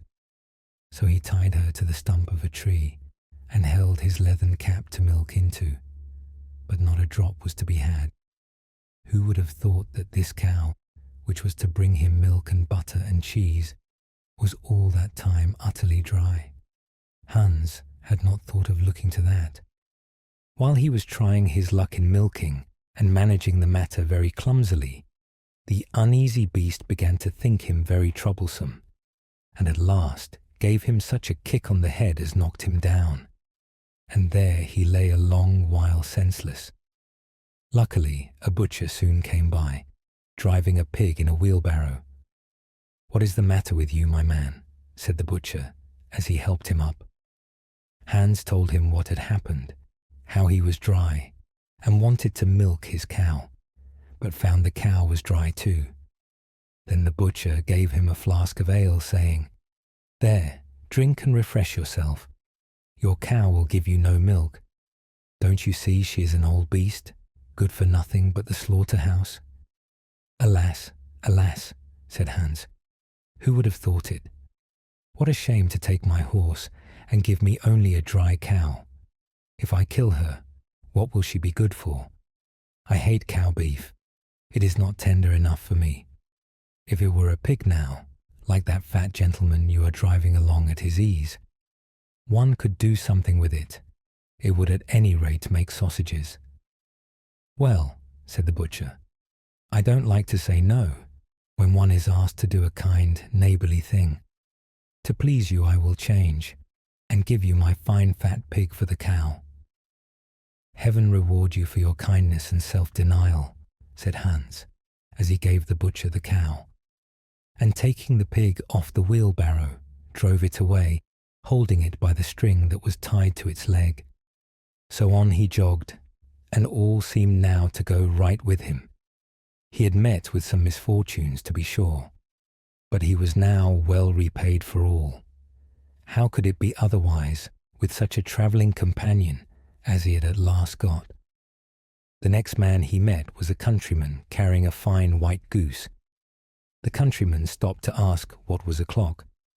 This led to further chat, and Hans told him all his luck, how he had so many good bargains, and how all the world went gay and smiling with him. The countryman then began to tell his tale, and said he was going to take the goose to a christening.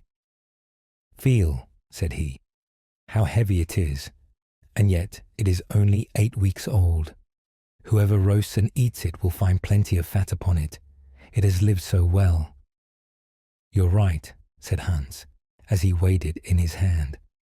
"But if you talk of fat, my pig is no trifle." Meantime, the countryman began to look grave, and shook his head. "Hark ye," said he, "my worthy friend, you seem a good sort of fellow, so I can't help doing you a kind turn. Your pig may get you into a scrape. In the village I just came from, the squire has had a pig stolen out of his sty. I was dreadfully afraid when I saw you that you had got the squire's pig. If you have, and they catch you, it will be a bad job for you. The least they will do will be to throw you into the horse pond. Can you swim?" Poor Hans was sadly frightened. "Good man," cried he, "pray get me out of this scrape. I know nothing of where the pig was either bred or born, but he may have been the squire's for aught I can tell. You know this country better than I do. Take my pig and give me the goose."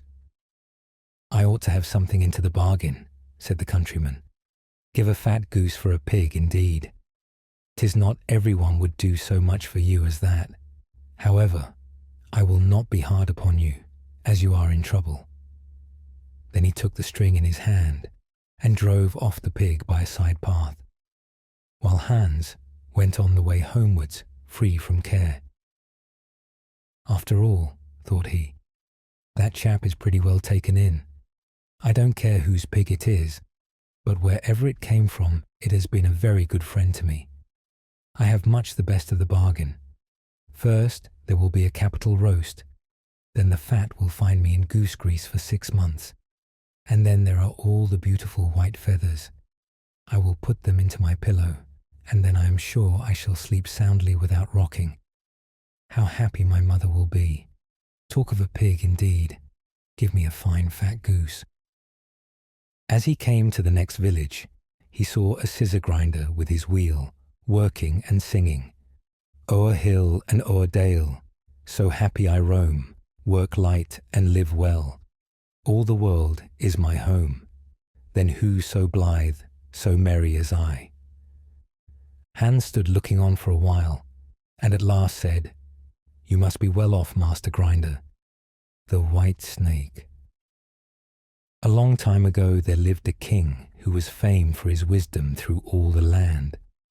Nothing was hidden from him, and it seemed as if news of the most secret things was brought to him through the air. But he had a strange custom. Every day after dinner, when the table was cleared and no one else was present, a trusty servant had to bring him one more dish. It was covered, however, and even the servant did not know what was in it. Neither did anyone know, for the king never took off the cover to eat of it until he was quite alone. This had gone on for a long time, when one day the servant, who took away the dish, was overcome with such curiosity that he could not help carrying the dish into his room. When he had carefully locked the door, he lifted up the cover and saw a white snake lying on the dish.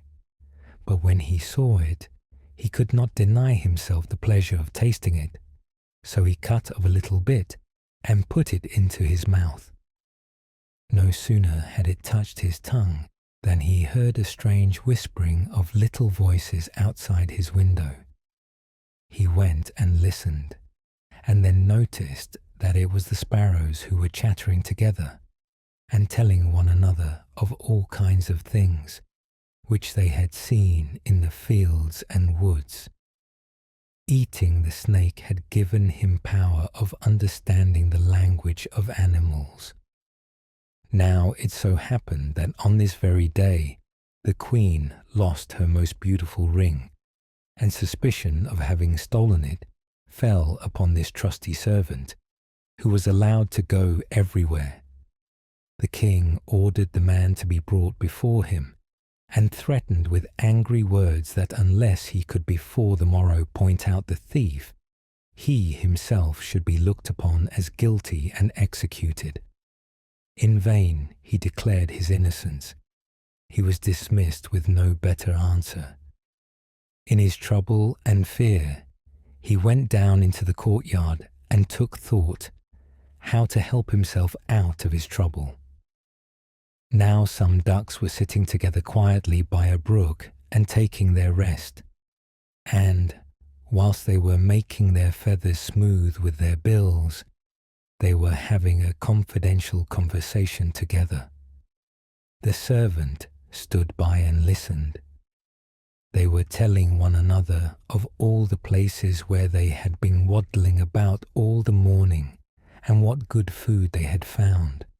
And one said in a pitiful tone, "Something lies heavy on my stomach. As I was eating in haste, I swallowed a ring which lay under the queen's window." The servant at once seized her by the neck, carried her to the kitchen, and said to the cook, "Here is a fine duck. Pray, kill her." "Yes," said the cook, and weighed her in his hand. "She has spared no trouble to fatten herself, and has been waiting to be roasted long enough." So he cut off her head, and as she was being dressed for the spit, the queen's ring was found inside her. The servant could now easily prove his innocence, And the king, to make amends for the wrong, allowed him to ask a favour and promised him the best place in the court that he could wish for. The servant refused everything and only asked for a horse and some money for travelling, as he had a mind to see the world and go about a little. When his request was granted, he set out on his way, and one day came to a pond, where he saw 3 fishes caught in the reeds and gasping for water. Now, though it is said that fishes are dumb, he heard them lamenting that they must perish so miserably, and, as he had a kind heart, he got off his horse and put the 3 prisoners back into the water. They leapt with delight, put out their heads and cried to him, "We will remember you and repay you for saving us." He rode on, and after a while it seemed to him that he heard a voice in the sand at his feet. He listened and heard an ant-king complain, "Why cannot folks with their clumsy beasts keep off our bodies? That stupid horse with his heavy hooves has been treading down my people without mercy." So he turned onto a side path, and the ant-king cried out to him, "We will remember you. One good turn deserves another." The path led him into a wood, and there he saw 2 old ravens standing by their nest and throwing out their young ones. "Out with you, you idle, good-for-nothing creatures," cried they. "We cannot find food for you any longer. You are big enough and can provide for yourselves." But the poor young ravens lay upon the ground, flapping their wings and crying, "Oh, what helpless chicks we are! We must shift for ourselves, and yet we cannot fly. What can we do but lie here and starve?" So the good young fellow alighted and killed his horse with his sword and gave it to them for food. Then they came hopping up to it, satisfied their hunger, and cried, "We will remember you. One good turn deserves another."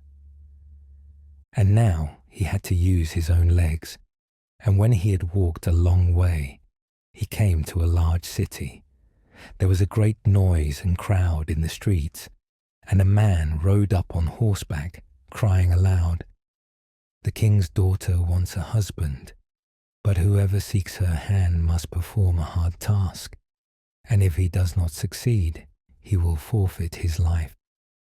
Many had already made the attempt, but in vain.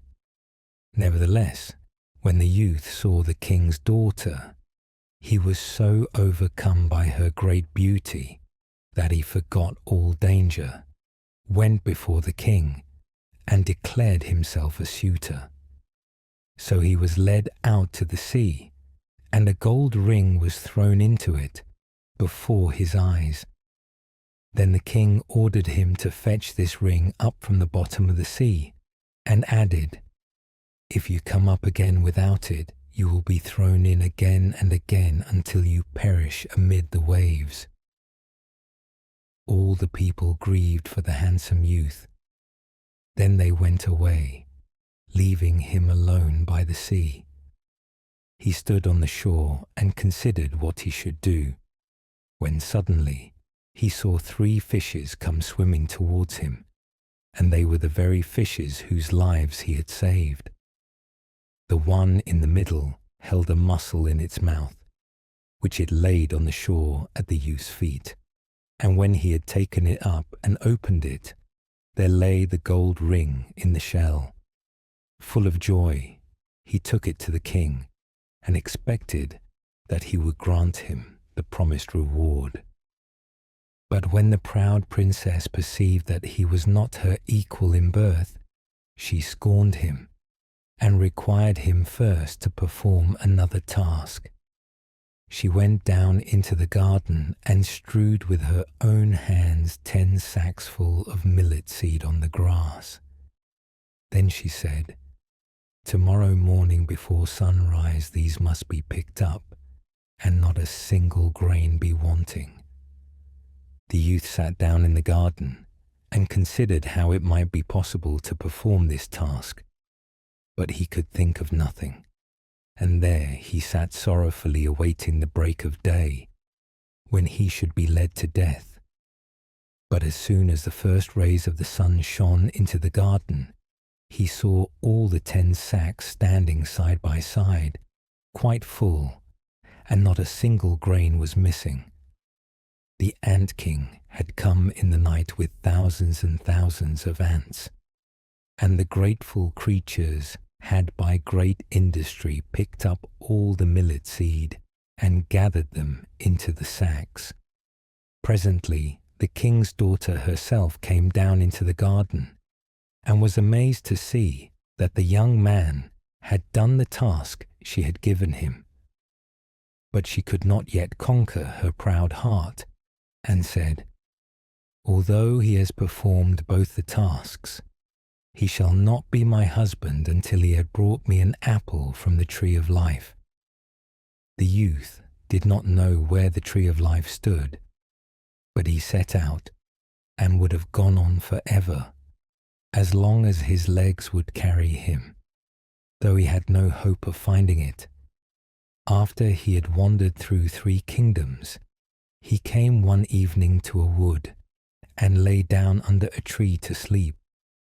But he heard a rustling in the branches, and a golden apple fell into his hand. At the same time, 3 ravens flew down to him, perched themselves upon his knee, and said, "We are the 3 young ravens whom you saved from starving. When we had grown big and heard that you were seeking the golden apple, we flew over the sea to the end of the world, where the tree of life stands, and have brought you the apple." The youth, full of joy, set out homewards and took the golden apple to the king's beautiful daughter, who had now no more excuses left to make. They cut the apple of life in 2 and ate it together, and then her heart became full of love for him, and they lived in undisturbed happiness to a great age. The Queen Bee. 2 kings' sons once upon a time went into the world to seek their fortunes, but they soon fell into a wasteful, foolish way of living, so that they could not return home again. Then their brother, who was a little insignificant dwarf, went out to seek for his brothers, but when he had found them, they only laughed at him, to think that he, who was so young and simple, should try to travel through the world, when they, who were so much wiser, had been unable to get on. However, they all set out on their journey together, and came at last to an ant hill. The 2 elder brothers would have pulled it down, in order to see how the poor ants in their fright would run about and carry off their eggs. But the little dwarf said, "Let the poor things enjoy themselves. I will not suffer you to trouble them." So on they went, and came to a lake where many, many ducks were swimming about. The 2 brothers wanted to catch 2 and roast them, but the dwarf said, "Let the poor things enjoy themselves. You shall not kill them." Next they came to a bee's nest in a hollow tree, and there was so much honey that it ran down the trunk. And the 2 brothers wanted to light a fire under the tree and kill the bees, so as to get their honey. But the dwarf held them back and said, "Let the pretty insects enjoy themselves. I cannot let you burn them." At length the 3 brothers came to a castle, and as they passed by the stables, they saw fine horses standing there, but all were of marble, and no man was to be seen. Then they went through all the rooms, till they came to a door on which were 3 locks, but in the middle of the door was a wicket, so that they could look into the next room. There they saw a little grey old man sitting at a table, and they called to him once or twice, but he did not hear. However, they called a 3rd time, and then he rose and came out to them. He said nothing, but took hold of them and led them to a beautiful table covered with all sorts of good things. And when they had eaten and drunk, he showed each of them to a bedchamber. The next morning he came to the eldest and took him to a marble table, where there were 3 tablets, containing an account of the means by which the castle might be disenchanted. The first tablet said, "In the wood, under the moss, lie the 1,000 pearls belonging to the king's daughter. They must all be found, and if one be missing by set of sun, he who seeks them will be turned into marble." The eldest brother set out and sought for the pearls the whole day, but the evening came, and he had not found the first 100, so he was turned into stone as the tablet had foretold. The next day the second brother undertook the task, but he succeeded no better than the first, for he could only find the second 100 of the pearls, and therefore he too was turned into stone. At last came the little dwarf's turn, and he looked in the moss, but it was so hard to find the pearls, and the job was so tiresome. So he sat down upon a stone and cried, and as he sat there, the king of the ants, whose life he had saved, came to help him, with 5,000 ants, and it was not long before they had found all the pearls and laid them in a heap. The second tablet said, "The key of the princess's bedchamber must be fished up out of the lake." And as the dwarf came to the brink of it, he saw the 2 ducks whose lives he had saved swimming about, and they dived down and soon brought in the key from the bottom. The third task was the hardest. It was to choose out the youngest and the best of the king's 3 daughters. Now they were all beautiful, and all exactly alike, but he was told that the eldest had eaten a piece of sugar, the next some sweet syrup, and the youngest a spoonful of honey. So he was to guess which it was that had eaten the honey. Then came the queen of the bees, who had been saved by the little dwarf from the fire, and she tried the lips of all 3. But at last she sat upon the lips of the one that had eaten the honey, and so the dwarf knew which was the youngest. Thus the spell was broken, and all who had been turned into stones awoke and took their proper forms. And the dwarf married the youngest and the best of the princesses, and was king after her father's death. But his 2 brothers married the other 2 sisters. The dog and the sparrow.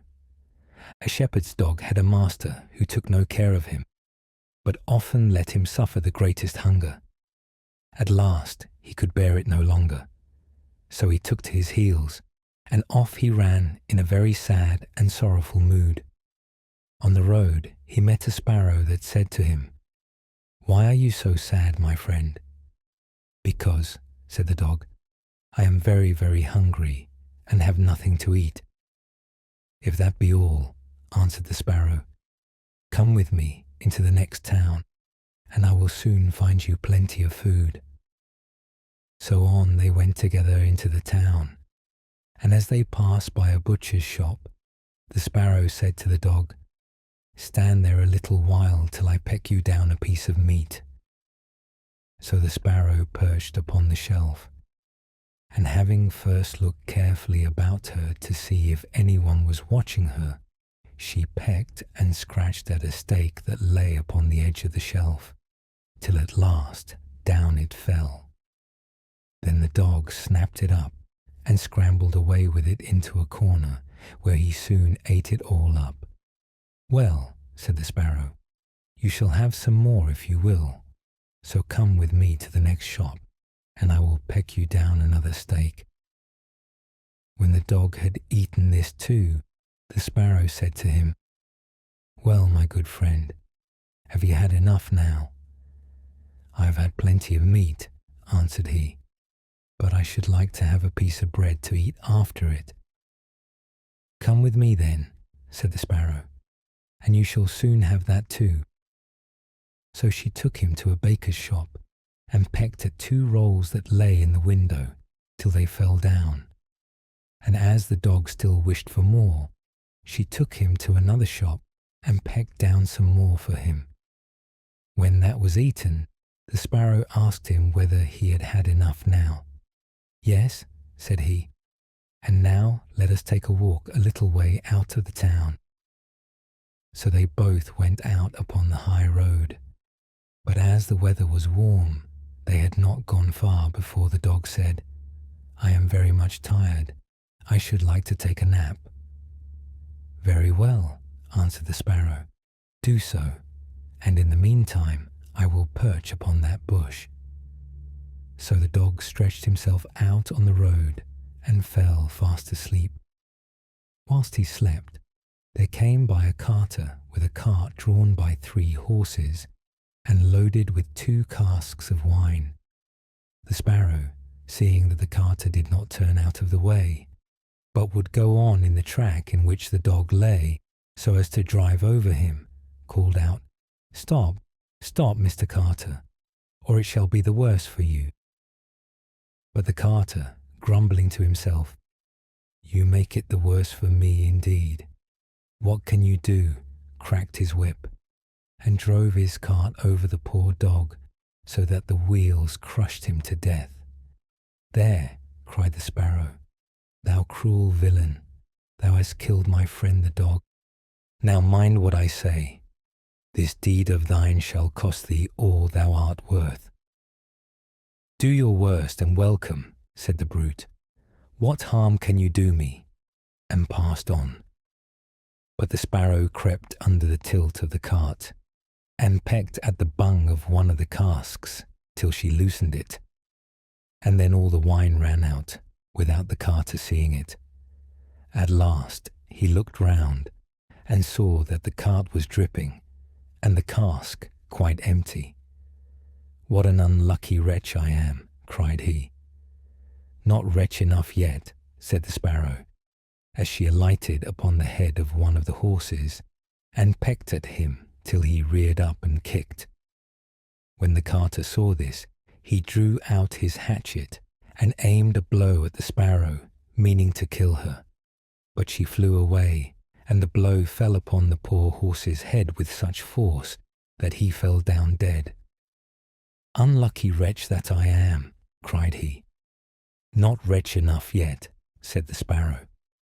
And as the carter went on with the other 2 horses, she again crept under the tilt of the cart and pecked out the bung of the second cask, so that all the wine ran out. When the carter saw this, he again cried out, "Miserable wretch that I am." But the sparrow answered, "Not wretch enough yet," and perched on the head of the second horse and pecked at him too. The carter ran up and struck at her again with his hatchet, but away she flew, and the blow fell upon the second horse and killed him on the spot. "Unlucky wretch that I am," said he. "Not wretch enough yet," said the sparrow, and perching upon the third horse, she began to peck him too. The carter was mad with fury, and without looking about him, or caring what he was about, struck again at the sparrow, but killed his third horse as he'd done the other 2. "Alas, miserable wretch that I am," cried he. "Not wretch enough yet," answered the sparrow as she flew away. "Now will I plague and punish thee at thy own house." The carter was forced at last to leave his cart behind him and to go home overflowing with rage and vexation. "Alas," said he to his wife, "what ill luck has befallen me. My wine is all spilt, and my horses all 3 dead." "Alas, husband," replied she, "and a wicked bird has come into the house, and has brought with her all the birds in the world, I am sure, and they have fallen upon our corn in the loft, and are eating it up at such a rate." Away ran the husband upstairs, and saw thousands of birds sitting upon the floor eating up his corn, with the sparrow in the midst of them. "Unlucky wretch that I am," cried the carter, for he saw that the corn was almost all gone. "Not wretch enough yet," said the sparrow. "Thy cruelty shall cost thee thy life yet." And away she flew. The carter, seeing that he had thus lost all that he had, went down into his kitchen, and was still not sorry for what he had done, but sat himself angrily and sulkily in the chimney corner. But the sparrow sat on the outside of the window and cried, "Carter, thy cruelty shall cost thee thy life." With that he jumped up in a rage, seized his hatchet, and threw it at the sparrow, but it missed her and only broke the window. The sparrow now hopped in, perched upon the window seat, and cried, "Carter, it shall cost thee thy life." Then he became mad and blind with rage, and struck the window seat with such force that he cleft it in two. And as the sparrow flew from place to place, the carter and his wife were so furious that they broke all their furniture, glasses, chairs, benches, the table, and at last the walls, without touching the bird at all. In the end, however, they caught her, and the wife said, "Shall I kill her at once?" "No," cried he, "that is letting her off too easily. She shall die a much more cruel death. I will eat her." But the sparrow began to flutter about, and stretch out her neck and cried, "Carter, it shall cost thee thy life yet." With that he could wait no longer, so he gave his wife the hatchet, and cried, "Wife, strike at the bird and kill her in my hand." And the wife struck, but she missed her aim, and hit her husband on the head so that he fell down dead, and the sparrow flew quietly home to her nest. The Robber Bridegroom. There was once a miller who had one beautiful daughter, and as she was grown up, he was anxious that she should be well married and provided for. He said to himself, "I will give her to the first suitable man who comes and asks for her hand." Not long after a suitor appeared, and as he appeared to be very rich, and the miller could see nothing in him with which to find fault, he betrothed his daughter to him. But the girl did not care for the man, as a girl ought to care for her betrothed husband. She did not feel that she could trust him, and she could not look at him, nor think of him without an inward shudder. One day he said to her, "You have not yet paid me a visit, although we have been betrothed for some time." "I do not know where your house is," she answered. "My house is out there in the dark forest," he said. She tried to excuse herself by saying that she would not be able to find the way thither. Her betrothed only replied, "You must come and see me next Sunday. I have already invited guests for that day, and that you may not mistake the way, I will strew ashes along the path." When Sunday came, and it was time for the girl to start, a feeling of dread came over her, which she could not explain, and that she might be able to find her path again. She filled her pockets with peas and lentils to sprinkle on the ground as she went along.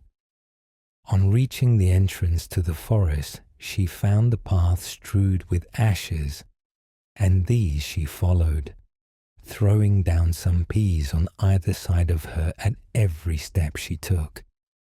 She walked the whole day until she came to the deepest, darkest part of the forest.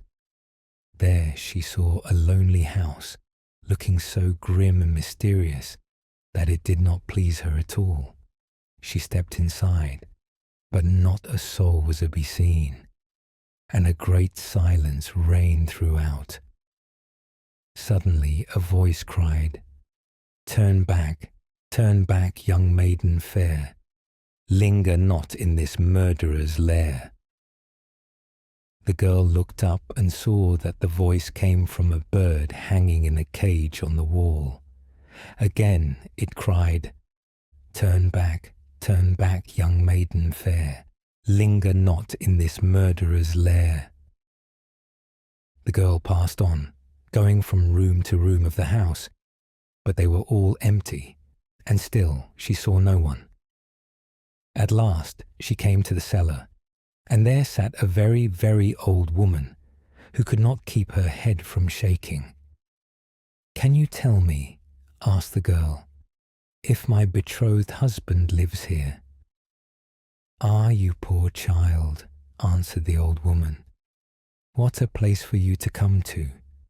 This is a murderer's den. You think yourself a promised bride, and that your marriage will soon take place, but it is with death that you will keep your marriage feast. Look, do you see that large cauldron of water which I am obliged to keep on the fire? As soon as they have you in their power, they will kill you without mercy, and cook and eat you, for they are eaters of men. If I did not take pity on you and save you, you would be lost." Thereupon the old woman led her behind a large cask, which quite hid her from view. "Keep as still as a mouse," she said. "Do not move or speak, or it will be all over with you. Tonight, when the robbers are all asleep, we will flee together. I have long been waiting for an opportunity to escape."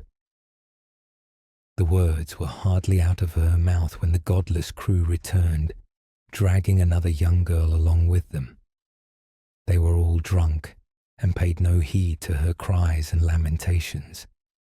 They gave her wine to drink, 3 glasses full, one of white wine, one of red, and one of yellow, and with that her heart gave way and she died. Then they tore off her dainty clothing, laid her on a table, and cut her beautiful body into pieces, and sprinkled salt upon it. The poor betrothed girl crouched trembling and shuddering behind the cask, for she saw what a terrible fate had been intended for her by the robbers. One of them now noticed a gold ring still remaining on the little finger of the murdered girl, and as he could not draw it off easily, he took a hatchet and cut off the finger. But the finger sprang into the air and fell behind the cask into the lap of the girl who was hiding there. The robber took a light and began looking for it, but he could not find it. "Have you looked behind the large cask?" said one of the others. But the old woman called out, "Come and eat your suppers, and let the thing be till tomorrow. The finger won't run away." "The old woman is right," said the robbers, and they ceased looking for the finger and sat down. The old woman then mixed a sleeping draught with their wine, and before long they were all lying on the floor of the cellar, fast asleep and snoring. As soon as the girl was assured of this, she came from behind the cask. She was obliged to step over the bodies of the sleepers who were lying close together, and every moment she was filled with renewed dread lest she should awaken them. But God helped her, so that she passed safely over them, and then she and the old woman went upstairs, opened the door, and hastened as fast as they could from the murderer's den. They found the ashes scattered by the wind, but the peas and lentils had sprouted and grown sufficiently above the ground to guide them in the moonlight along the path. All night long they walked, and it was morning before they reached the mill. Then the girl told her father all that had happened. The day came that had been fixed for the marriage. The bridegroom arrived, and also a large company of guests, for the miller had taken care to invite all his friends and relations. As they sat at the feast, each guest in turn was asked to tell a tale. The bride sat still and did not say a word. "And you, my love," said the bridegroom, turning to her, "is there no tale you know? Tell us something."